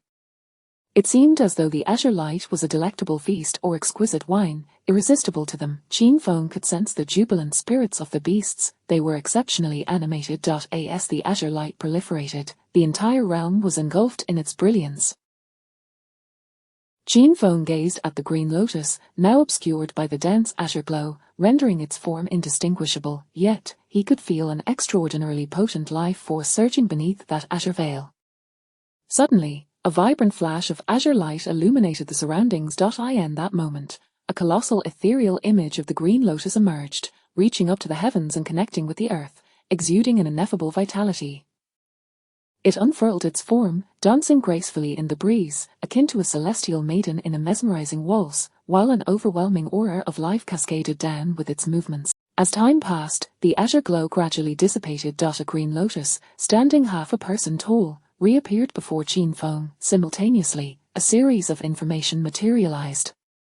Evolution complete. Green Lotus Creation Green Lotus. Current beast. Creation Green Lotus, grade, ancient level. Level, LV1. Strength, 1000. Constitution, 1000. Agility, 1000. Spirit, 500, 000. Combat power, 200, 000. Skills, Source of Life, Rebirth Creation. Next evolution required. 1 million evolution points. Ancient level. Qin Feng's eyes widened in astonishment. This is extraordinarily fortuitous. Initially, he believed that acquiring another ancestor-level beast would be remarkable. To his surprise, he had obtained yet another ancient-level creature. By this calculation, Heavenly Mysterious Tortoise, Warlord and Queen, Black Dragon King, Creation Green Lotus, a total of 5 beasts, 4 of which are of ancient level. Once the evolution points accumulate sufficiently again, the Golden Crow can also evolve into an ancient level. At that point, possessing 5 ancient level beasts would render him entirely unafraid of the 7 turns. Qin Feng continued to scrutinize the attributes of the Creation Green Lotus. Among its 4 primary attributes, strength, constitution, and agility each stood at 1000, yet its spirit soared to an astounding 500,000. This attribute surpasses that of his Warlord and Queen in extremity. However, being an auxiliary-type beast primarily focused on healing and restoration, such attributes are rather reasonable. As for its combat power, it appears somewhat absurd. While combat power is merely a rough assessment based on attributes, how could this Creation Green Lotus possibly possess any combat capabilities? Chapter 56, The Source of Life, Rebirth and Creation. After a brief moment of jest, Qin Feng's gaze descended, settling upon the skills section. The previously existing recovery skill had vanished, replaced by 2 new abilities. Skill, Source of Life, Rebirth and Creation. Source of Life. Effect, friendly units within range recover 10% of their health per second, lasting for 1 minute. Cooldown, half an hour. Skill, Rebirth and Creation. Effect. Revives a target that has died within the last hour, restoring them to optimal condition. Cooldown, 1 day. Passive effect, rebirth. Upon the death of the Beast Master, the rebirth effect will automatically trigger, reconstructing the body and inducing a state of weakness. Cooldown, 30 days. Qinfeng's breath quickened. These two skills were astonishingly formidable. To begin with, the source of life restored 10% of health every second for a full minute. This meant that under the effect of source of life, his beasts essentially gained 6 extra lives. Take, for example, their heavenly turtle. Currently, its health was nearly 10 million. With the source of life in effect, its health would surge to a staggering 60 million. Not to mention the already extraordinary defensive capabilities of their heavenly turtle. Just considering this health increase alone would undoubtedly send shivers down anyone's spine. More significantly, the effect of a source of life was a range effect. It was as if all his beasts acquired 6 additional lives out of thin air, which was utterly preposterous. Now, let us turn to the second skill, rebirth and creation. If the first skill was merely shocking, then the second skill was nothing short of miraculous for Qinfeng. Revives a target that has died within the last hour, restoring them to optimal condition. It is essential to understand that revival skills are exceedingly precious. Typical revival abilities, even if successful, usually restore at most 10% of health. This means that while revived, the individual is nearly devoid of combat capability. However, rebirth and creation was entirely different. Reviving and restoring to optimal condition. What does optimal condition entail? Not only does it signify 100% health, but it also means that all injuries are healed, and all skills are fully off cooldown.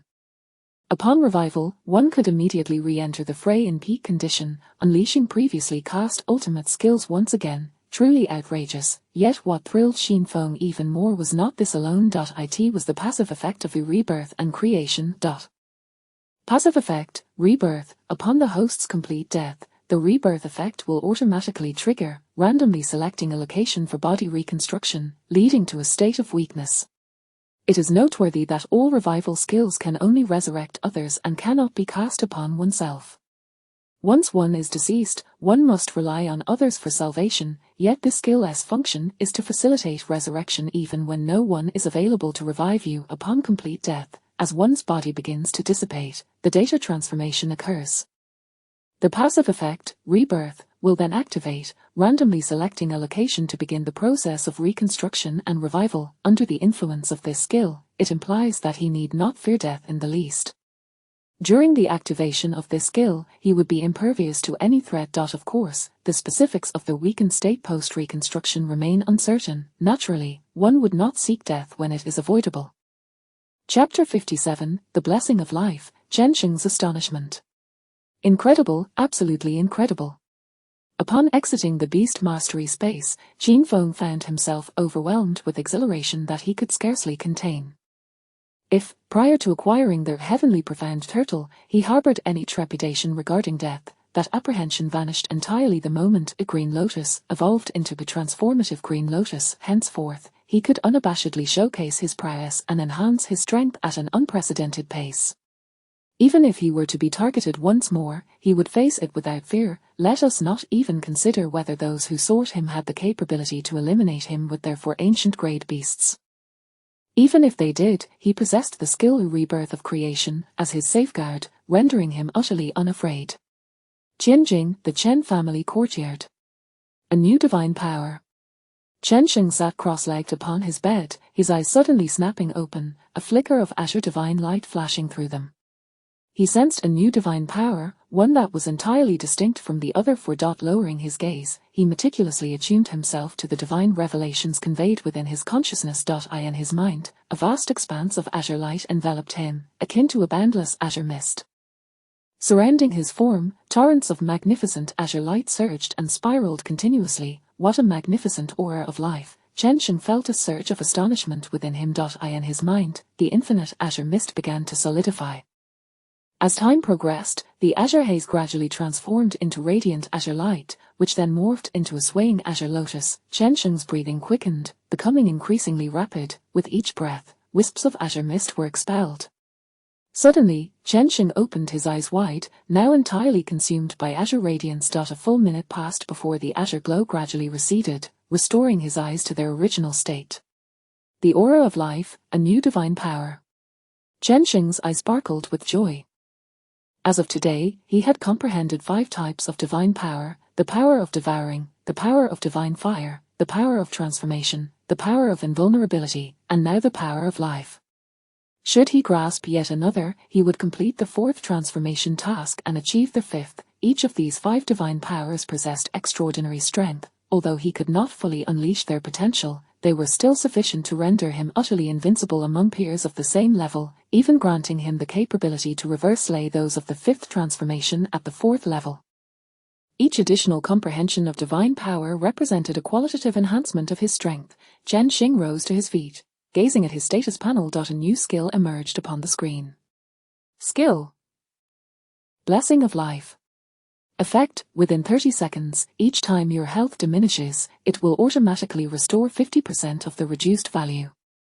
Cooldown: 30 minutes. Chen Sheng's gaze trembled, a sense of astonishment washing over him. This skill, seemingly unremarkable, was, in fact, extraordinarily exaggerated. Each time his health diminished, it would restore 50% of the lost value. Assuming his health was 100, if an opponent dealt 100 damage, he would recover 50. Should the opponent continue to inflict harm, and his health were to drop by 50, it would restore back to 25. This meant that within 30 seconds, regardless of the opponent's assault, he would not perish.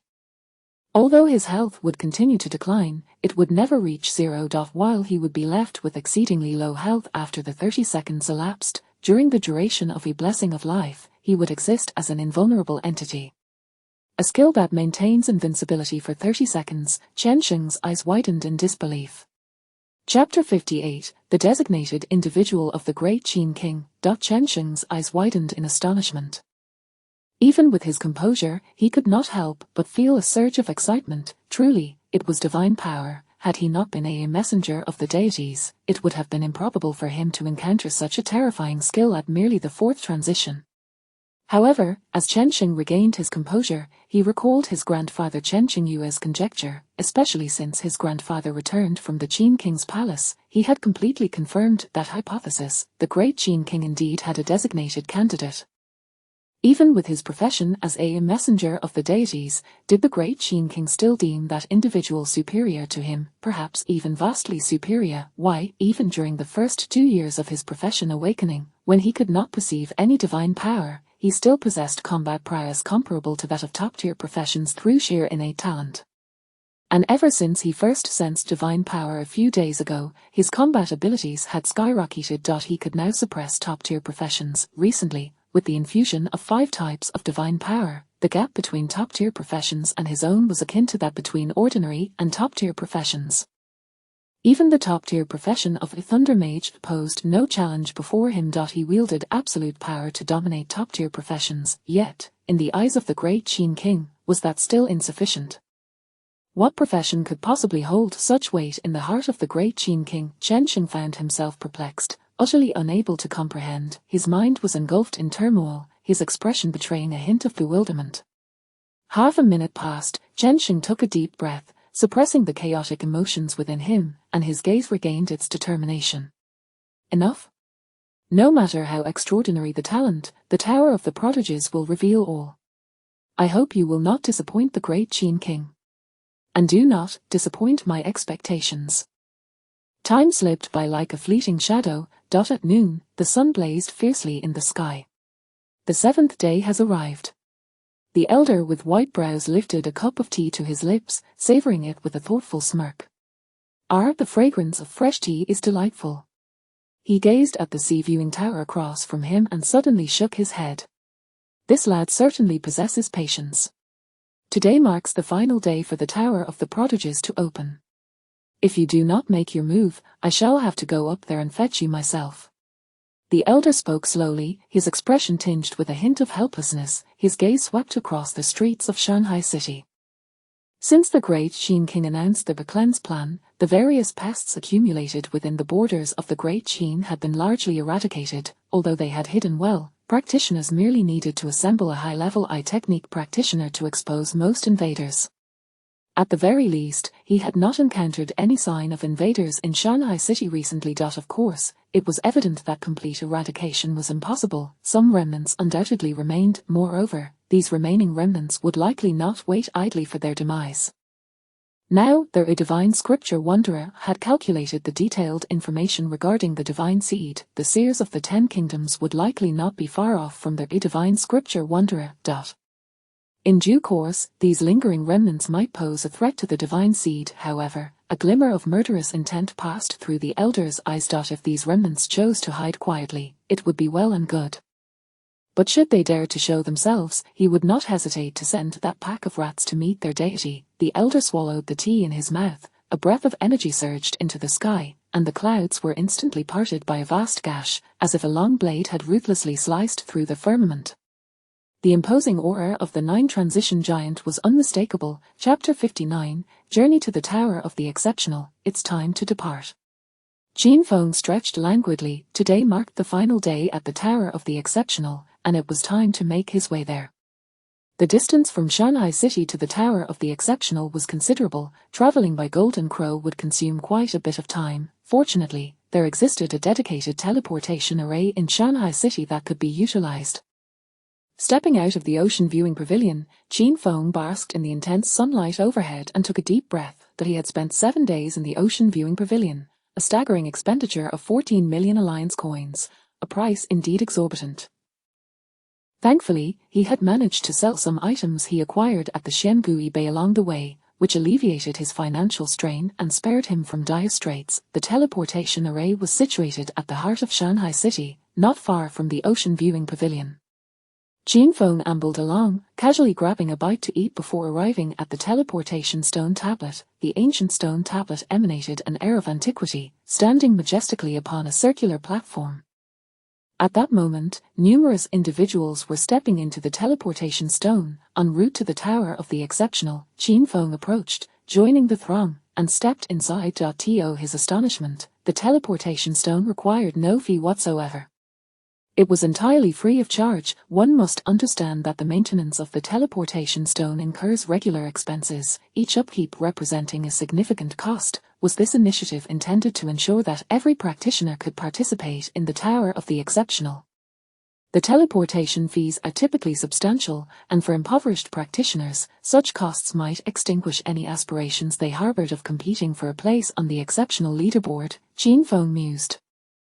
At that moment, a fluctuation in space signaled the commencement of the teleportation. The fabric of space warped and spun, plunging the surroundings into darkness. After approximately a minute, faint glimmers began to emerge within the inky void, gradually intensifying in brightness, accompanied by a cacophony of sounds reaching his ears. As the spatial turbulence subsided, Qin Feng slowly opened his eyes. Before him stood a colossal tower, towering at least 100 stories high, reaching nearly 500 meters into the sky. Beside the tower, a leaderboard displayed the information of each practitioner at various levels, allowing challengers to engage at their leisure. Qin Feng stepped forward to examine the listings. Tower of the Exceptional, Level 100. Wang Long, Profession, Dual Dagger Knight, Level, 4th Transition 130. Tower of the Exceptional, Level 99, Bai Lin, Profession, Star Sorcerer, Level, 4th Transition 137. Tower of the Exceptional, Level 98, Su Lang, Profession, Storm Mage, Level, 4th Transition 129. Tower of the Exceptional, Level 97. Qin Feng stood before the leaderboard, scrutinizing the ranking information. It appeared that the top 5 practitioners of the Tower of the Exceptional were predominantly of the 4th Transition tier. Such levels posed no pressure whatsoever for him. However, it remained uncertain whether the current rankings accounted for any yet-to-arrive paragons. After all, there were likely many sharing his ambition to conquer the leaderboard at the last moment. The area surrounding the Tower of the Exceptional was already teeming with onlookers, engaged in lively discussions about the leaderboard. The reward for this round's top contender is utterly terrifying. It's a fragment of divine authority. I wonder who will seize it. Who currently holds the top spot at the Tower of the Exceptional? Wang Long, the one from the Wang family of Qinghe City. Qinghe City is merely a third-tier city. If it were to produce a top contender, even the City Lord would bask in glory. He the top contender, it's merely that the true paragons have yet to arrive. Take Fang Hongyu from the Shanhai Fang family for example, the Fire Mage, how could Wang Long possibly compare? Chapter 60, The Thunder Mage, Lei Zhenghao, the Flame Mage, a truly prestigious profession, one remarked. Not merely a top-tier profession, furthermore, she has the formidable backing of the Fang family, and her level has already reached the 4th transition limit. If that is the case, Fang Hongyu is highly likely to secure the top position on this year's talents list. As the crowd engaged in lively discussion, they expressed considerable admiration for Fang Hongyu. At that moment, a scornful laugh sliced through the air. Fang Hongyu, in previous times, she might have truly claimed the top spot on the talents list, but this time, she falls short. Falls short? The crowd turned to the speaker. If a top-tier flame mage is deemed inadequate, then what profession do you believe is worthy? The individual shook his head. Being from Tianjing, you cannot possibly comprehend that this generation has birthed a genuine prodigy. The disparity between a top-tier profession and his is as vast as that between an ordinary profession and a top-tier one. His voice carried a hint of reverence.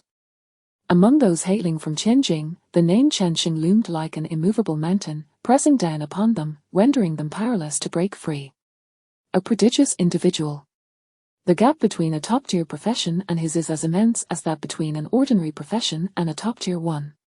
The crowd momentarily paused, but soon one could not contain a laugh. Pfft! Har har har! My friend, before you boast, at least contemplate your words. The difference between a top-tier profession and his, as you say, is akin to that between an ordinary and a top-tier profession? You dare utter such nonsense. One must speak with substantiation, fabrications and not to be tossed about carelessly. Har har har, indeed, you startled me, I nearly believed there was such a profession. Your earnest demeanor almost convinced me. Instead, his gaze reflected a condescending pity, as if observing a fool. Fabrication, substantiation. I wonder if this could be considered substantiation. He straightened his posture, a tremor coursed through him. In an instant, an overwhelming surge of magical power erupted forth. His professional information panel was unveiled before the astonished audience. Profession, Thunder Mage. Level, 4th transition, 145. Laughter ceased abruptly, the crowd stared at the man before them as if they had encountered a spectre. A top-tier profession, Thunder Mage. Thunder Mage, Tianjing, you are Lei Zhenghao of the Lei family. Someone recognized the man.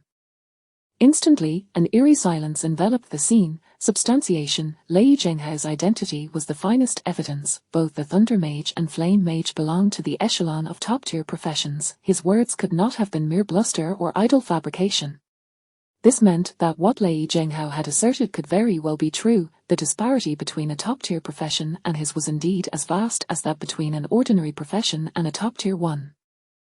Hiss! What profession could transcend a top-tier one? It was simply unfathomable. Perhaps the reason they were offering fragments of divine authority as rewards was precisely due to that prodigy spoken of by Lei Zhenghao.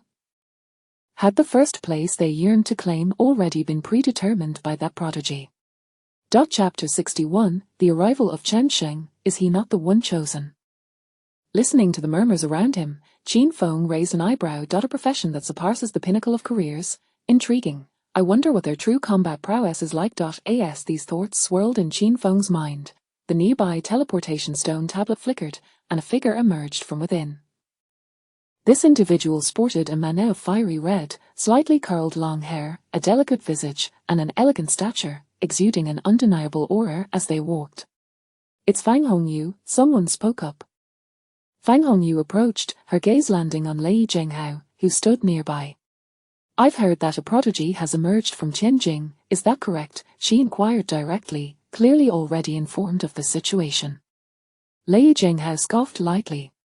What, do you wish to contend for the top position with him? Is that not permissible? If one has lost their fighting spirit on the path of a professional, it would be better to return home early and raise pigs, Fang Hongyu replied, casting a sidelong glance at Lei Zhenghao, her tone laced with provocation.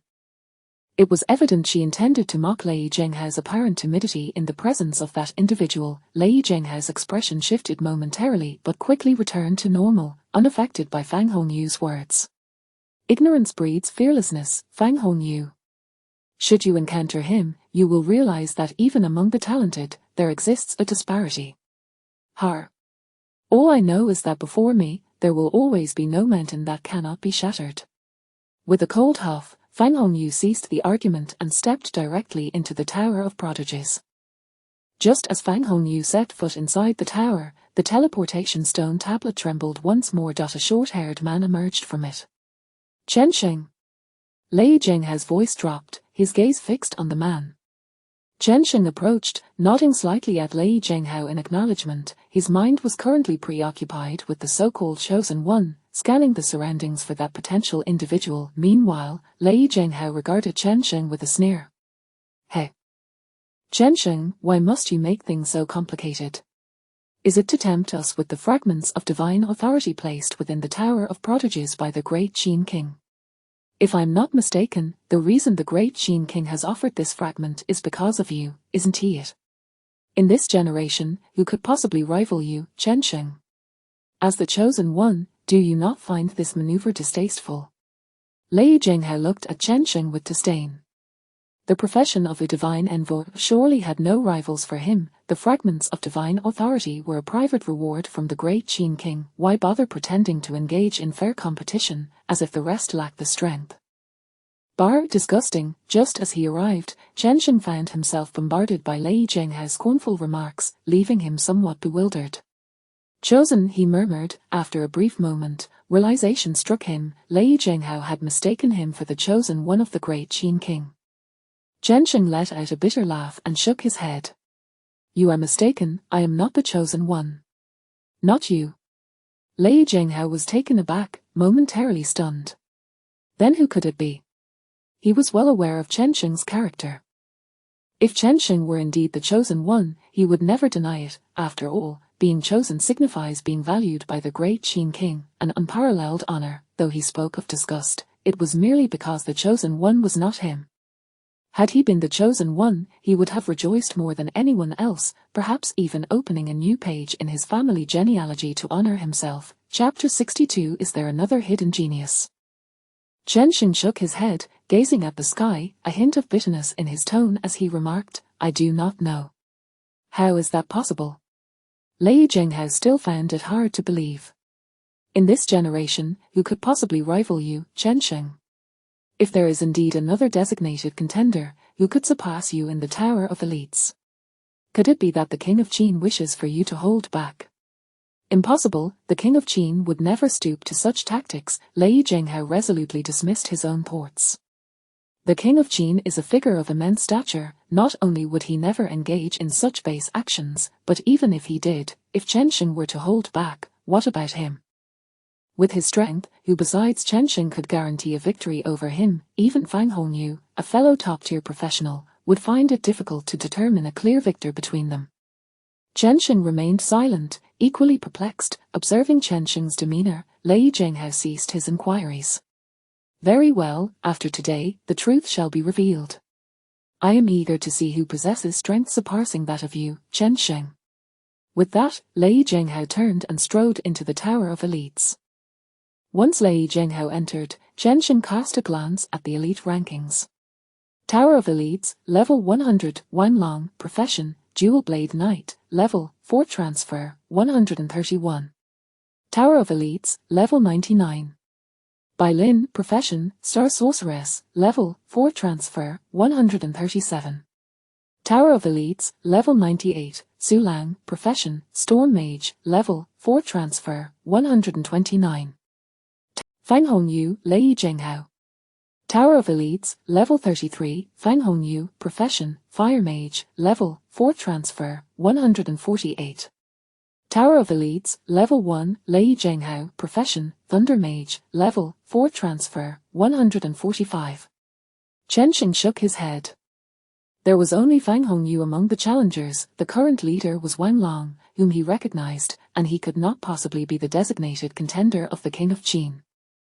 As for Fang Hongyu, who was presently challenging the tower, Chen Sheng was also familiar with him. He too could not be the designated individual. This implies that the person has yet to arrive. Or perhaps they have already arrived but have not commenced their challenge, Chen Sheng pondered, surveying his surroundings. His gaze briefly lingered on Qin Feng before swiftly moving on. He then shook his head, resolving not to dwell on it any longer, and proceeded directly into the Tower of Elites. There was no point in entanglement. He would first secure the 100th level, and then he would soon find out.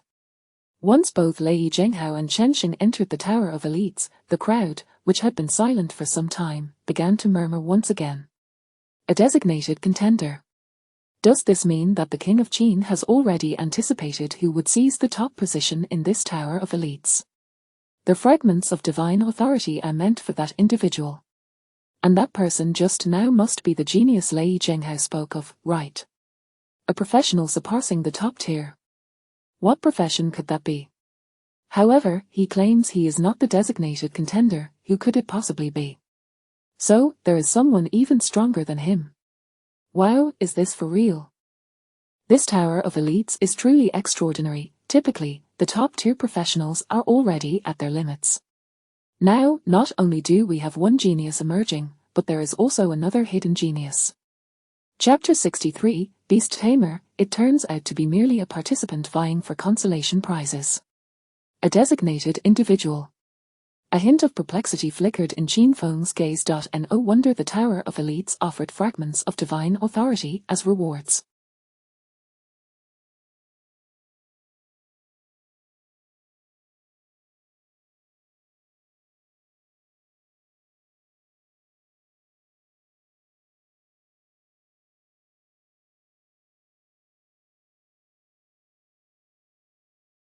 It appears this was the underlying reason. However, it remains uncertain whether the great Qin king anticipated the existence of such an anomaly like himself. A smirk graced Qin Feng's lips as he redirected his attention to the leaderboard of the Tower of Elites.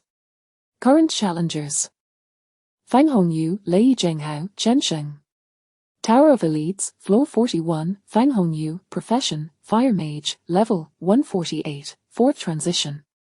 Tower of Elites, Floor 11, Lei Zhenghao, Profession, Thunder Mage, Level 145, 4th Transition. Tower of Elites, Floor 13, Chen Sheng, Profession, Divine Messenger, Level 150, 4th Transition. As his gaze swept across, Qin Feng was momentarily taken aback. Chen Sheng, Profession. Divine Messenger. Is this the profession that Lei Zhenghao mentioned, which surpasses even the highest tiers? Divine Messenger, for reasons unknown. Upon seeing this profession, an odd thought suddenly crossed Qin Feng's mind. He opened his task panel to take a look. Current task: the path of the 9 transitions to divinity. 2. Task description: the prestige of the divine. Task requirements: suppress the Tower of Elites, instill a modicum of divine ore in the elites. Task duration: unlimited. The path of the 9 transitions to divinity. Divine Messenger. Qin Feng murmured softly, savoring the implications within, as the peculiar thought in his mind grew increasingly potent.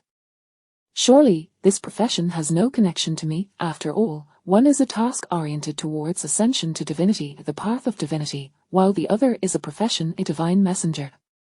It is difficult not to draw misguided conclusions. With a strange expression, Qin Feng ultimately shook his head, dispelling the bizarre thoughts swirling in his mind. Such notions are undeniably absurd and improbable.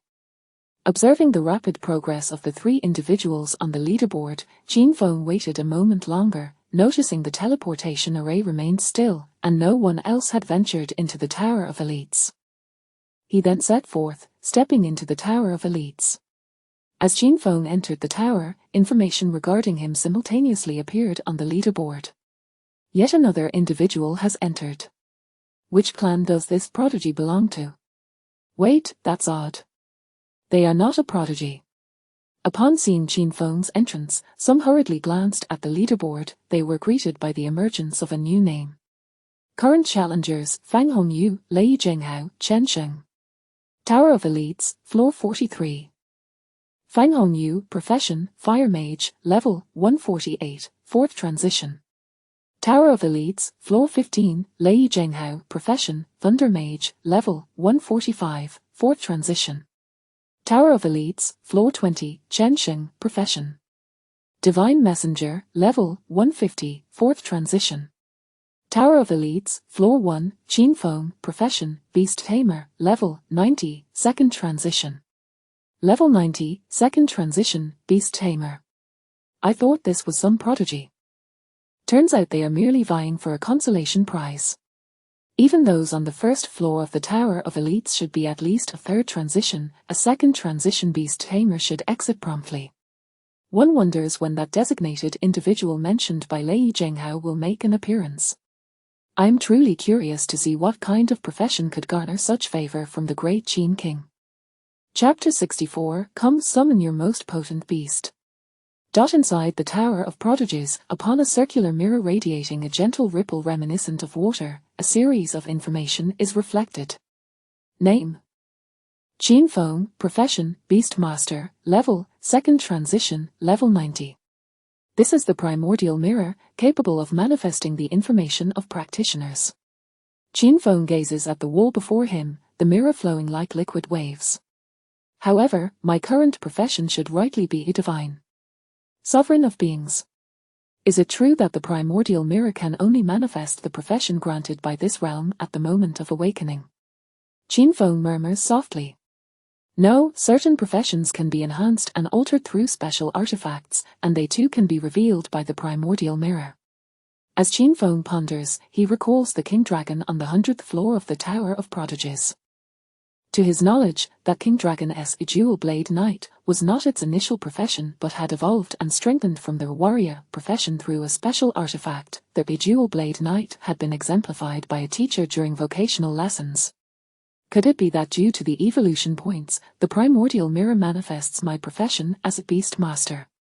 A realization dawns upon Qin Feng.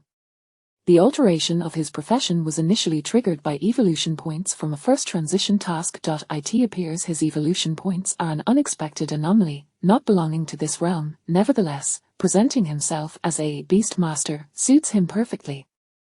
A smile graces Qin Feng's lips as he turns his gaze towards the nearby staircase and strides upward. First floor of the Tower of Prodigies. From the outside, each level of the tower appears to be a mere 5 meters high, confined in space. Yet, upon entering, one discovers that the area constitutes an independent realm. Above, the sky stretches infinitely high, devoid of sun or moon, yet illuminated as if one has entered another world. At this moment, Wenhao sits cross-legged on the ground, feeling rather vexed. He had been on the 4th floor of the Tower of Prodigies. Although he was still at the bottom, he was not entirely last. It was not as if a prodigy could simply displace him from the tower, yet, to his astonishment, just moments ago, 3 prodigies had stormed in, pushing him from the 4th floor straight to the 1st. If another prodigy were to arrive, he feared he might be entirely expelled from the tower, losing any chance of rewards. Wenhao's heart brimmed with frustration as he gazed at the nearby blue vortex of light, anxiety creeping in. Suddenly, the light flickered, and a figure cloaked in black appeared before him. Wenhao felt a jolt in his heart and quickly rose to his feet. No way, just as I said that. His senses were on high alert as he glanced at the watery mirror beside the entrance of the blue vortex. Challenger. Qin Feng, Profession, Beastmaster, Level, 2nd Transition, Level 90. A Level 90 Beastmaster of the 2nd Transition. Wenhao paused, then exhaled in relief. Goodness, he was startled. He thought his misfortune would continue with yet another prodigy arriving to displace him. Fortunately, it was merely a participant seeking to join. The profession of Beastmaster relies on summoning beasts for combat, which, while advantageous among ordinary professions, does not guarantee superiority against prodigies like himself, especially given his considerably higher level. Even if the opponent commanded a golden tier beast, the chances of victory were non-existent. Of course, if the adversary possessed a primitive tier beast, there could be a possibility of winning. However, such a scenario was exceedingly rare. How many beast masters in this world could claim a primitive tier beast? The resources required to evolve a golden tier beast into a primitive tier 1 could easily elevate someone to the status of a 6th transition powerhouse. Moreover, it is crucial to note that evolving a golden tier beast into a primitive tier requires the practitioner to reach the fourth transition. Thus, without attaining the fourth transition, even if one gathered the necessary materials for evolution, they could not proceed with the transformation. Yet, there exists another path to acquire a primitive tier beast before reaching the fourth transition. To contract one directly without evolution, however, it must be noted that no primitive tier beasts have been sighted in over a century. Even if one were exceptionally fortunate to encounter one, the probability of successfully contracting a primitive tier beast at the level of the second transition is less than 1 in 100,000. It is not merely a fanciful dream, such an endeavor is akin to scaling the heavens. Wang Hao shook his head, observing Qin Feng and awaiting his decision to withdraw. According to the rules of the Tower of Prodigies, once one enters the challenge area, they are considered participants. They can assess their strength and decide whether to engage in combat. Should they feel inadequate, they may withdraw and still receive a basic participation reward. Wang Hao's gaze lingered on Qin Feng for a moment before he prepared to sit down.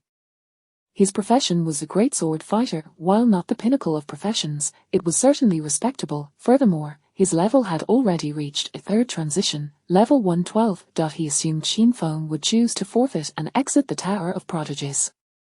However, the next moment, his brow furrowed slightly. To his astonishment, Qin Feng began to approach him deliberately. Wang Hao, taken aback, raised an eyebrow and asked, "Aren't you going to withdraw? You must see the disparity between us." Standing before Wang Hao, Qin Feng raised an eyebrow. "The disparity between us? I can indeed perceive it." He affirmed Wang Hao's words, yet the implication was entirely different. "And you? Oh, I understand now." Wang Hao's tone shifted as if he had grasped something significant. "You wish to hone your combat skills through a battle with me, don't you?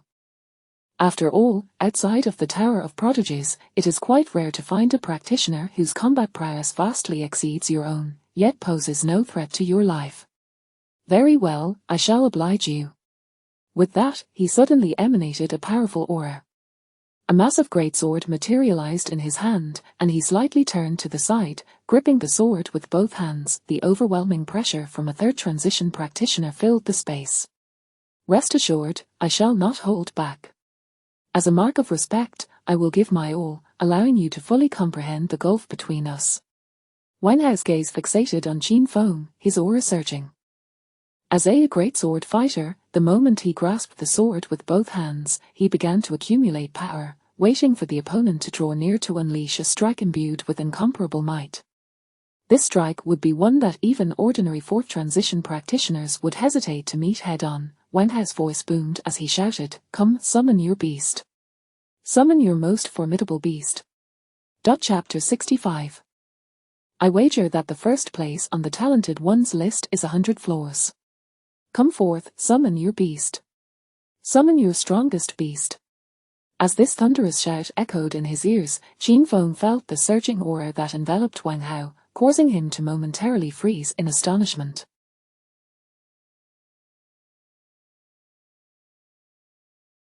Subsequently, he suppressed his initial intention to summon the golden crow. With a somewhat peculiar expression, he turned to Wang Hao and inquired, "Are you certain it is your strongest beast?" "Absolutely certain," Wang Hao replied without hesitation. A hint of dissatisfaction flickered in his heart. Could it be that his opponent intended to hold back? The notion of a second transition facing a third transition while still harboring such thoughts was utterly foolish. Should they have been life-and-death adversaries, the other party would undoubtedly be courting disaster. Very well. With Wang Hao's affirmation, Qin Feng no longer hesitated, slightly raising his palm. Boom, a thunderclap resounded. In the next moment, the sky darkened. Ominous clouds swept across the horizon, and amidst the flickering lightning, a colossal dragon-like creature emerged in the heavens, its massive head piercing through the clouds, coldly gazing down at Wang Hao. A terrifying dragon might pervaded the atmosphere, an aura of dread enveloping the firmament. Crack, the heavy sword that Wang Hao had been gathering power with for an extended period fell uncontrollably to the ground. His aura dissipated like a deflated balloon. He was bewildered, utterly bewildered, under the gaze of that monumental creature. His body trembled uncontrollably. The overwhelming dragon might, intertwined with a terrifying malevolence, sent shivers down his spine, causing every hair on his body to stand on end, and his scalp felt as though it might explode. He swore he had never encountered such a fearsome being, even the world bosses had never imposed such a powerful sense of oppression upon him. This sensation was akin to feeling that his life and death were no longer within his control. With a mere whisper from it, he would surely meet his end. This creature is that fellow's beast. Wen Hao stiffly turned his head to glance at Qin Feng not far away. Is this for real? Am I not dreaming? Wen Hao pinched the flesh of his arm forcefully. The sharp pain that followed confirmed that he was not dreaming. Damn, what level of beast is this? An ancestral level? No, this aura is far beyond what an ancestral level beast should possess. Then a horrifying thought flashed through Wen Hao's mind, and cold sweat instantly broke out. An ancient level. An ancient level beast, a second transition beast master commanding an ancient level beast. This is utterly inconceivable. Have you somehow cheated? Such a scenario was so fantastical that even witnessing it firsthand left him struggling to believe it. Yet, regardless of his disbelief, the enormous creature that blotted out the sun and the terrifying aura of malevolence were undeniable. More importantly, there was the attribute panel that floated before him. Current beast. King Black Dragon. Rank, ancient level. Level, LV75. Strength, 250, 000. Constitution, 225, 000. Agility, 185, 000. Spirit, 180, 000. Combat power, 330, 000. Ancient level King Black Dragon, with over 300,000 combat power. How the hell am I supposed to fight this? Wen Hao gazed at Qin Feng, forcing a smile that was more grotesque than a cry. I surrender. Please, spare me your divine powers.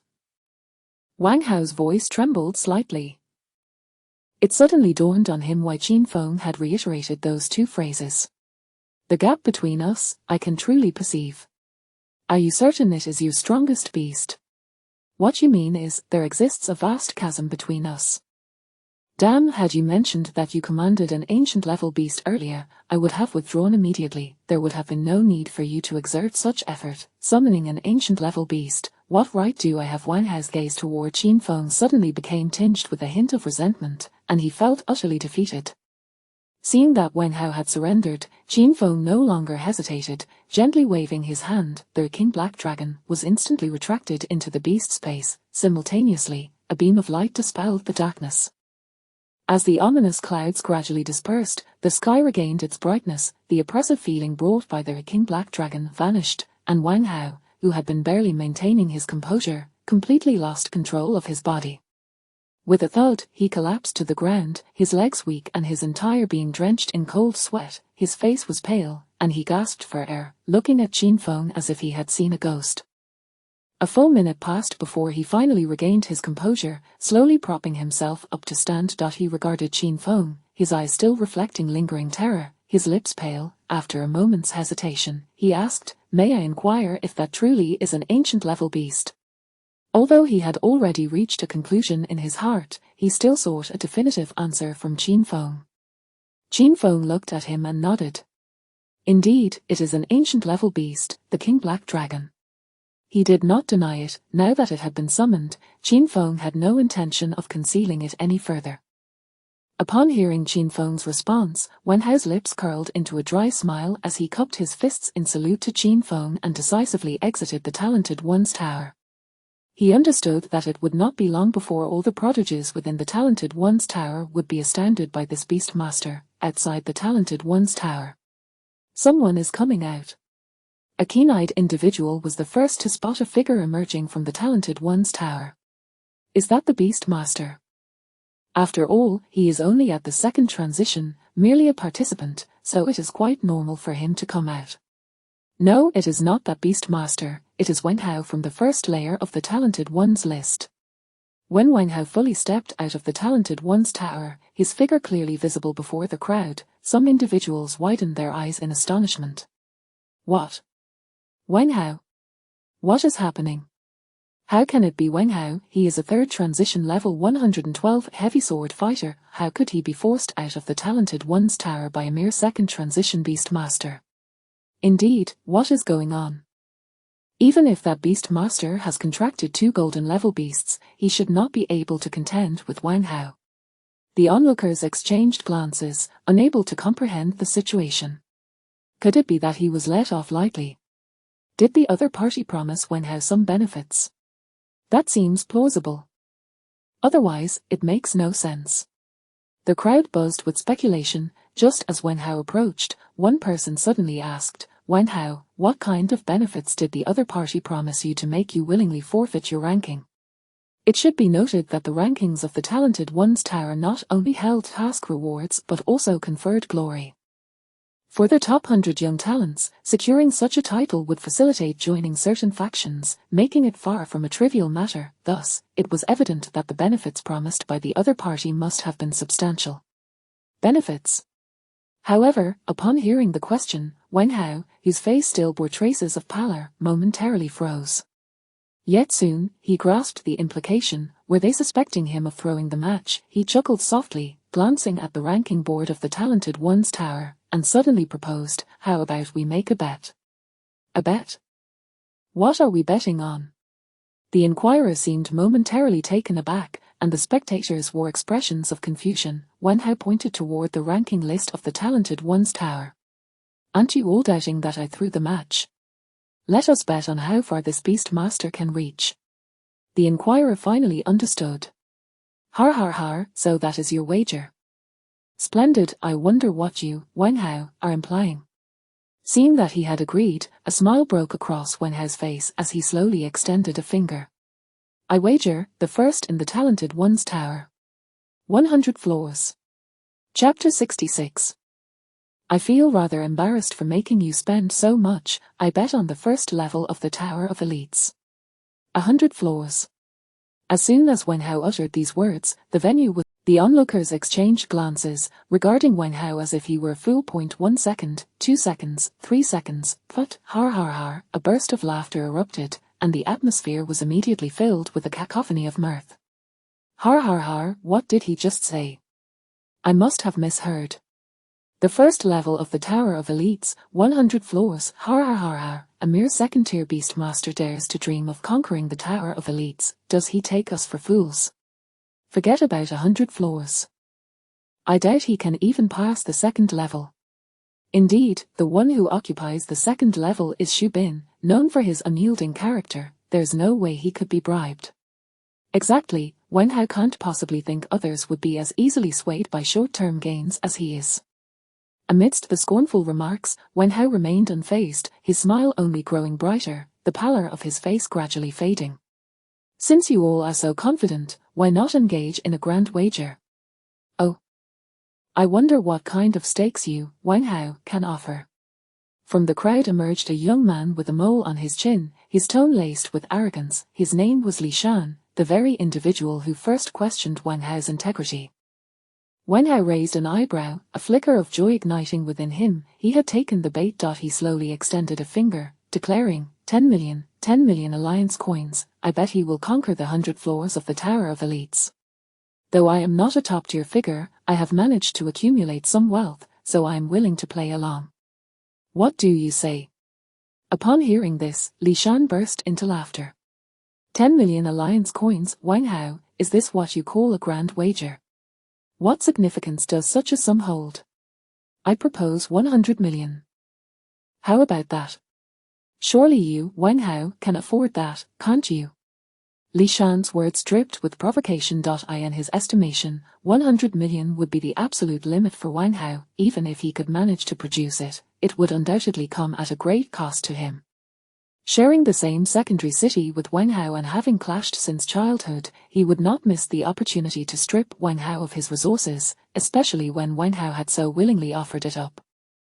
As expected, upon hearing Li Shan's challenge, a flicker of hesitation crossed Wen Hao's face, revealing his inner turmoil. Seizing the moment, Li Shan fanned the flames further. What is the matter? You, Wen Hao, can't possibly be unable to produce even this much. If that's the case, I suggest you retreat and hide your tail, lest you embarrass yourself further. With Li Shan's remarks, Wen Hao's expression changed dramatically as he glared at him with fury. You. Li Shan, who says I can't produce it? Fine, 100 million it is, I accept the bet. His face flushed with indignation, he appeared furious, yet inside, he was reveling in joy. Only he understood how terrifying that so-called second-tier Beastmaster truly was. Excellent! Li Shan exclaimed decisively, seemingly fearful that Wang Hao might retract his words. At that moment, the onlookers began to stir, clamoring for involvement. Wait, what is the point of just the two of you playing? Let us place our bets too. Yes, we want to participate. I wager 5 million that the Beastmaster won't surpass the 20th level. If he does, I'll concede. 20th level, I bet 10 million on the 10th level. If he surpasses that, I'll concede. You two are far too conservative, I wager 50 million on the 5th level. If he surpasses that, I'll concede. Listening to the crowd's banter, Wang Hao's heart soared with glee. He nearly burst out laughing, though he feigned a struggle on the surface. After a moment, he gritted his teeth. All right, I, Wang Hao, accept. What audacity! Li Shan laughed heartily. To prevent anyone from cheating, I will provide a contract scroll. Let everyone sign the agreement. With that, he raised his hand, summoning a scroll radiating a blue glow into his palm. This was a common contract scroll capable of autonomously inscribing the terms of the agreement while allowing for multiple signatories. Once signed, the contract was binding, with divine retribution awaiting any who broke it. As Li Shan inscribed the terms, everyone eagerly signed the contract. Wang Hao, without hesitation, completed his signature as well.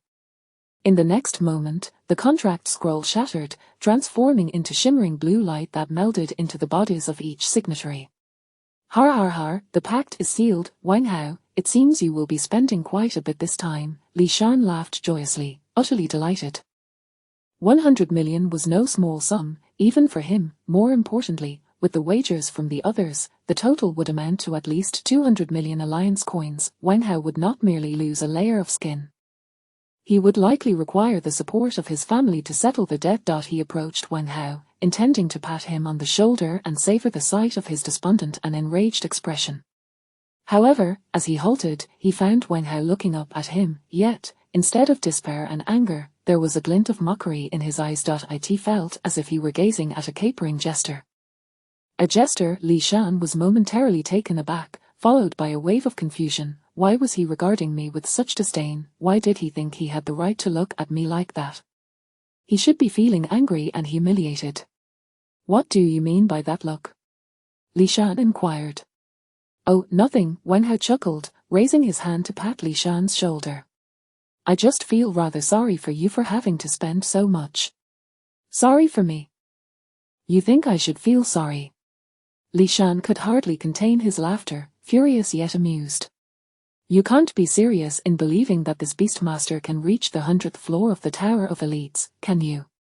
Wang Hao shrugged nonchalantly. Well, we shall see. Hey, Li Shan sneered coldly.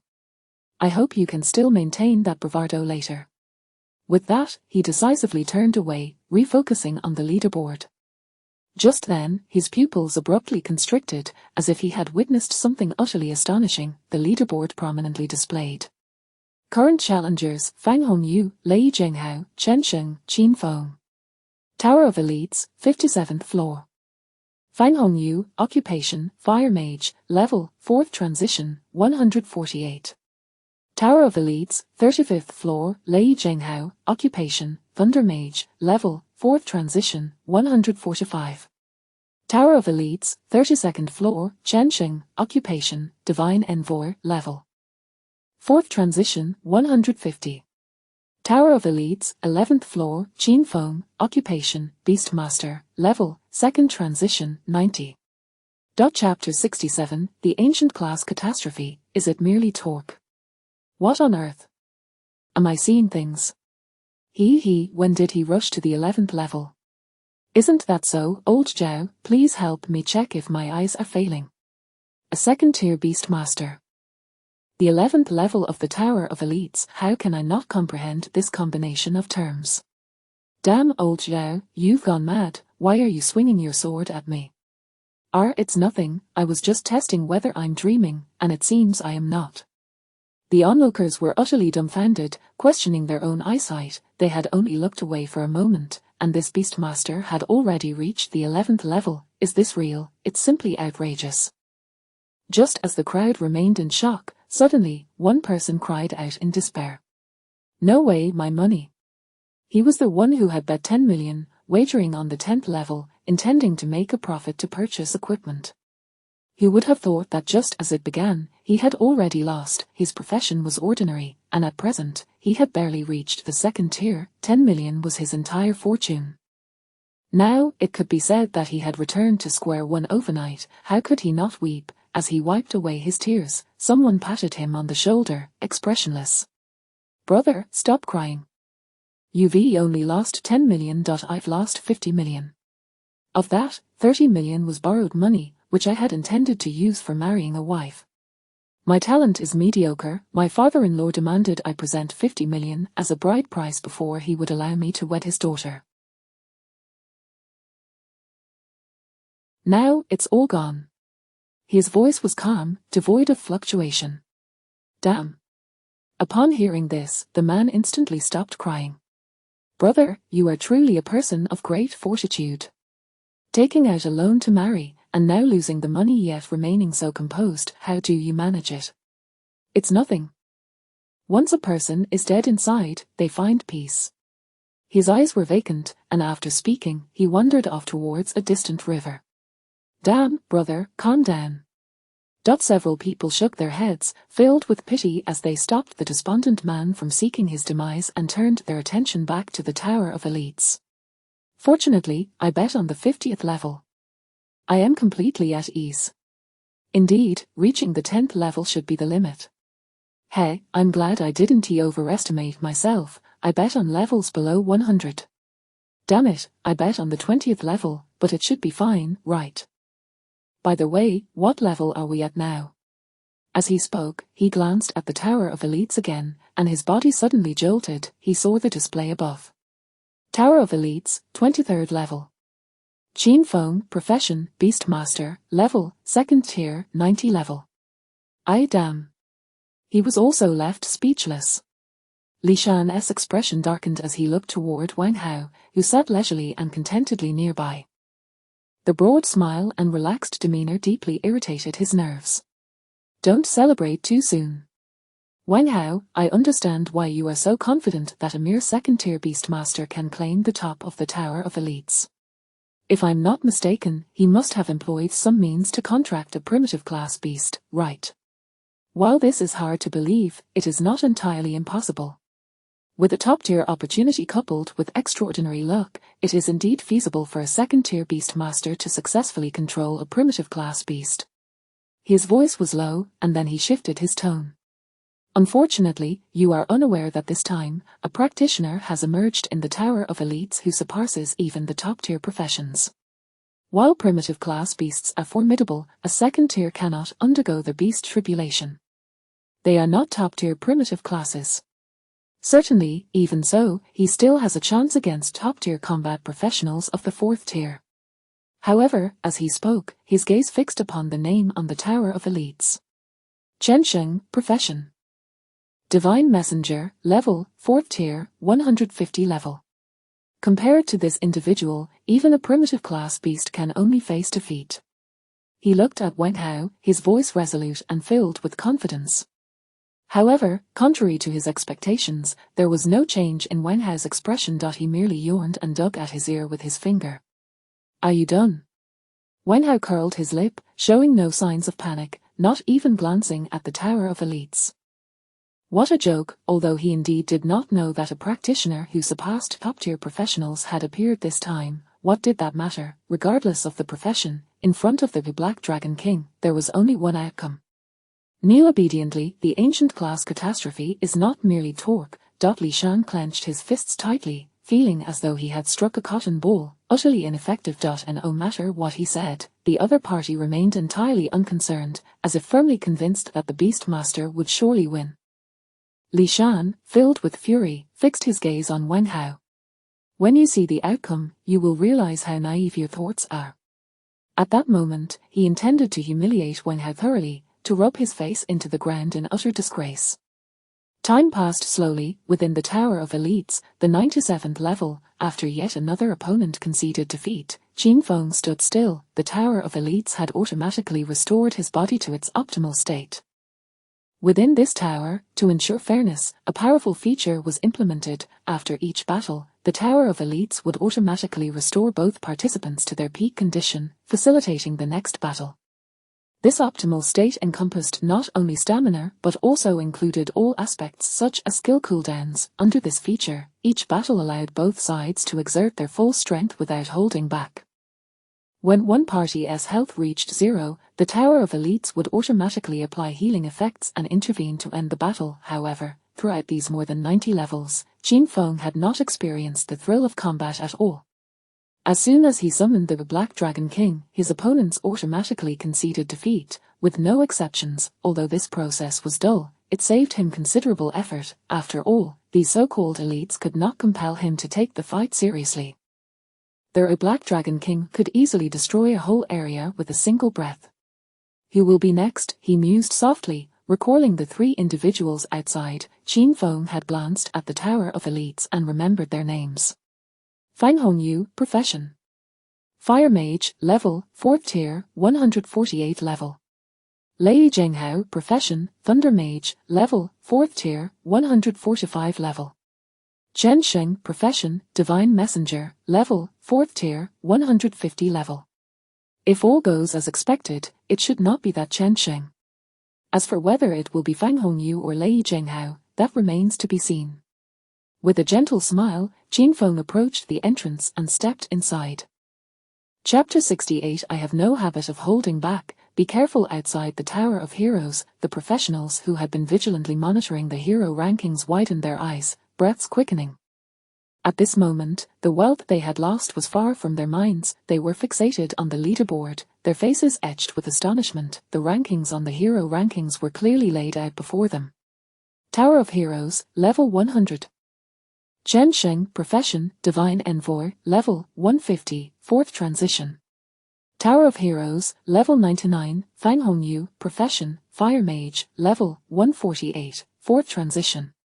Tower of Heroes, level 98, Lei Zhenghao, profession. Thunder Mage, level 145, 4th transition. Current challenger, Qin Feng. Tower of Heroes, level 97, Qin Feng, profession, Beast Tamer, level 90, 2nd transition. 97, he actually reached 97, what's going on? How can a 2nd transition Beast Tamer possess such combat prowess? Are we sure the hero rankings are displaying correctly? At this moment, no one doubted that Qin Feng had relied on anything other than his own merit to ascend the Tower of Heroes. It would be ludicrous to suggest that one could buy off all the heroes with money. The figure would be astronomical. Moreover, not all heroes could be swayed by wealth. Many from powerful factions were hardly in need of money.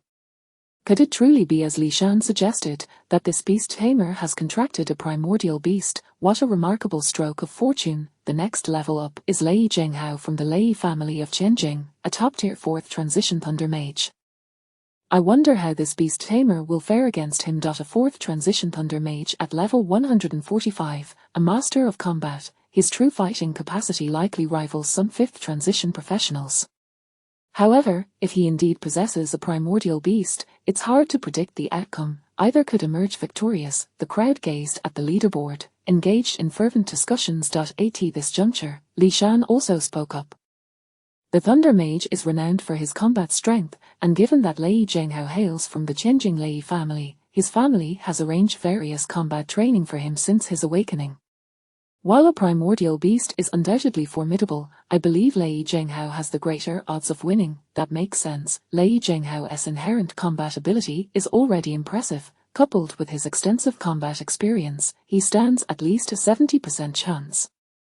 Impressive analysis, Brother Li. The onlookers readily concurred, acknowledging Li Shan's insights. Observing this, a satisfied expression bloomed on Li Shan's face. Although he had placed his bets on Chen Sheng in the end, he would not miss the opportunity to undermine Wang Hao beforehand. However, scarcely had their words fallen when a derisive scoff broke through the air. Such astute analysis, yet perhaps you should take a closer look at the hero rankings. Wang Hao's voice was languid, laced with mockery. The hero rankings. Li Shan was taken aback. The crowd halted their discussions, turning their gaze toward the leaderboard. Tower of Heroes, level 97, Lei Zhenghao, profession, Thunder Mage, level 145, 4th transition. Current challenger. Qin Feng. Tower of Heroes, level 98, Qin Feng, profession, Beast Tamer, level 90, 2nd transition. What the hell, 98 in the Tower of Heroes, how is this possible? In just a minute, Lei Zhenghao, a top-tier 4th transition Thunder Mage, lost in a minute. This is beyond belief. The crowd was utterly dumbfounded. Initially, they had assumed the clash between the two would be at least evenly matched.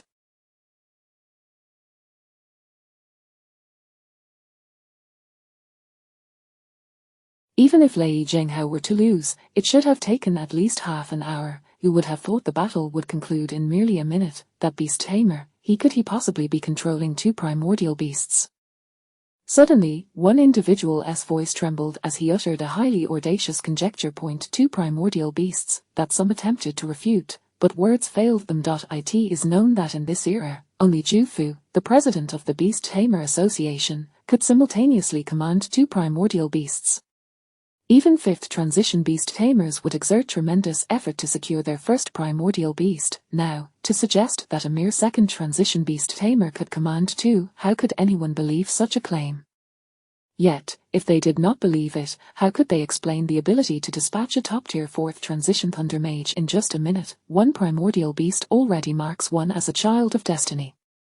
2. Is this the disparity between individuals? The crowd bitterly smiled, reflecting on their thoughts. Individuals like Lei Zhenghao, Fang Hongyu, and Chen Xing did not harbor jealousy. Top-tier professions were purely a matter of innate talent, beyond their envy. Yet, the sight of this beast tamer, who was on par with their levels yet merely a 2nd transition, stirred a flicker of jealousy within them. To command 2 primordial beasts at the 2nd transition, that was not talent, but sheer luck. 2 primordial beasts. Li Shan turned slightly to glance at Wang Hao. No wonder you possess such confidence. Is that your trump card? What a pity. Chen Xing equally possesses the strength to crush Lei Zhenghao.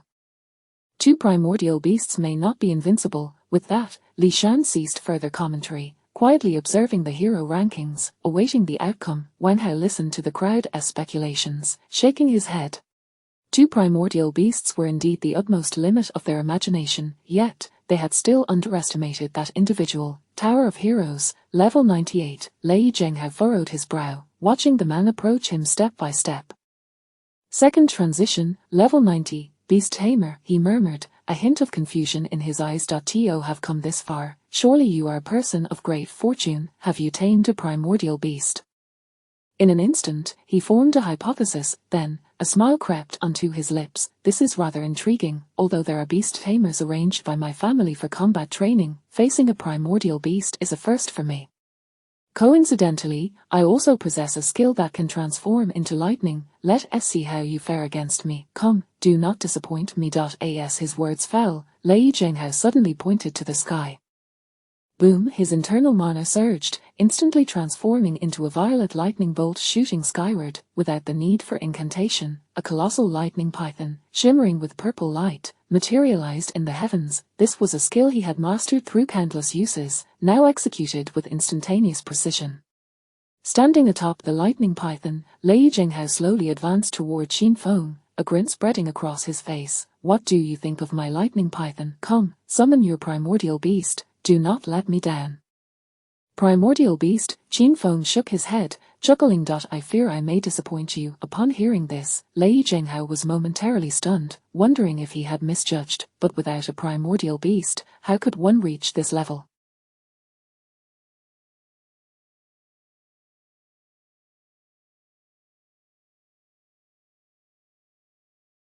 He furrowed his brow slightly, perplexed. Just as he was about to inquire further, he saw Qin Feng casually raise his hand. A voice floated through the air. However, an ancient beast should suffice for your taste. No.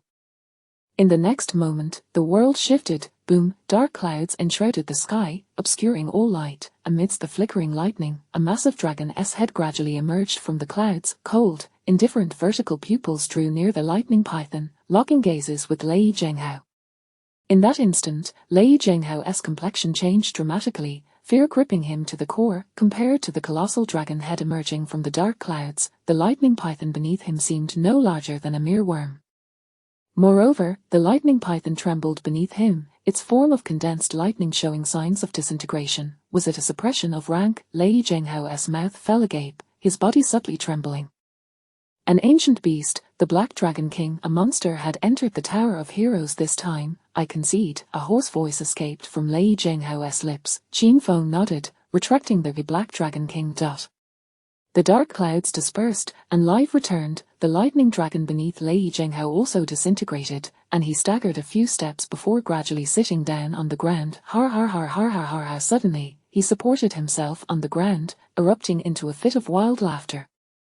Qin Feng furrowed his brow, puzzled, yet he saw Lei Zhenghao laughing so hard that tears streamed down his face, utterly delighted. I understand now. I understand. Har har har har. That designated individual is indeed not you, Chen Sheng. Har har har har. This time, let Chen Sheng experience the taste of defeat, to feel what it is like to plummet from the heights.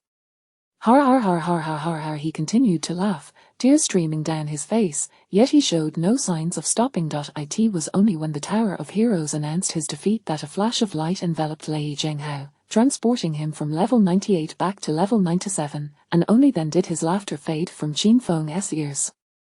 Qin Feng shook his head, refraining from delving into the reasons behind Lei Zhenghao's outburst, and stepped forward into the next level, Tower of Heroes, level 99. Qin Feng stood calmly, facing Fang Hongyu, her fiery red hair flowing. Oh, Fang Hongyu's beautiful eyes sparkled with surprise. A second transition, level 90, Beast Tamer. You actually defeated Lei Zhenghao. She was astonished, striding toward Qin Feng. I'm quite curious how you managed to overcome Lei Zhenghao.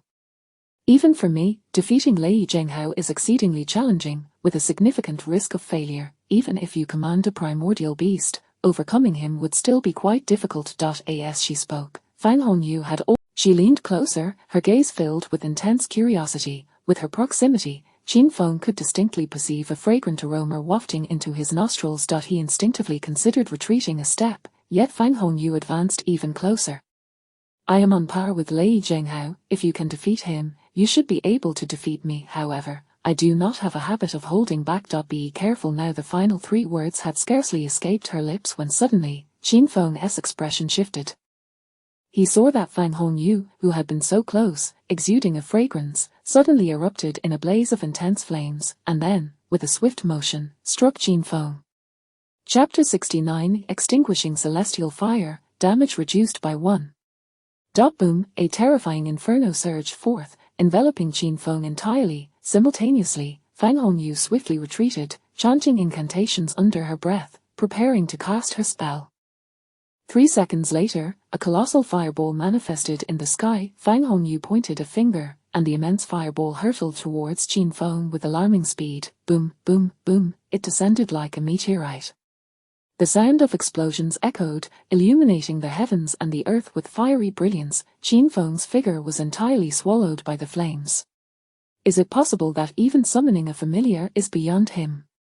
A flicker of doubt appeared in Fang Hongyu's beautiful eyes. Despite her ambush and the advantage she had gained, one would expect a reasonably competent beastmaster to summon their familiar before she could unleash her second skill. How could Lei Zhenghao have lost to such a beastmaster? Without summoning a familiar, he attempts to withstand it with mere flesh. A mere second transition, even with the defensive mitigation of a familiar and damage transfer skills, this strike is more than sufficient to extinguish his life. Fang Hongyu brimmed with confidence, for without a familiar, a beastmaster's personal attributes were exceedingly frail. Yet, why had the Celestial Tower not yet announced the conclusion of the battle? Could it be? Fang Hongyu furrowed her brow, gazing at the spot. As the flames gradually dissipated, a figure emerged from within. Qin Feng's expression remained unchanged as he stepped forward. Impressive, you possess some skill, he remarked, taken aback by her approach. Of feigned inquiry followed by a surprise attack. Though such tactics were hardly noble, within the confines of the Celestial Tower, they were adversaries. To extend courtesy to one's enemy only invites them to reveal the true depths of darkness. Had this strike been directed at any other beastmaster, even one of the same fourth transition, they would likely have faced dire consequences. Unfortunately for her, she faced him. Skill, symbiosis. Description, passive skill, damage inflicted upon the master of beasts is entirely transferred to the familiar. Under the effects of his symbiosis, he felt no fear of ambush. How is this possible? How could you emerge unscathed?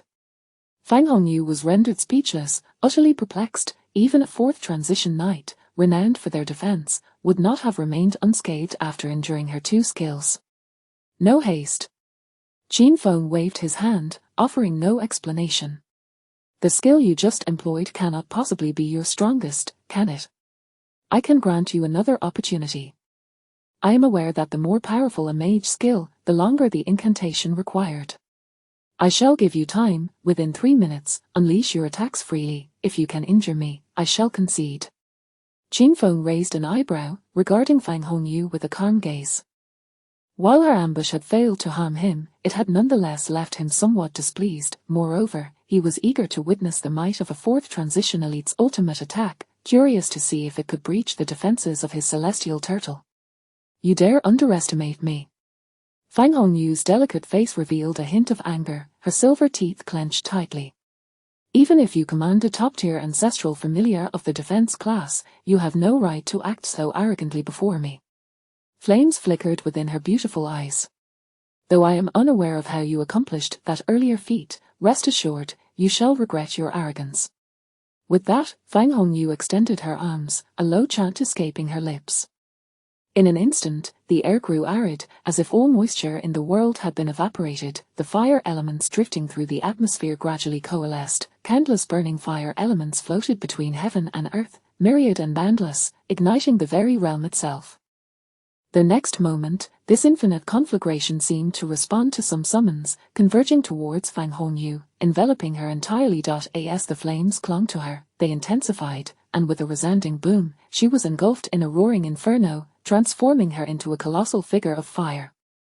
Qin Feng raised an eyebrow. A physical magic, quite rare.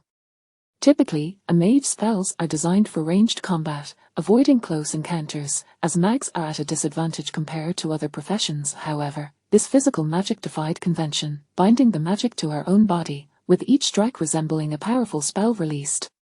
That a woman like Fang Hongyu could wield such magic truly astonished him. As thoughts raced through his mind, Fang Hongyu completed her incantation, her eyes, now veiled in flames, fixed upon Qin Feng as her crimson lips parted.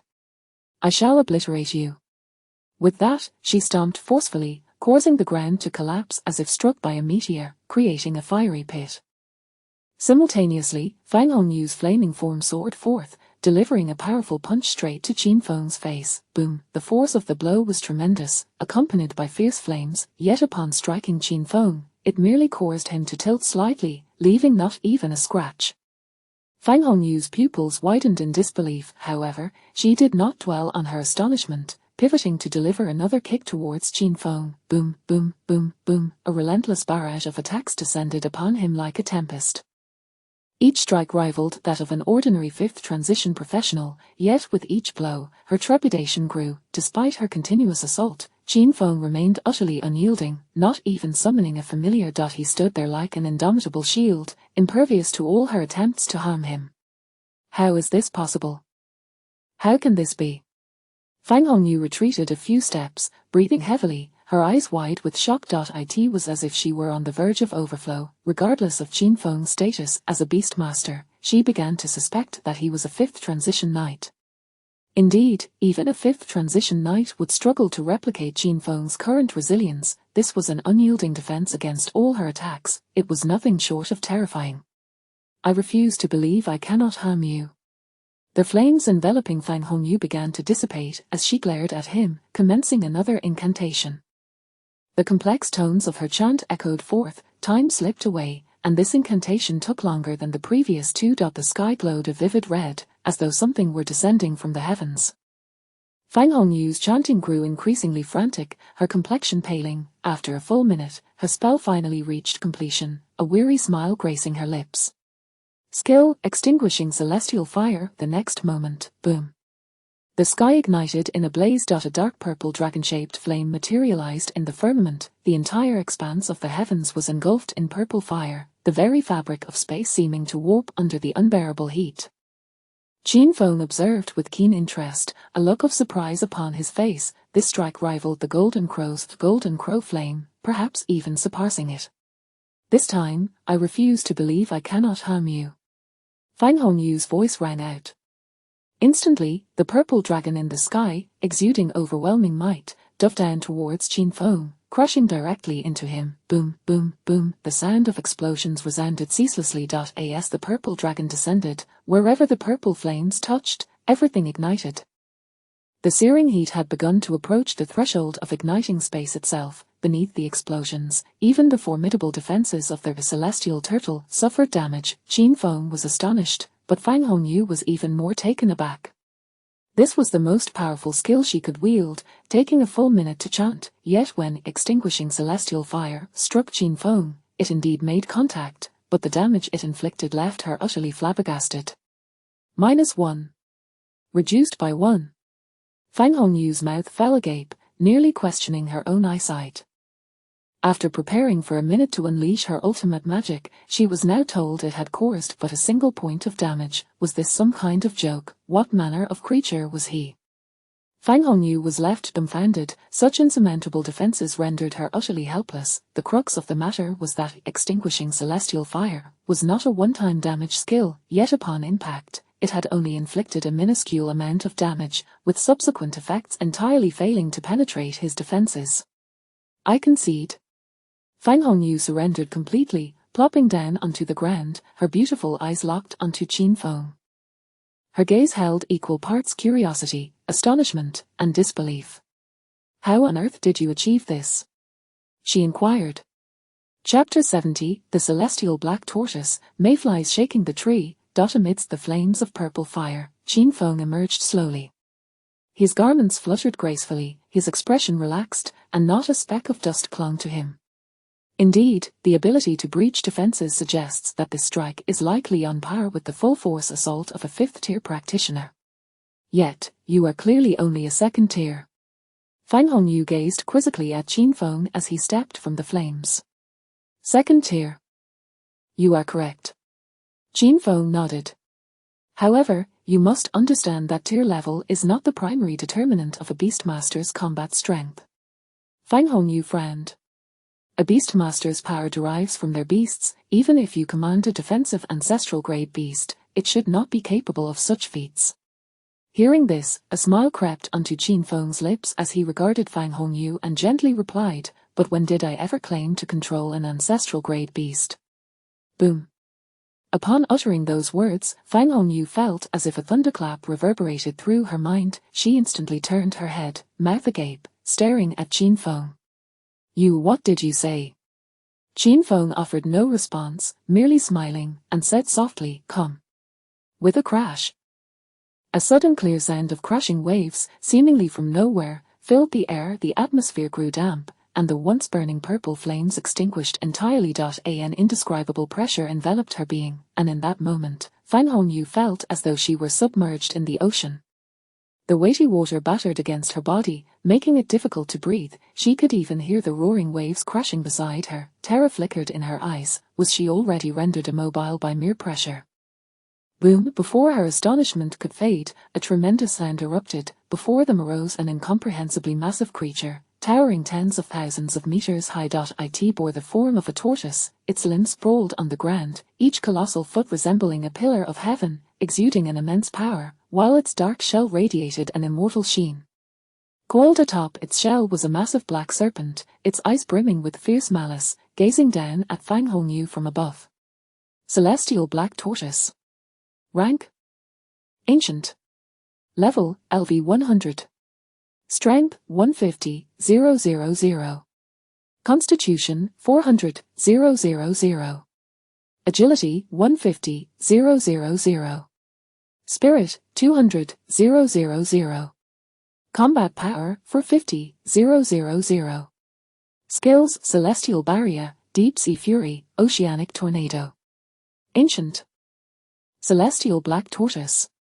Fang Hongyu's lips parted slightly, her body trembling as she beheld the terrifying statistics laid bare before her. Under the scrutiny of those enormous eyes, she felt as minuscule as an ant. Those 4 towering pillars could snuff out her life with but a single step. In the shadow cast by the immense form of the celestial black tortoise, Fang Hongyu stiffly turned her head to gaze at the figure in the distance. Her mind replayed her actions like a slideshow. No wonder Lei Jinghao would lose. A bitter smile crossed her lips as a term suddenly came to mind: mayflies shaking the tree. I concede. Outside the Tower of Heroes, the rankings of the tower shifted. Tower of Heroes, level 100, Chenxing, class, Divine Envoy, level, 4th tier, 150. Tower of Heroes, level 98, Fang Hongyu, class. Celestial Fire Mage, level, 4th tier, 148. Tower of Heroes, level 97, Lei Jinghao, class, Thunder Mage, level, 4th tier, 145. Current challenger, Qin Feng. Tower of Heroes, level 99. Qin Feng, class, Beastmaster, level, 2nd tier, 90. Fang Hongyu has fallen to level 98. Is that Beastmaster about to ascend to level 100? It's simply astonishing. This Tower of Heroes is truly spectacular. If a 2nd tier Beastmaster were to reach the pinnacle of the tower, overshadowing all the elites, that would indeed be monumental news. Level 100. Even reaching level 99, being 2nd on the leaderboard, is already noteworthy. However, he is unlikely to claim the top position, as Chenxing is vastly superior to both Lei Jinghao and Fang Hongyu. Indeed, he cannot possibly be Chenxing's match. Li Shan observed the leaderboard, slowly articulating his thoughts. If I previously speculated, I can now assert with certainty that he is no match for Chenxing. At this, the surrounding individuals became intrigued. Why is Brother Li so certain? After all, he defeated Lei Jinghao in under a minute, which is not a significant difference when compared to Chenxing. Indeed, the other 2 also fell to Chenxing in roughly a minute. The gap between them is not substantial. He fell in about a minute. I wonder if anyone noticed how long that Beastmaster took on level 99. Li Shan interjected, and without waiting for a response, he raised 5 fingers. At least 5 minutes.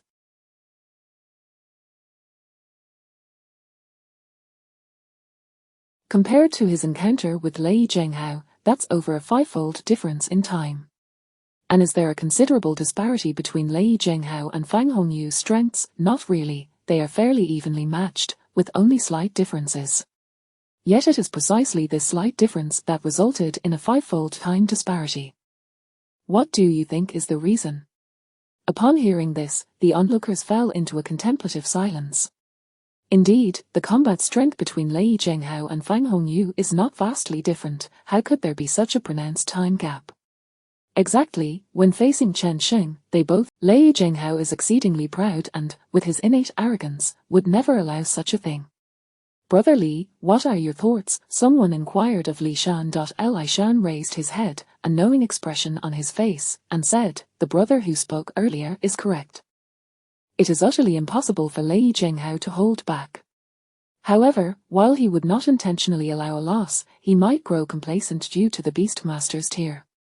Consider this: facing a 2nd-tier opponent as a top-tier 4th, it is natural to become overconfident.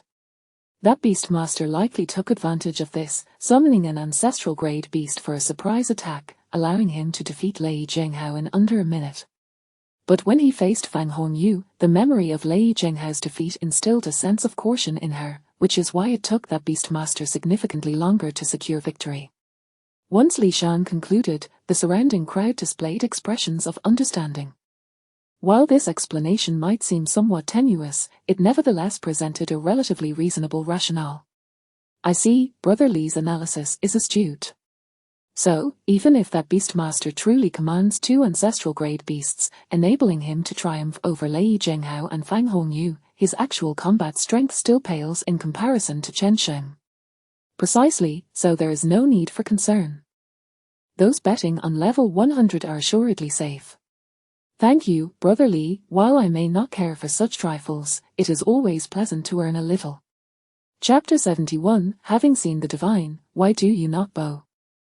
Several miles away from the Tower of the Chosen, by the edge of a brook, an elderly man clad in white robes, with 2 long white eyebrows cascading like dragon whiskers, was quietly fishing with a rod in hand. The brook was crystal clear, and beneath the tranquil surface, fish circled the bait. Observing with keen interest, the old man, with a serene demeanor, watched the movements of the fish intently. Suddenly, the fishing line jolted violently. A fish, measuring nearly a meter in length, ceased its hesitation and took a decisive bite of the bait, becoming firmly hooked. Upon witnessing this, the old man smiled, his gaze shifting towards the sky above. The fish has taken the bait. With a slight exertion, the meter-long fish soared into the bucket at his feet. Indeed, a fine catch. At the 100th floor of the Tower of the Chosen, Chengxing maintained a calm demeanor, his eyes fixed on the entrance. He had been waiting for the individual deemed worthy by the great Qin King. Time slipped by second. Suddenly, a ripple emanated from the blue vortex at the entrance. Chengxing's gaze sharpened as he turned to look. Qin Feng stepped forth from the swirling portal, meeting Chengxing's eyes. The two locked gazes, scrutinizing one another, neither speaking at first. As moments passed, Chengxing's brow began to furrow deeply. Second transition, Beastmaster. The information regarding the challengers at the Tower of the Chosen clearly displayed Qin Feng's details. A flicker of surprise surged through Chengxing, accompanied by a hint of confusion. Why did he feel an inexplicable sense of fear and an indescribable familiarity emanating from this mere second transition Beastmaster? Chengxing's frown deepened, lost in his thoughts. On the other hand, Qin Feng felt a similar surprise rising within, yet unlike Chengxing, his astonishment stemmed from the task panel. Just as their eyes met, a new task appeared before him. Task triggered, Believer of the Divine. Task description, as a deity, one must possess faithful believers. Please acquire your first believer. Task requirements. Demonstrate divine power, gather followers. Having seen the divine, why do you not bow? Task duration, unlimited. A believer of the divine, to acquire his first follower. Qin Feng blinked, momentarily taken aback by the absurdity of the task. He regarded Chengxing across from him, examining him from head to toe. Was the divine believer referenced in the task panel him? This task was utterly preposterous, Qin Feng thought to himself. Chengxing's expression grew increasingly grim. Within him, the unfounded fear towards Qin Feng deepened, creating a sensation that rendered him almost paralyzed. This was a feeling he had never experienced, not even in the presence of his uncles. It was as if he were not facing a mere individual, but a true deity, a force of nature. Should he take action against this presence, it would be akin to rebellion, a mere ant rising against the heavens. This sensation was utterly intolerable, causing his body to tremble involuntarily. At last, Chengxing stepped forward, preparing to speak first. However, at that very moment, Qin Feng's voice rang out, piercing the air. Having seen the divine, why do you not bow? The cold, indifferent tone struck Chengxing's ears like a divine decree, violently penetrating his consciousness. Boom! In that instant, Chengxing's body quaked violently, leaving him utterly stunned. He shot his gaze upwards, his pupils trembling violently, filled with disbelief as he stared at Qin Feng. Having seen the divine, why do you not bow? This phrase seemed to pierce through his flesh, crushing into his very soul. He stood frozen, his heart tumultuous as if caught in a tempest. Could it truly be effective? Qin Feng's gaze narrowed as he once more glanced at the task panel. Task requirements, demonstrate divine power, gather followers. Having seen the divine, why do you not bow? To demonstrate divine power and gather followers. Did this mean he was to showcase his strength? Understanding dawned upon Qin Feng as he observed Chengxing's astonished expression, and he hesitated no longer. With a focused gaze, he summoned the surge of power within him. Instantly, the heavens and earth transformed. Boom! Dark clouds gathered, casting shadows upon the land. Amidst the flickering lightning, a colossal black dragon emerged from the tempestuous clouds, exuding an air of indifference. Crash! The world seemed to plunge into an ocean, fierce winds howling in his ears. A gargantuan creature, towering thousands of meters, crashed to the ground, its legs like celestial pillars, supporting the heavens. A flame ignited in the overcast sky, swiftly spreading like wildfire. A massive fiery bird, measuring 100 meters in length, hovered in the sky, resembling a great sun rising above. Hiss! From the earth, A yellowish aura erupted, the ground trembled violently, a palpable malevolence permeating the air.in an instant. A gigantic ant, 100 meters long, radiating an aura of terror, emerged from the soil. Buzz, the space quivered as a streak of azure light appeared. Where the blue light passed, stones blossomed, and withered wood regained life. The realm itself seemed to flourish as if touched by the hand of the deity of life. Flowers, as the azure light coalesced, a green lotus slowly manifested, swaying gracefully as if a celestial maiden danced, exuding a rich essence of life. King of the Black Dragons, Celestial Tortoise, Golden Crow, War and Queen Lotus of Creation. At this moment, 5 great beasts emerged simultaneously.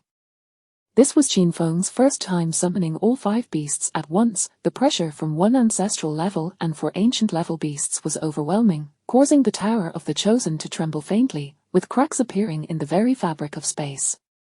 Before Chen Sheng's eyes, it felt as if 5 thunderclaps had struck simultaneously, his palms sweating, pupils quaking in disbelief. Devouring power, indestructible power, divine firepower, metamorphosis power, life power. He finally understood where that familiar sensation had originated. The 5 summoned beasts corresponded to 5 divine powers, thus, the being standing before him was indeed the deity who bestowed him with strength.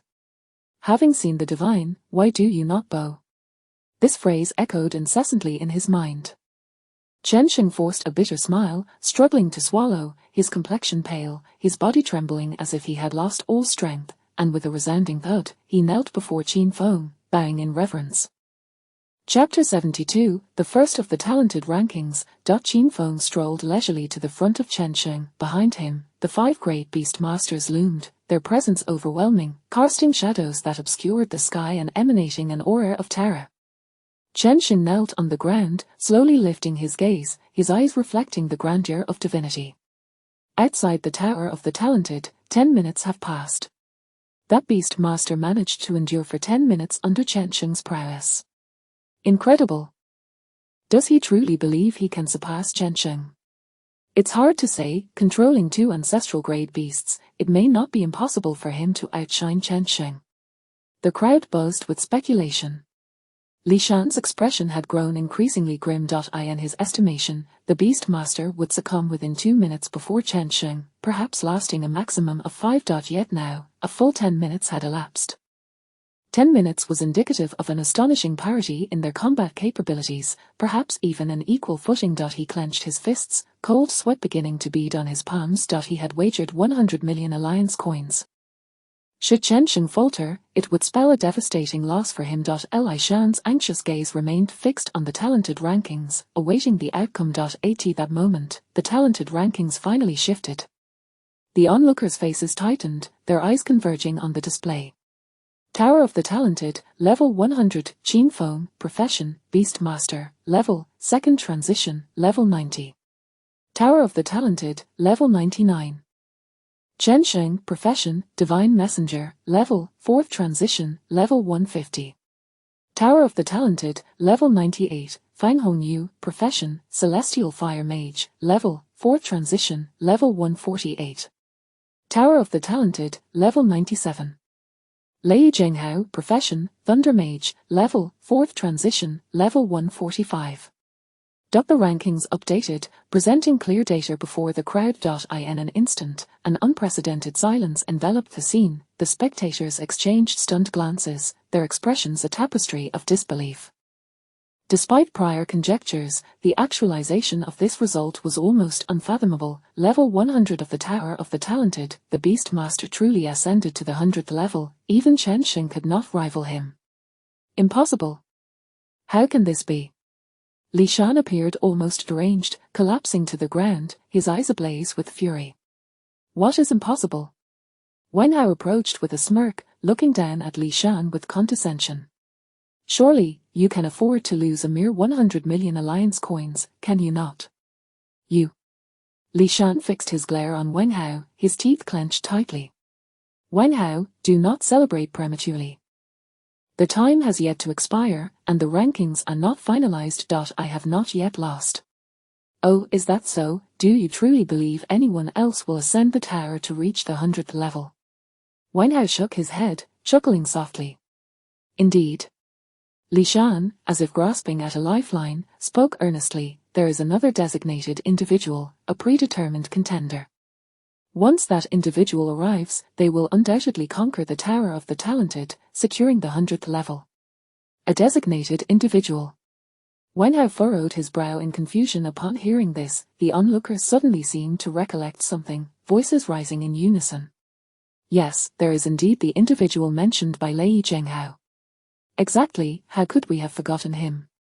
Chen Shen explicitly stated that the designated individual was not him, indicating there is another person yet to arrive. With 6 hours remaining until the rankings are finalized at midnight, it appears that this Beast Master may not maintain their position at the pinnacle of the Tower of the Talented after all. Li Shan's eyes regained their glimmer. Wen Hao, once that designated individual arrives, I will ensure you bow your head in defeat. Wen Hao raised an eyebrow, offering no response. He harbored immense confidence in Qin Feng. With an ancient grade Black Dragon King under his command, he possessed the strength to overpower even those at the 6th transition. Should the 7th transition not manifest, no one could contend with Qin Feng. Nevertheless, he was curious to ascertain whether the designated individual Li Shan spoke of truly existed. He had time to spare, and waiting was no burden. Time trickled by, the sky gradually dimming. Wen Hao stood silently to the side, while Li Shan began to fidget, his demeanor growing increasingly frantic as he glanced at the clock. 5 hours, 4 hours. 3 hours. Li Shan's face darkened, his mood fraying. Only 1 hour remained. Why had the designated individual not yet arrived? He paced back and forth. The crowd, too, fell into doubt. Wait, it's the final hour. Does that designated individual truly exist? Given Lei Zhenghao's status, he should not resort to fabricating lies, should he? Indeed, moreover, Chen Sheng's remarks seemed to confirm the existence of a designated individual. It should not be mere fabrication. Yet, with less than an hour left, even if the designated individual were to arrive now, they would scarcely have time. The spectators debated fervently. At that moment, one person tentatively suggested, could it be that our assumptions have gone awry? Assumptions? What do you mean? The crowd turned to him. I mean, is it possible that the designated individual truly exists but is already within the Tower of the Talented? Inside the Tower of the Talented? The crowd fell silent. Exactly. What if that Beast Master is the so-called designated individual? These words struck the crowd like a lightning bolt. Could it be that the Beast Master was indeed the designated individual? How had they overlooked him? To have triumphed over Chen Sheng was precisely the marker of this Beast Master's identity as the designated one. Upon hearing this conjecture, Li Shan was rendered utterly speechless. He had calculated every possibility, yet never did he envision that this seemingly inconsequential second transition Beast Master could be the designated individual. As time passed, the clock struck midnight, the rankings solidifying, and all uncertainty settled. Li Shan's last vestige of hope crumbled entirely. In an instant, his face drained of color, his emotions plummeting like a roller coaster, spiraling from despair to elation and back to despair, plunging him into utter hopelessness. Above the clouds. A figure concealed within the void observed the throng below with an indifferent gaze, his aura repressed, akin to a venomous serpent lurking in the shadows, biding its time. Until, at last, a silhouette emerged from the Tower of the Talented, and his gaze sharpened, locking onto his target. The rewards for the Talented rankings should be ready for collection, I presume. Qin Feng stepped out of the Tower of the Talented and opened the task panel to review. Task? Talented rankings. Task type, exclusive task of the Great Qin Nation. Task requirements, ascend the Tower of the Talented and claim your rightful place among the talented. Basic task reward. 1000 merit points.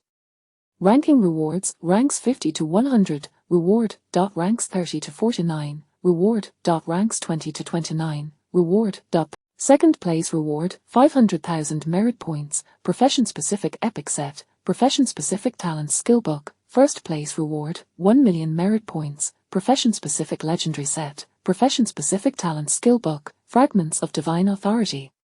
You have secured the first position in the talented rankings. The task is complete. Would you like to submit? Chapter 73, The Seventh Transformation, The Venomous Assassin. Gazing at the first place reward, Qin Feng's heart surged with excitement. A million merit points, a legendary set exclusive to his profession, a unique talent skill book tailored for his class, and finally, a fragment of divine authority. Each item held immense allure for him, promising a significant enhancement to his power. I submit the task, Qin Feng declared decisively. Task submission successful, heroic rankings. Your rank, first on the heroic rankings. You have received rewards. Merit 1, 000, 000. You have received rewards, Legendary Meteorite Gold, Legendary Meteorite Wood, Legendary Meteorite Water, Legendary Meteorite Fire, Legendary Meteorite Earth, Legendary Meteorite Wind, Legendary Meteorite Thunder. You have received rewards. Random Talent Skill Book for Beast Tamers. You have received rewards, Fragment of Divine Authority. As the task was submitted, a plethora of rewards instantaneously filled his personal space, uplifting Qin Feng's spirits. He accessed his personal space to inspect his equipment. Meteorite Gold, Category, Weapon. Grade, Legendary. Applicable Profession, Beast Tamer. Usable Level, LV90. Attributes, Spirit 10, 000, Constitution 10, 000. Special Effect. Attacks carry a penetration effect. Special effect, when worn by a beast tamer, it increases beast damage by 20%. Attached skill, Meteorite. Set effect, Meteorite Set, beast attacks deal an additional 10% true damage. Meteorite Wood Category, Armor. Grade, Legendary. Applicable Profession, Beast Tamer. Usable Level, LV90. Attributes, Spirit 10, 000, Constitution 10, 000. Special effect, attacks carry a lifesteal effect. Special effect. When worn by a beast tamer, it increases beast health by 20%. Attached skill, Meteorite. Set effect, Meteorite Set, beast attacks deal an additional 10% true damage. Meteorite Water Category, Pants. Grade, Legendary. Applicable Profession, Beast Tamer. Usable Level, LV90. Attributes, Spirit 10, 000, Constitution 10, 000. Special effect, attacks carry an erosion effect. Special effect. When worn by a beast tamer, it reduces beast skill cooldown by 20%. Attached skill, Meteorite. Set effect, Meteorite Set, beast attacks deal an additional 10% true damage. Meteorite Fire Category, Necklace. Grade, Legendary. Applicable Profession, Beast Tamer. Usable Level, LV90. Attributes, Spirit 10, 000, Constitution 10, 000. Special effect, attacks carry a critical effect. Special effect. When worn by a beast tamer, it increases beast critical strike chance by 20%. Attached skill, Meteorite. Set effect, Meteorite Set, beast attacks deal an additional 10% true damage. This attribute truly befits a legendary set, Qin Feng mused to himself. This venture had indeed borne significant fruit, igniting his eagerness to return and claim further rewards from other tasks. After all, it was not merely the rewards from the heroic rankings he sought, he had also completed the third transformation quest, in addition to the devotee of the divine mission. However, it was regrettable that the teleportation stone could only facilitate one-way travel, leaving him to seek alternative means to return to Shanghai City. Without hesitation, Qin Feng focused his thoughts. A ripple of spatial energy surged forth, illuminating the sky with flames. A colossal golden crow, spanning 100 meters in length, materialized from thin air, dominating the heavens. Qin Feng ascended, landing atop the golden crow as it soared into the sky, propelled by the searing heat. The next moment, amidst the astonished gazes of onlookers, the golden crow flapped its wings, igniting the sky with flames. Within the heroic tower, Fang Hongyu, Lei Zhenghao, Chen Xing, and others emerged in succession. They gazed at the vanishing figure in the sky, their expressions a tapestry of complexity. The golden crow moved with astonishing speed, swiftly vanishing from the confines of the heroic tower. In the Alai Mountains, 100 miles away from the heroic tower, the landscape was a rugged tableau of towering peaks and ancient trees, evoking the essence of a primeval forest. The golden crow emitted a piercing cry, coming to a halt. Its pause was unintentional on Qin Feng's part. Rather, a figure had appeared before the golden crow, cloaked in shadows, suspended in midair. The individual exuded an aura of chilling malevolence. Qin Feng, the figure intoned coldly, as if confirming an identity. At the mention of his name, Qin Feng's instincts flared with alertness. He sensed the hostility emanating from this individual, who seemed intent on him. He refrained from responding, instead narrowing his eyes, a layer of golden light subtly enveloping his pupils. Insight activated. Hidden Assassin, Profession. Venomous Assassin. Level, 7th Transformation, 220th Level. Combat Power, 650,000. Affiliated Nation, Storm Nation.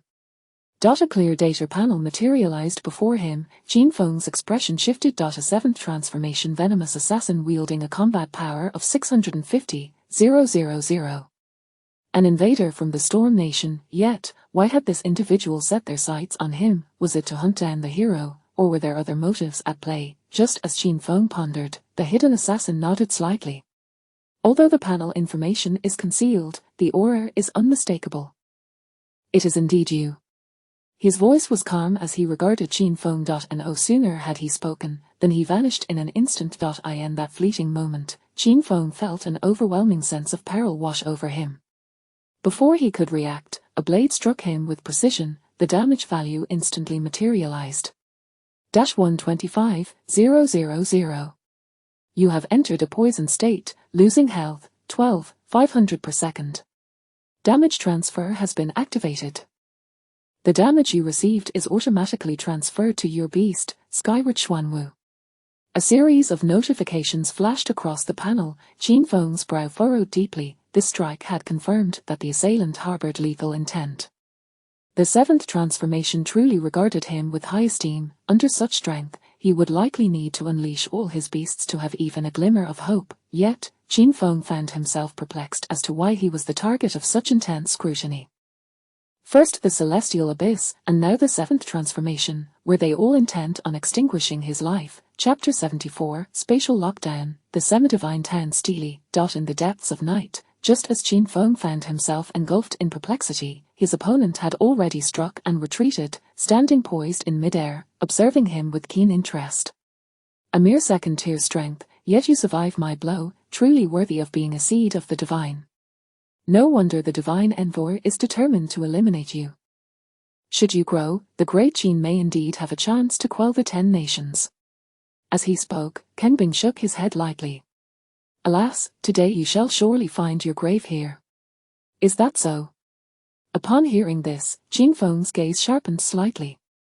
The words of his opponent provided some clarity to the doubts swirling within him. A seed of the divine, was it due to his path of the 9-turned deity? Quest, the so-called divine envoy referred to an overseas practitioner endowed with prophetic abilities. A top-tier seer who foresaw his unique profession and sought to eradicate him preemptively. No wonder. With his intrigue resolved, he regarded Kengbing with a calm demeanor, suddenly raising an eyebrow and asking, "You are so confident that you can kill me?" Had this been before, he might have felt some trepidation, but now, bolstered by the trifecta of a great Qin national merit, revival scroll, and a symbiosis, alongside the terrifying defensive prowess of a heavenly turtle and the assistance of a lotus of creation, even a 7th-tier opponent would find it a formidable task to slay him. To take it a step further, even if he truly could not withstand the assault, he had the retreat of a rebirth of creation from the lotus of creation. However, he was reluctant to reveal his trump card too easily. Kengbing lifted his head, as if he had heard something absurd. Do you truly believe you have a chance to escape? With your mere 2nd-tier status, even with extraordinary means, you are bound for death. A sinister smile graced his lips as he suddenly declared, "Is your reliance on your summoned beast? How about this? I shall grant you an opportunity. You may attempt to summon your beast."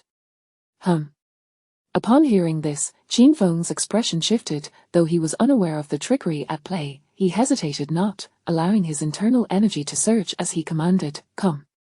Buzz. As his words echoed, the space trembled, yet, Contrary to his expectations, the anticipated summoned beast did not materialize. It seemed that this realm was under some restriction, and the spatial tremors soon stilled, descending into tranquility. The space was sealed, preventing the summoning of his beast. Qin Feng's pupils contracted as he gazed at Kang Bing across from him. How does it feel?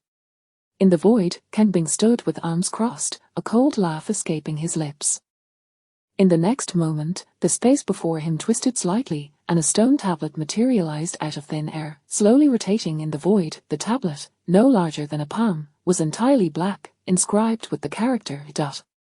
As the tablet spun, the surrounding space appeared to be enveloped by an impenetrable dark barrier. Normally, I would not deign to employ such means against a mere second tier, but the divine envoy has instructed me to pay particular heed to your summoned beast. Regrettably, to ensure absolute certainty, I must comply. Now tell me, do you still believe you can leave here alive? Kang Bing's expression dripped with mockery, standing with unwavering confidence. Enough of this idle chatter. I have grown weary of hiding and dodging during the Great Qin's lockdown. By eliminating you, the divine envoy will activate the artifact to breach the blockade and summon me back. Rest in peace.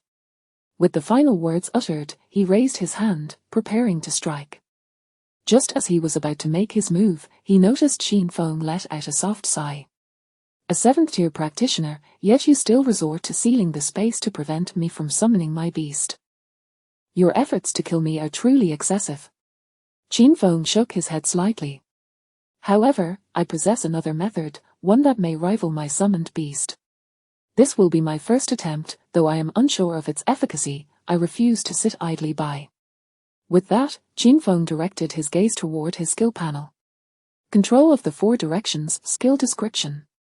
All beings within the 4 corners are at my command. I can forcibly compel all non-hostile beings within a radius of 5,000 meters for 1 minute. Cooldown, 20 days.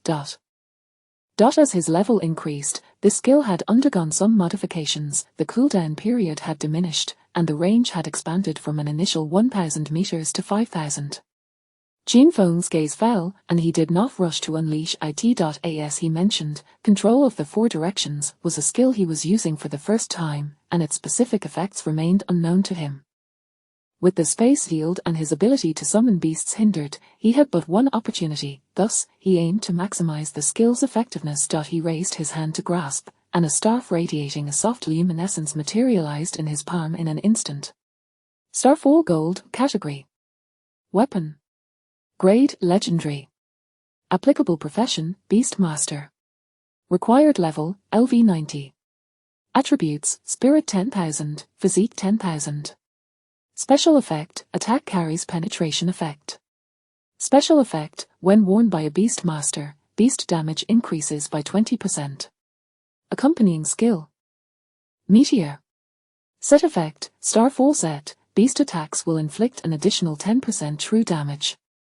As a Starfall Gold appeared, simultaneously, the remaining pieces of the Starfall gear were donned upon him. Enveloped in the legendary Starfall set, a series of enhancements instantly enveloped his panel. Gold, attacks gain penetration effect, beast damage increases by 20%. Wood, attacks gain lifesteal effect. Beast health increases by 20%. Water, attacks gain erosion effect, beast skill cooldown reduced by 20%. Fire, attacks gain burning effect, beast critical strikes increase by 20%. Earth. Attacks gain slowing effect, beast defense increases by 20%. Wind, attacks gain repulsion effect, beast speed increases by 20%. Thunder, attacks gain paralysis effect, beast defense penetration increases by 20%. Starfall set. Beast attacks will deal 10% true damage. Gazing at his panel, a smile crept across Qin Feng's lips as the tumultuous energy within him began to surge. He looked up and slowly spoke, control of the 4 directions. Boom, in an instant, the heavens and earth shuddered violently. In that fleeting moment, roar, roar, roar, roar, countless roars reverberated across the skies. Within a 500-meter radius of Alai Mountain, all living beings began to awaken. It was as if innumerable unseen hands materialized from thin air, seizing every creature within that 500-meter range with relentless force. In the dark of night, merely 200 meters from where Qin Feng stood, an elderly man with white brows hovered in the air, observing the two with an air of tranquility. He was in no hurry. With his strength, he was fully capable of intervening to save Qin Feng should he encounter a life-threatening crisis. Until then, he had no intention of interfering. Even a divine seed required tempering. True deities could not flourish in a greenhouse. A seventh tier, this must be the highest level intruder within the borders of the Great Qin. He spoke languidly. In any nation, 8th and 9th tiers constituted the backbone, rarely venturing out. The 7th tier was likely the limit. To eliminate a divine seed, even the 7th tier is insufficient. They have even brought the semi-divine town Steely. How cautious. The white-browed elder chuckled, yet, alas, the lockdown of the Great Qin could not impede the transmission of items. The transportation of items stemmed from the rules of this realm, and no one could obstruct it. Otherwise, the Great Qin would not have allowed the town Steely to appear here. With the summoning space locked and only a single golden crow, it seems I cannot afford the divine seed the opportunity to hone his combat skills. The white-browed elder sighed. After all, as a beast master, being unable to summon his beasts would reduce his strength by more than half. He hesitated for a moment, raising his foot, contemplating whether or not to intervene. At that moment, Qin Feng's voice echoed forth. I possess another method, one that may rival my summoned beast. The white-browed elder was taken aback, halting his steps. A method that may rival a summoned beast. Doubt filled his mind as he continued to watch. The star faucet, is he preparing for an all-out effort, an attempt without the aid of his summoned beasts? He found it incomprehensible. The skills of a beast master were predominantly related to their beasts. It was rare to have skills independent of them, and even if there were, their effects were often unimpressive. The white-browed elder's gaze reflected his confusion, as his internal energy began to mobilize, ready to act at any moment. At this juncture, Qin Feng's voice rang out once more, control of the four directions.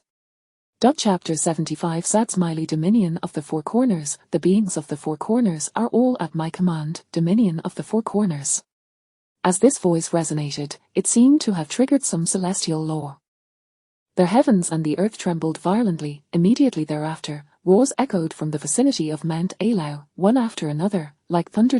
In that moment, every creature within a 5,000-meter radius of Mount Alau awakened, as if summoned by an unseen force. Countless pairs of eerie green eyes flickered to life in the darkness, emanating a wave of terrifying presence that surged forth from near to far. The earth quaked, and colossal trees swayed. Even more terrifyingly, the old man with white brows could distinctly sense that an invisible hand seemed to grasp his very soul, attempting to compel him to serve its will.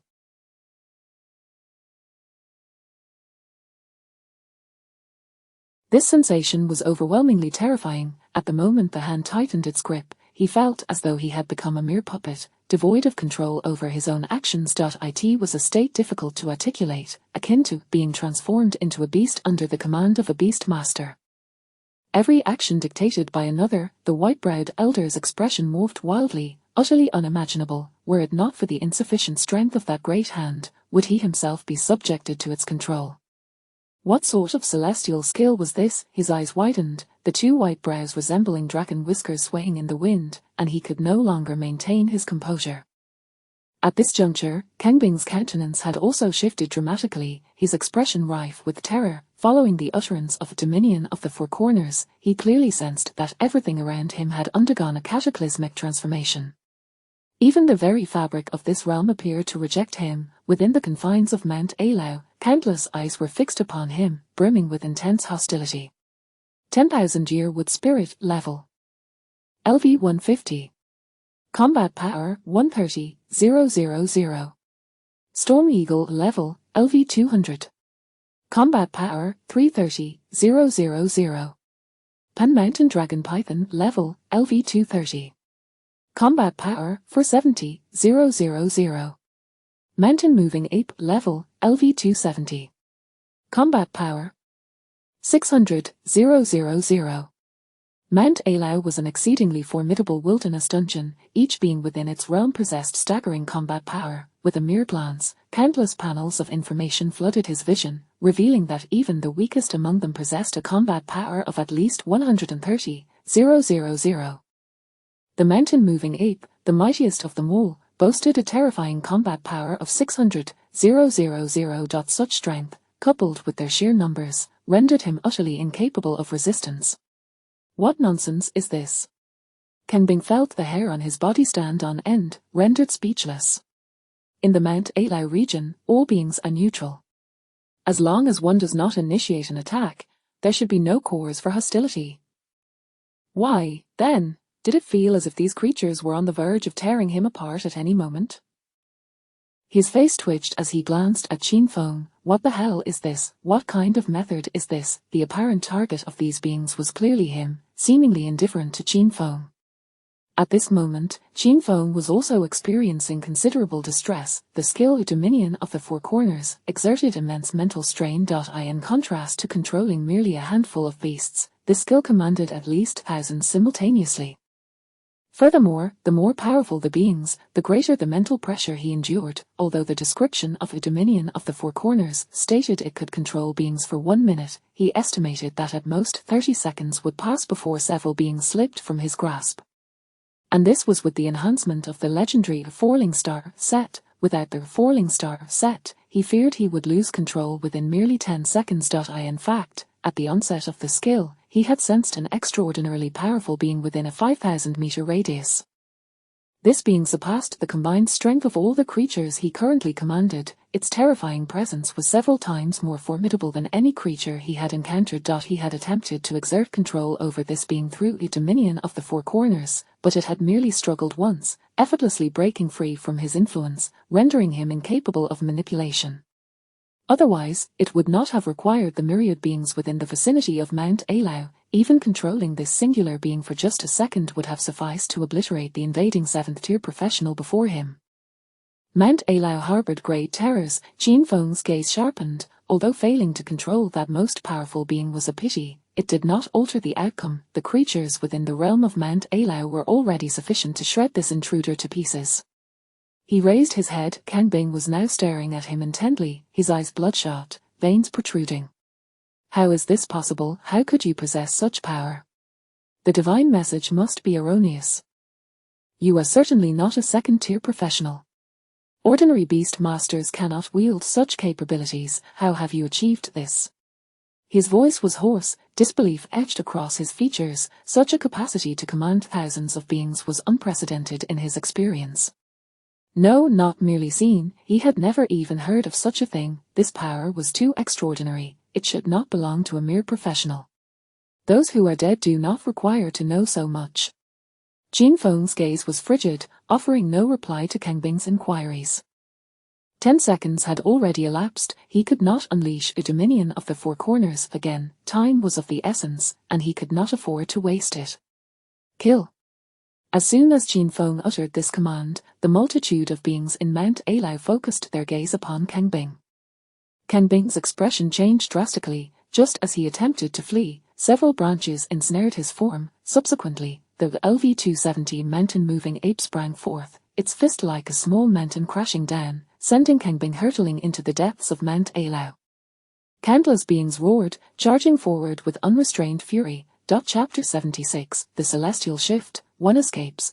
In the Kingdom of Storms, within the Grand Hall, a diminutive elder, his face lined with fine wrinkles, stood with his hands clasped behind his back. Before him, the void coalesced into a small, profound expanse resembling a starry sky. Several stars flickered with varied luminescence, interconnected by strands of light, weaving an intricate tapestry. At that moment, suddenly, one of the stars blinked a few times before extinguishing, vanishing from the celestial tableau. Observing this scene, the elder's expression shifted slightly as he remarked, "Has Kang Bing perished?" Upon hearing this, a man clad in imperial robes beside him furrowed his brow. Kang Bing has attained the 7th transformation, and with the celestial seal confining the beast's face, how could he possibly be slain by that divine seed?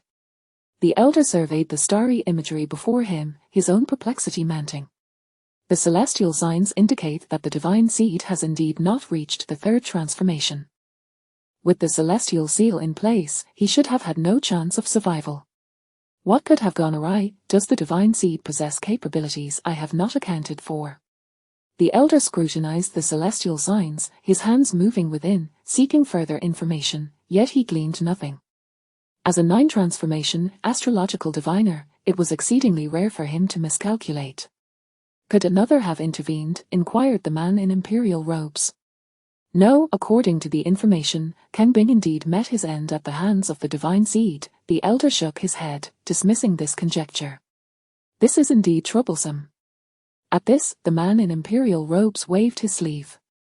Now that our 10 nations have united, numbering several dozen 9 transformations, could this divine seed truly possess such formidable power? With the national war imminent, if we fail to eliminate this individual, shall we find ourselves without hope? The elder turned to the man in imperial robes, letting out a soft sigh. The celestial shift has 50, one has escaped. Without the divine seed, the national war would surely lead to the downfall of the great Qin, yet all things lack inevitability, retaining a thread of possibility.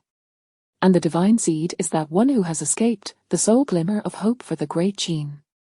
The elder's gaze deepened as he stirred the starry imagery, and moments later, a brilliantly luminous star suddenly appeared before him.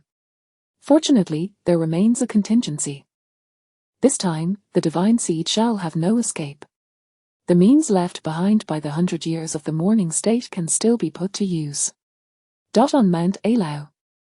Seated calmly upon the golden crow, Qin Feng felt a wave of relief wash over him. 60 seconds had passed, Kang Bing had fallen, and tranquility had returned below. The power of a 4 directions control had surpassed his expectations, forcibly commanding beings to serve him. Such a capability was indeed tyrannical. Yet, he understood that being situated in this region of Mount Alao had afforded him an advantage. Were he in another location, achieving such an effect would likely prove challenging. He gathered his thoughts, slightly opened his palm, revealing a palm-sized obsidian tablet within. Celestial Seal Category. Treasure. Grade 9th. Available level, LV1. Casting a brief glance, Qin Feng decisively stored it within his spatial realm. With everything concluded, he surveyed his surroundings, roughly confirming the direction of Shanhaicheng, and prepared to depart. Just then, a voice suddenly floated from behind him. To reverse kill a 7th transformation with your 2nd transformation, truly an eye-opener. Startled, Qin Feng swiftly turned around, only to find a long-browed elder with hair as white as snow standing before him. His expression shifted dramatically. He had not sensed when this elder had appeared. Moreover, the elder stood atop the golden crow, which remained oblivious to his presence. More importantly, although the elder's aura was subdued, Qin Feng could feel the terrifying power lurking within his frame. Without a hint of hesitation, his eyes were instantly veiled in a golden glow. Insight activated immediately. Baizu Profession, Master of all Techniques. Level 9 Transformation, Level 283. Combat Power 6,310,000. Affiliated Nation, Great Qin. A cascade of information materialized before Qin Feng, sending shockwaves through his heart. A 9 transformation powerhouse at level 283. How few 9 transformations were there in all of Great Qin, and now one stood before him, a staggering combat power of 6,310,000. How terrifying. Should this individual wish him harm, he feared he would possess no means of resistance.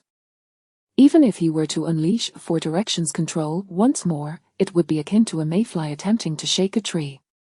There is no need for you to be tense, young friend, the elder with the white brow smiled amiably. I come upon the orders of the King of Great Qin, with no ill intent. Taken aback, Qin Feng responded, the orders of the King of Great Qin. The elder gently stroked his white beard and replied, indeed, the celestial bookseer has prophesied the arrival of the divine seed in Great Qin. I have come not only to ensure your safety during your journey to the Tower of Talents, but also to escort you to meet the Qin King. Meet the Qin King. The elder's words, combined with the earlier remarks of the 7th transformation intruder, finally illuminated the situation for Qin Feng. His unique profession had long been foreseen by the celestial bookseer, who regarded him as the divine seed. Not only the celestial bookseer, but also the prophetic figures from the 10 foreign nations had marked his existence, seeking to eliminate him preemptively. The earlier 7th transformation intruder had hailed from the Kingdom of Storms. However, this 9 transformation titan had just stated, to ensure your safety during your journey to the Tower of Talents. This meant that since his arrival at the Tower of Talents, the Elder had been hidden by his side. A realization struck Qin Feng as he recalled the horrifying being he had sensed while attempting to use Four Directions control. He had tried to manipulate that being but had failed. Now, reflecting on it, the aura emanating from that being bore resemblance to this 9 transformation powerhouse before him. Could it be? Qin Feng's expression turned peculiar. Was the being he had just attempted to control actually him? In other words, he had been trying to manipulate a 9 transformation titan. This was simply absurd. Qin Feng's thoughts whirled, his gaze flickering slightly. Moments later, he brushed aside his distractions, focusing on the Elder with the white brows before him, and nodded in agreement. Very well, shall we go now? The Elder smiled and replied, there is no need to rush. We can first proceed to Qinjing and wait until dawn before heading there. Young friend may recall your beast, I shall guide you onward. At this, Qin Feng nodded and complied. With a thought, the golden crow vanished, returned to the beast space. In the next instant, the Elder extended his hand and lightly tapped the air before him, causing the void to split open, revealing a rift in space. Then, before Qin Feng's astonished gaze, the Elder grasped his arm and stepped into the rift. Chapter 77, The Land of Silence, The Awakening of the Withered Corpse. As the two entered, the spatial rift instantaneously closed behind them. Contrary to the anticipated sensation of agony, as Qin Feng stepped into the rift, he felt an overwhelming lightness enveloping his entire being. The perception of time vanished. It seemed as though days had passed, yet it could have been merely a fleeting moment. We have arrived, came the aged voice of the Elder with white brows. Simultaneously, a cacophony of sounds reached Qin Feng's ears, prompting him to open his eyes. The dazzling neon lights flickered before him. Despite the late hour, the streets bustled with practitioners, bustling about as if it were broad daylight. In stark contrast to the opulence of Shanghai City, the architecture of Qinjing exuded a sense of antiquity. Most buildings bore mottled patterns, seemingly weathered by time, imbued with an indescribable gravitas. The Elder guided Qin Feng into a towering edifice, its height soaring into the clouds, an unknown measure. As Qin Feng gazed upward, he discerned several prominent characters inscribed above. Jiqian Tower, what an audacious name!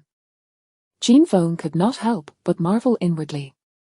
Upon entering the building, the Elder approached the front desk and produced a black card, handing it over. 2 rooms in the Qian category. The staff member was instantly taken aback upon seeing the black card. Not daring to show any negligence, they swiftly retrieved 2 room cards and presented them. Your room cards, to your left, the top floor rooms Qian 8 and Qian 6. The staff member bowed their head respectfully, their demeanor one of utmost reverence. The black card users of each Qian tower were exceedingly rare, each a true figure of immense stature, far beyond their capacity to offend. The Elder nodded, accepting the room cards, and led Qin Feng to a doorway marked with the character Yiqian. A swift swipe of the card opened the portal, revealing a teleportation array. Qin Feng's gaze widened slightly as he stepped onto it. In merely 3 seconds, the environment shifted, and the two emerged from the teleportation array. Rooms Qian 8 and Qian 6 stood opposite each other. The Elder handed the room card to Qin Feng, chuckling softly. You may rest here for now. At dawn, I shall take you to meet King Qin.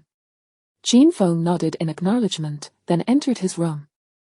After a brief respite, he sat within the confines, reflecting on his recent gains. Apart from the rewards from the Celestial Tower expedition, his evolution points had once again reached the 1,000,000 mark.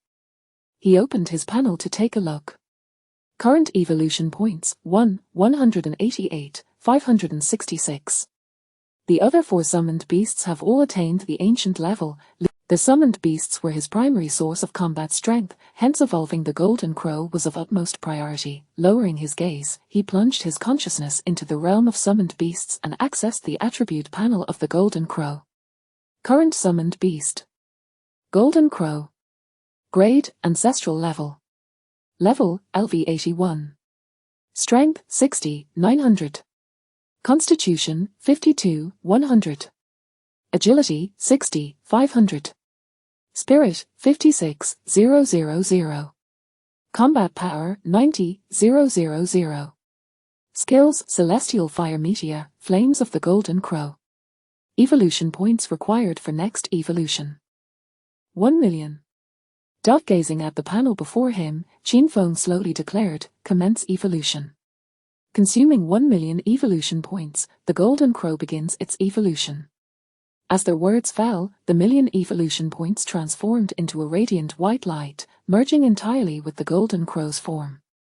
In an instant, as the white light enveloped the Golden Crow, its body seemed to swell slightly. Shortly thereafter, flames erupted from its entire being, as if an unending torrent of searing fire was being released from within. With a piercing cry, the Golden Crow soared into the air, its body suspended as it became entirely engulfed in roaring flames, rendering its original form unrecognizable. At that moment, the Golden Crow had transformed into a colossal fireball.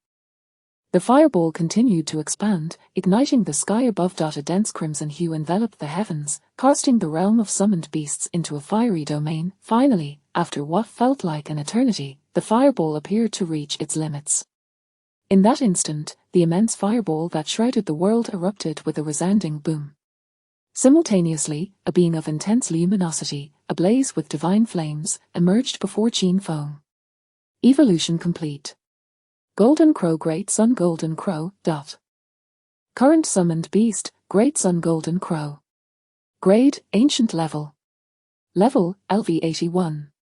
Strength: 300,000. Constitution: 185,000. Agility: 305,000. Spirit: 250,000. Combat Power: 400,000. Skills: Descent of the Great Sun, Divine Fire of the Burning Sky. Evolution points required for next evolution, 1 million. 5 ancient level beasts, all successfully evolved.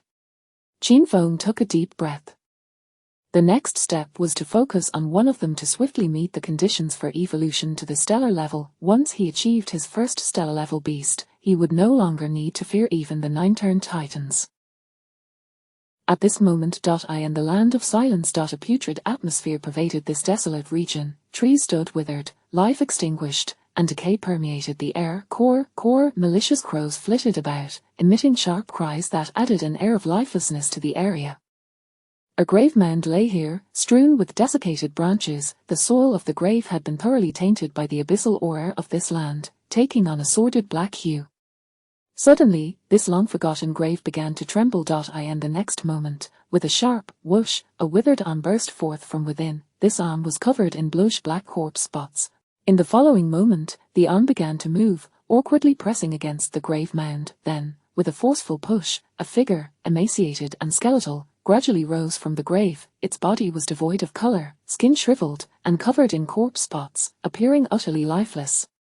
Yet, it began to walk with a peculiar gait, raising its head slightly. A flicker of ghostly green flame ignited within its hollow eye sockets. At last, is it time? Awaken in me, it struggled to articulate, its words fragmented, as if acclimatizing to the desiccated body it had inhabited for a century. Pausing, it sensed the information conveyed within its mind. As the details became clearer, the ghostly green flame in its eye sockets flickered gently. Divine. Seed of enlightenment, great. Qin understood. The disjointed voice emerged as it lifted its withered leg, accompanied by a series of creaks. It slowly made its way out. Chapter 78, Memory, I am waiting for you. In the room, Qin Feng consciously exited the Beastmaster space, exhaling a long breath before accessing the task panel. Current task, the Path of the 9-turned Deity, Part 2. Task description, the prestige of the deity. Task requirements, suppress the celestial tower and instill a sense of awe among the prodigies. Task duration, unlimited. Task status, completed. Would you like to submit? Submit the task, Qin Feng declared. As his voice fell, a radiant aura enveloped Qin Feng, and an extraordinary power surged forth from within him. Task successfully submitted. The Path of the 9-turned Deity, Part 2. Current status updated. Profession, Pseudo-Deity. Level, 3-turn, level 90. Strength, 15,000. Constitution, 85,000. Agility 15,000. Spirit 110,000. Combat power 50,000. Passive skills: invisibility, symbiosis, absolute control. Skills: insight, life command, life lock, omnidirectional control. Beasts: Black Dragon King, Golden Crow of the Sun, War Ant Queen, Celestial Tortoise, Creation Blue Lotus.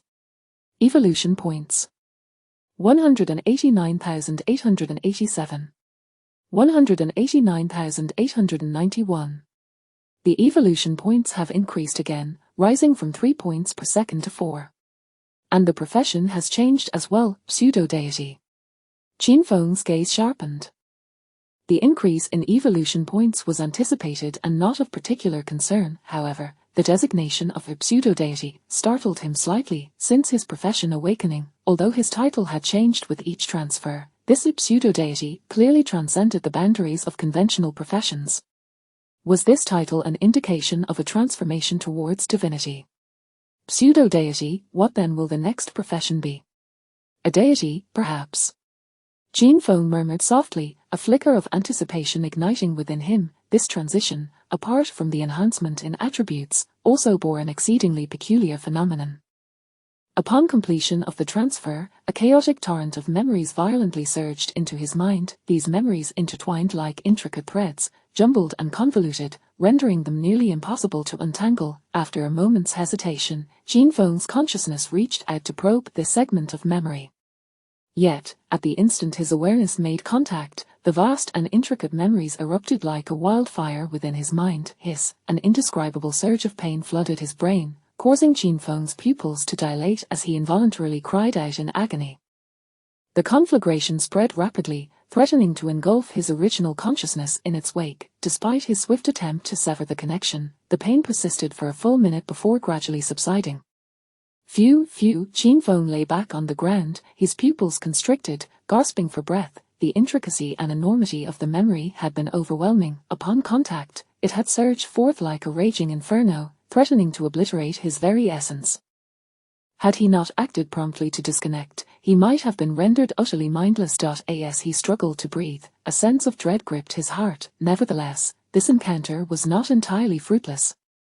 Within that tumultuous memory, he glimpsed a fragment of a phrase. "I am waiting for you. I am waiting for you." Qin Feng slowly sat up, furrowing his brow as he softly murmured, contemplating the significance of those words. A minute later, he gently shook his head, abandoning the pursuit of this memory. With merely 4 words, the information was too scant to decipher. It would be prudent to await a time when he could fully absorb the memory before delving deeper. Qin Feng lowered his gaze to his skill panel. This recent transfer had also brought about some changes to his skills. Absolute control, skill effect, passive. You have attained complete mastery over your beasts, impervious to any external influence. Every word and thought is a divine decree. Absolute control. Qin Feng mused over the skill description, every word and thought as a divine decree. The disappearance of the summoning skill implies that he no longer needed to summon his beasts. With a mere word or thought, he could call upon them directly. Moreover, being impervious to external forces suggests that abilities like their heavenly seal could no longer confine the Beastmaster space. Qin Feng contemplated this, grasping its implications. The confinement of the Beastmaster space had indeed been troublesome. This skill aligned perfectly with his desires. Taking a breath, Qin Feng opened his personal space. In addition to the 1,000,000 merit points and the legendary set, there were 2 items he had yet to examine from the Celestial Tower task reward. With a thought, a skill book shimmering faintly appeared before him. Talent skill book, profession. Beastmaster. Usable level, LV1. Description: upon use, there is a 50% chance to randomly comprehend a talent skill. A 50% chance to randomly comprehend a talent skill. Qin Feng read the skill description aloud. Talent skills are exceedingly rare. At the age of 18 during the profession awakening, there exists only a 1 in a million chance of comprehending such a skill. Every individual who successfully grasps a talent skill possesses formidable combat capabilities.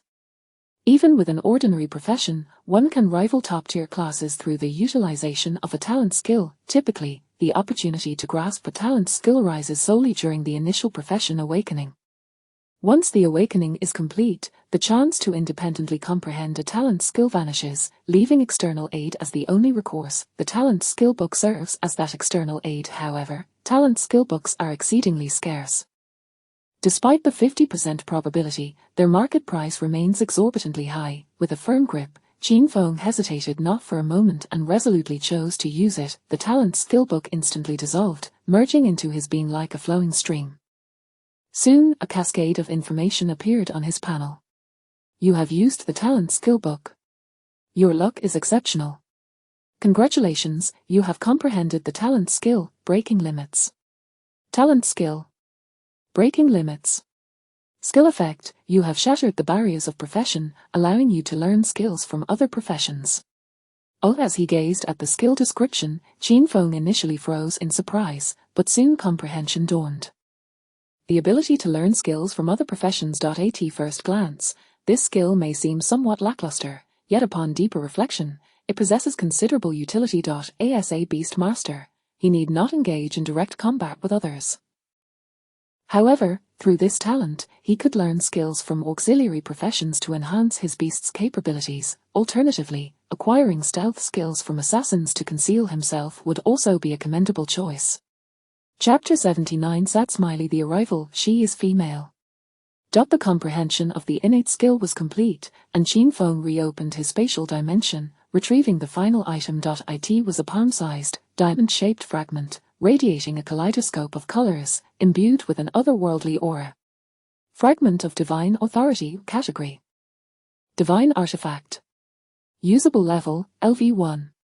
Description, a shard born from the shattering of divine authority, containing terrifying divine power. Qin Feng furrowed his brow slightly. The fragment of divine authority currently revealed no discernible function, leaving him uncertain of its usage. Perhaps multiple fragments were required to restore the divine authority to its entirety before it could manifest its potential. He pondered this briefly, ultimately deciding to inquire about it when he met the great Qin King at dawn. Taking a deep breath, Qin Feng stretched his body and prepared to rest. Suddenly, a thought struck him, reminding him of another matter. He opened the task panel, and a mission materialized before him. Task: the Believer of the Divine. Task description: as a deity, one must possess devoted followers. Please acquire your first believer. Task requirements: demonstrate divine power, garner followers. Upon witnessing the divine, why not worship? Task duration: unlimited. Task status: completed. Submit. This task had been unexpectedly triggered during his encounter with Chenxing at the 100th floor of the Tower of Talents. At that moment, with all 5 of his summoned beasts present, when Chenxing knelt in reverence, the task was completed, yet he had not submitted it. Gazing at the task panel, Qin Feng spoke softly, "Submit." As soon as the words left his lips, a series of notifications traversed the panel. Successfully submitted the task, the Believer of the Divine. Task completed. Successfully acquired a believer. You have activated the skill, Faith. You have activated the skill, Arrival. Skill, Faith. Skill effect: you can harvest the faith of your believers. Faith points can be used to shape your divine persona. Faith, shaping the divine persona. Qin Feng murmured, finding these terms somewhat unfamiliar, yet not difficult to comprehend. He speculated that these concepts might be utilized in the future stages of the path of the nine-turned deity. He continued to examine the introduction of the skill Arrival. Skill Arrival. Skill effect: you can observe the status of your believers at any time and can temporarily descend into their bodies. To observe the status of my believers at any time and temporarily descend into their bodies. Qin Feng echoed. After a moment's contemplation, he decided to experiment. He promptly closed his eyes, allowing his thoughts to shift slightly. The observational capability of Arrival activated. In an instant, Qin Feng sensed himself entering a void-like space. His consciousness seemed to detach from his body, ascending higher and entering an indescribable realm. In this space, time and space ceased to exist. With a single step, he could traverse thousands of miles in an instant. His gaze scanned the surroundings, allowing him to perceive all things in the world. What a wondrous sensation, Qin Feng marveled internally. Surrounding him were several tiny stars, most of which dimmed, lacking any brilliance. Only one radiated a faint glow, emitting a shimmering light. Qin Feng raised his finger to touch it. Immediately, a vivid scene unfolded in his consciousness. A haze of water vapor ascended in a hot spring pool. A slender, pristine leg first stepped in. Soon after, a smooth, naked body gently reclined into the water. What the hell? A woman. The moment this scene emerged, Qin Feng was taken aback, his consciousness faltered, unable to maintain its focus, and he uncontrollably exited the observation state of arrival. What is happening? How could it be a woman? Qin Feng could hardly believe his eyes. He distinctly remembered Chenxing being male. How could he suddenly transform into a female? This revelation left him flustered, prompting an involuntary exclamation. His heart raced, leaving him momentarily dazed. This was utterly absurd. Meanwhile, in the Chen family courtyard, inside a room, the air was thick with mist. In a grand hot spring pool, Chenxing shed her garments and stepped into the water, submerging her entire body save for her head above the surface. She lowered her head, arms crossed, her gaze tranquil, lost in thought. Suddenly, her brows furrowed slightly as she looked up. Who? She sensed something, though it was an exceedingly faint sensation. It did not escape her notice. That aura feels so familiar. Is it him? Chenxing wondered, her heart filled with uncertainty. She then shook her head slightly. The Chen family courtyard was nearly impenetrable, and she must have been overly anxious. As night faded and dawn broke, Qin Feng exited Chichen Tower alongside the elder with white brows. The imperial palace was not far from Chichen Tower. Soon, under the elder's guidance, Qin Feng arrived before an ancient and imposing palace. The characters Imperial Palace appeared as if inscribed by divine hands, exuding an air of immense authority. Entering, they were met with pavilions, towers, and flowing waters that left Qin Feng in awe. Before long, their footsteps came to a halt. We have arrived. The elder with white brows spoke softly. Before them, the words Qin Wang Palace caught their eyes. You've come, please, enter. Before either could respond, a gentle voice emanated from within. Yes. The elder's expression turned solemn as he offered a slight bow, leading Qin Feng inside. Upon entering the hall, Qin Feng raised his gaze. He beheld an elderly man clad in a black dragon robe, wearing an imperial crown, his countenance stern yet benevolent, seated upon the dragon throne, smiling down upon him. I pay my respects to the Qin king. Qin Feng's heart raced slightly, his face reflecting respect as he performed a fist and palm salute. This was his first meeting with the great Qin king, the supreme ruler of the great Qin kingdom. It would be impossible for him not to feel excitement. No need for such formalities, please take a seat. The great Qin king chuckled, his expression warm and kind. Yes. Qin Feng nodded in response, moving to sit beside the elder, who also took a seat at his side. Is there any inconvenience in my sudden invitation? The great Qin king's voice was gentle, his gaze kind as he regarded Qin Feng. There is no inconvenience. Rest assured, Qin king. Qin Feng replied. Har, that is good to hear. You should already be aware of the purpose behind this invitation, correct? Do you have any inquiries? If so, feel free to ask boldly. The great Qin king looked at Qin Feng, softly inquiring. Qin Feng hesitated for a moment before directly responding. In response to the Qin king, I indeed have a question. Speak without hesitation. Chapter 80, The Nine-Turn Corpse Demon. Qin Feng gathered his thoughts and inquired, the reward for securing the first place in the Tower of Heroes is a fragment of divine authority. I have examined this fragment, yet I remain uncertain of its application. Upon hearing this, the great Qin king Yingqian smiled slightly and elucidated, the fragment of divine authority harbors remnants of divine power. You may immerse your consciousness within it to attain enlightenment. However, this enlightenment is not a matter of a fleeting moment, it demands prolonged dedication, so do not succumb to the allure of haste. I immerse my consciousness for enlightenment. Qin Feng murmured, grasping a semblance of understanding. The great Qin king nodded and continued, that is one aspect. The second is that the fragment requires divine power for its restoration. Though my knowledge in this regard is limited, you will likely need to experiment on your own. The divine authority inherently belongs to the deities. Despite being merely a fragment, it can only manifest its potential in your possession. You must endeavor to comprehend it yourself. Upon hearing these words, Qin Feng nodded slightly. I thank the king of Qin, he replied, recalling the speculations of Lei Jinghao regarding the preordained individual associated with the Tower of Heroes. The great Qin king waved his sleeve and remarked, there is no need for such formalities, your growth is likewise beneficial for great Qin. The 10 foreign nations are poised with malicious intent.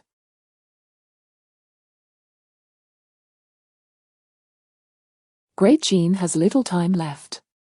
Only through your rapid advancement can Great Qin hope for a glimmer of survival when the national war commences. National war? Qin Feng echoed softly. Indeed, your pace of growth has exceeded my expectations. By the time the national war begins, you will wield a decisive influence, perhaps even without attaining the 5th turn, allowing Great Qin to revive its fortunes. If you can indeed shatter the limits of practitioners in the future and embark on the path of divinity, then Great Qin may once again bask in the glorious radiance reminiscent of the era of the first emperor. A hint of yearning flickered across the aged visage of the Great Qin king. The ancestor, the first emperor, had quelled the warring states, establishing the celestial wall to thwart the otherworldly demons, yet, after millennia, his generation found itself in such a state of decline. How could he resign himself to this fate? Qin Feng's eyes gleamed with determination as he nodded in affirmation. Huaizu will arrange for a residence for you within Tianjing. Should you wish, you may reside there. For any needs, you may reach out to Huaizu, and he shall make the necessary arrangements, the great Qin king stated. Thank you, King of Qin. Qin Feng clasped his hands in a respectful bow. The elder, Huaizu, also offered a slight bow before leading Qin Feng away from the imperial palace. Tianjing, Yunwen Villa District, Villa No. 1. The villa sprawled over an extensive area, adorned with mountains and waterways, ranking among Tianjing's most opulent estates. As the two entered, Qin Feng inhaled deeply. An overwhelming sense of comfort surged within him, as if his very spirit were being rejuvenated. Clearly, this place was imbued with a spirit-rejuvenating array or mystical artifacts. Huaizu handed the key to Qin Feng, simultaneously presenting a silver-white, disc-shaped object, stating, "This is the key to the ancient Biota ruins, a remnant of the ancient ruler of Biota after their demise. It may contain traces of ancient great beast tamers, which should prove beneficial for you." Qin Feng gazed at the object, information materializing before his eyes. Key to the ancient Biota ruins. Description: can be used to enter the ancient ruins, where ancient great beast tamers may exist. Usable level, LV1. Ancient great beast tamers may exist. A wave of astonishment washed over Qin Feng as he accepted the item with gratitude. With the skill of Biota command, the ancient Biota ruins held considerable significance for him. Well, I shall take my leave now, should you require anything, Millimeter. Huaizu nodded, about to depart when a sudden shock gripped his heart, his expression shifting dramatically as he sensed an unusual aura. This was a force so potent it instilled a faint fear within him. A 9-turn giant head. Who goes there? He exclaimed, abruptly raising his gaze and bellowing fiercely. The 9-turn aura surged forth, a razor-sharp presence shooting skyward as if a wild blade had been unsheathed. Qin Feng's expression also shifted. He sensed the aura, immensely perilous, far beyond his capacity to withstand. The aura. Yes, it is him. Fragmented words echoed through the air. In the next moment, to Qin Feng's astonishment, a gaunt, emaciated figure emerged slowly from the very air before him. This figure was eerily grotesque, garbed in tattered rags that barely clung to its form. The exposed skin was marred by large patches of a dark, necrotic hue, the cheeks withered to the point where blackened bones were visible. Within its hollow eye sockets, 2 flickering green flames danced, reminiscent of a corpse long departed.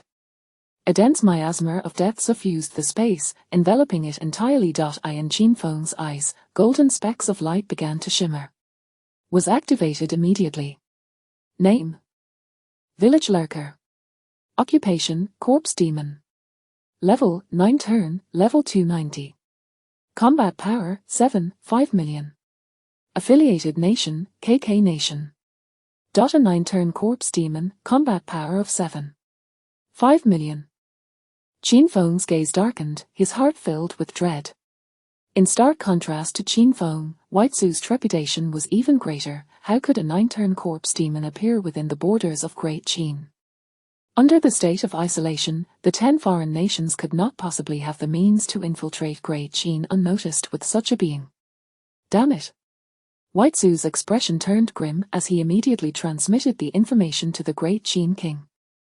Such strength was beyond his capacity to contend with, even if they possessed equal combat power. He held no confidence in overcoming the corpse demon. Moreover, the opponents might surpass his by 1,000,000. This was a state of overwhelming dominance. Retreat? Huaizu's gaze remained fixed on the corpse demon, and with a swift motion of his hand, a pitch-black spatial rift materialized before him.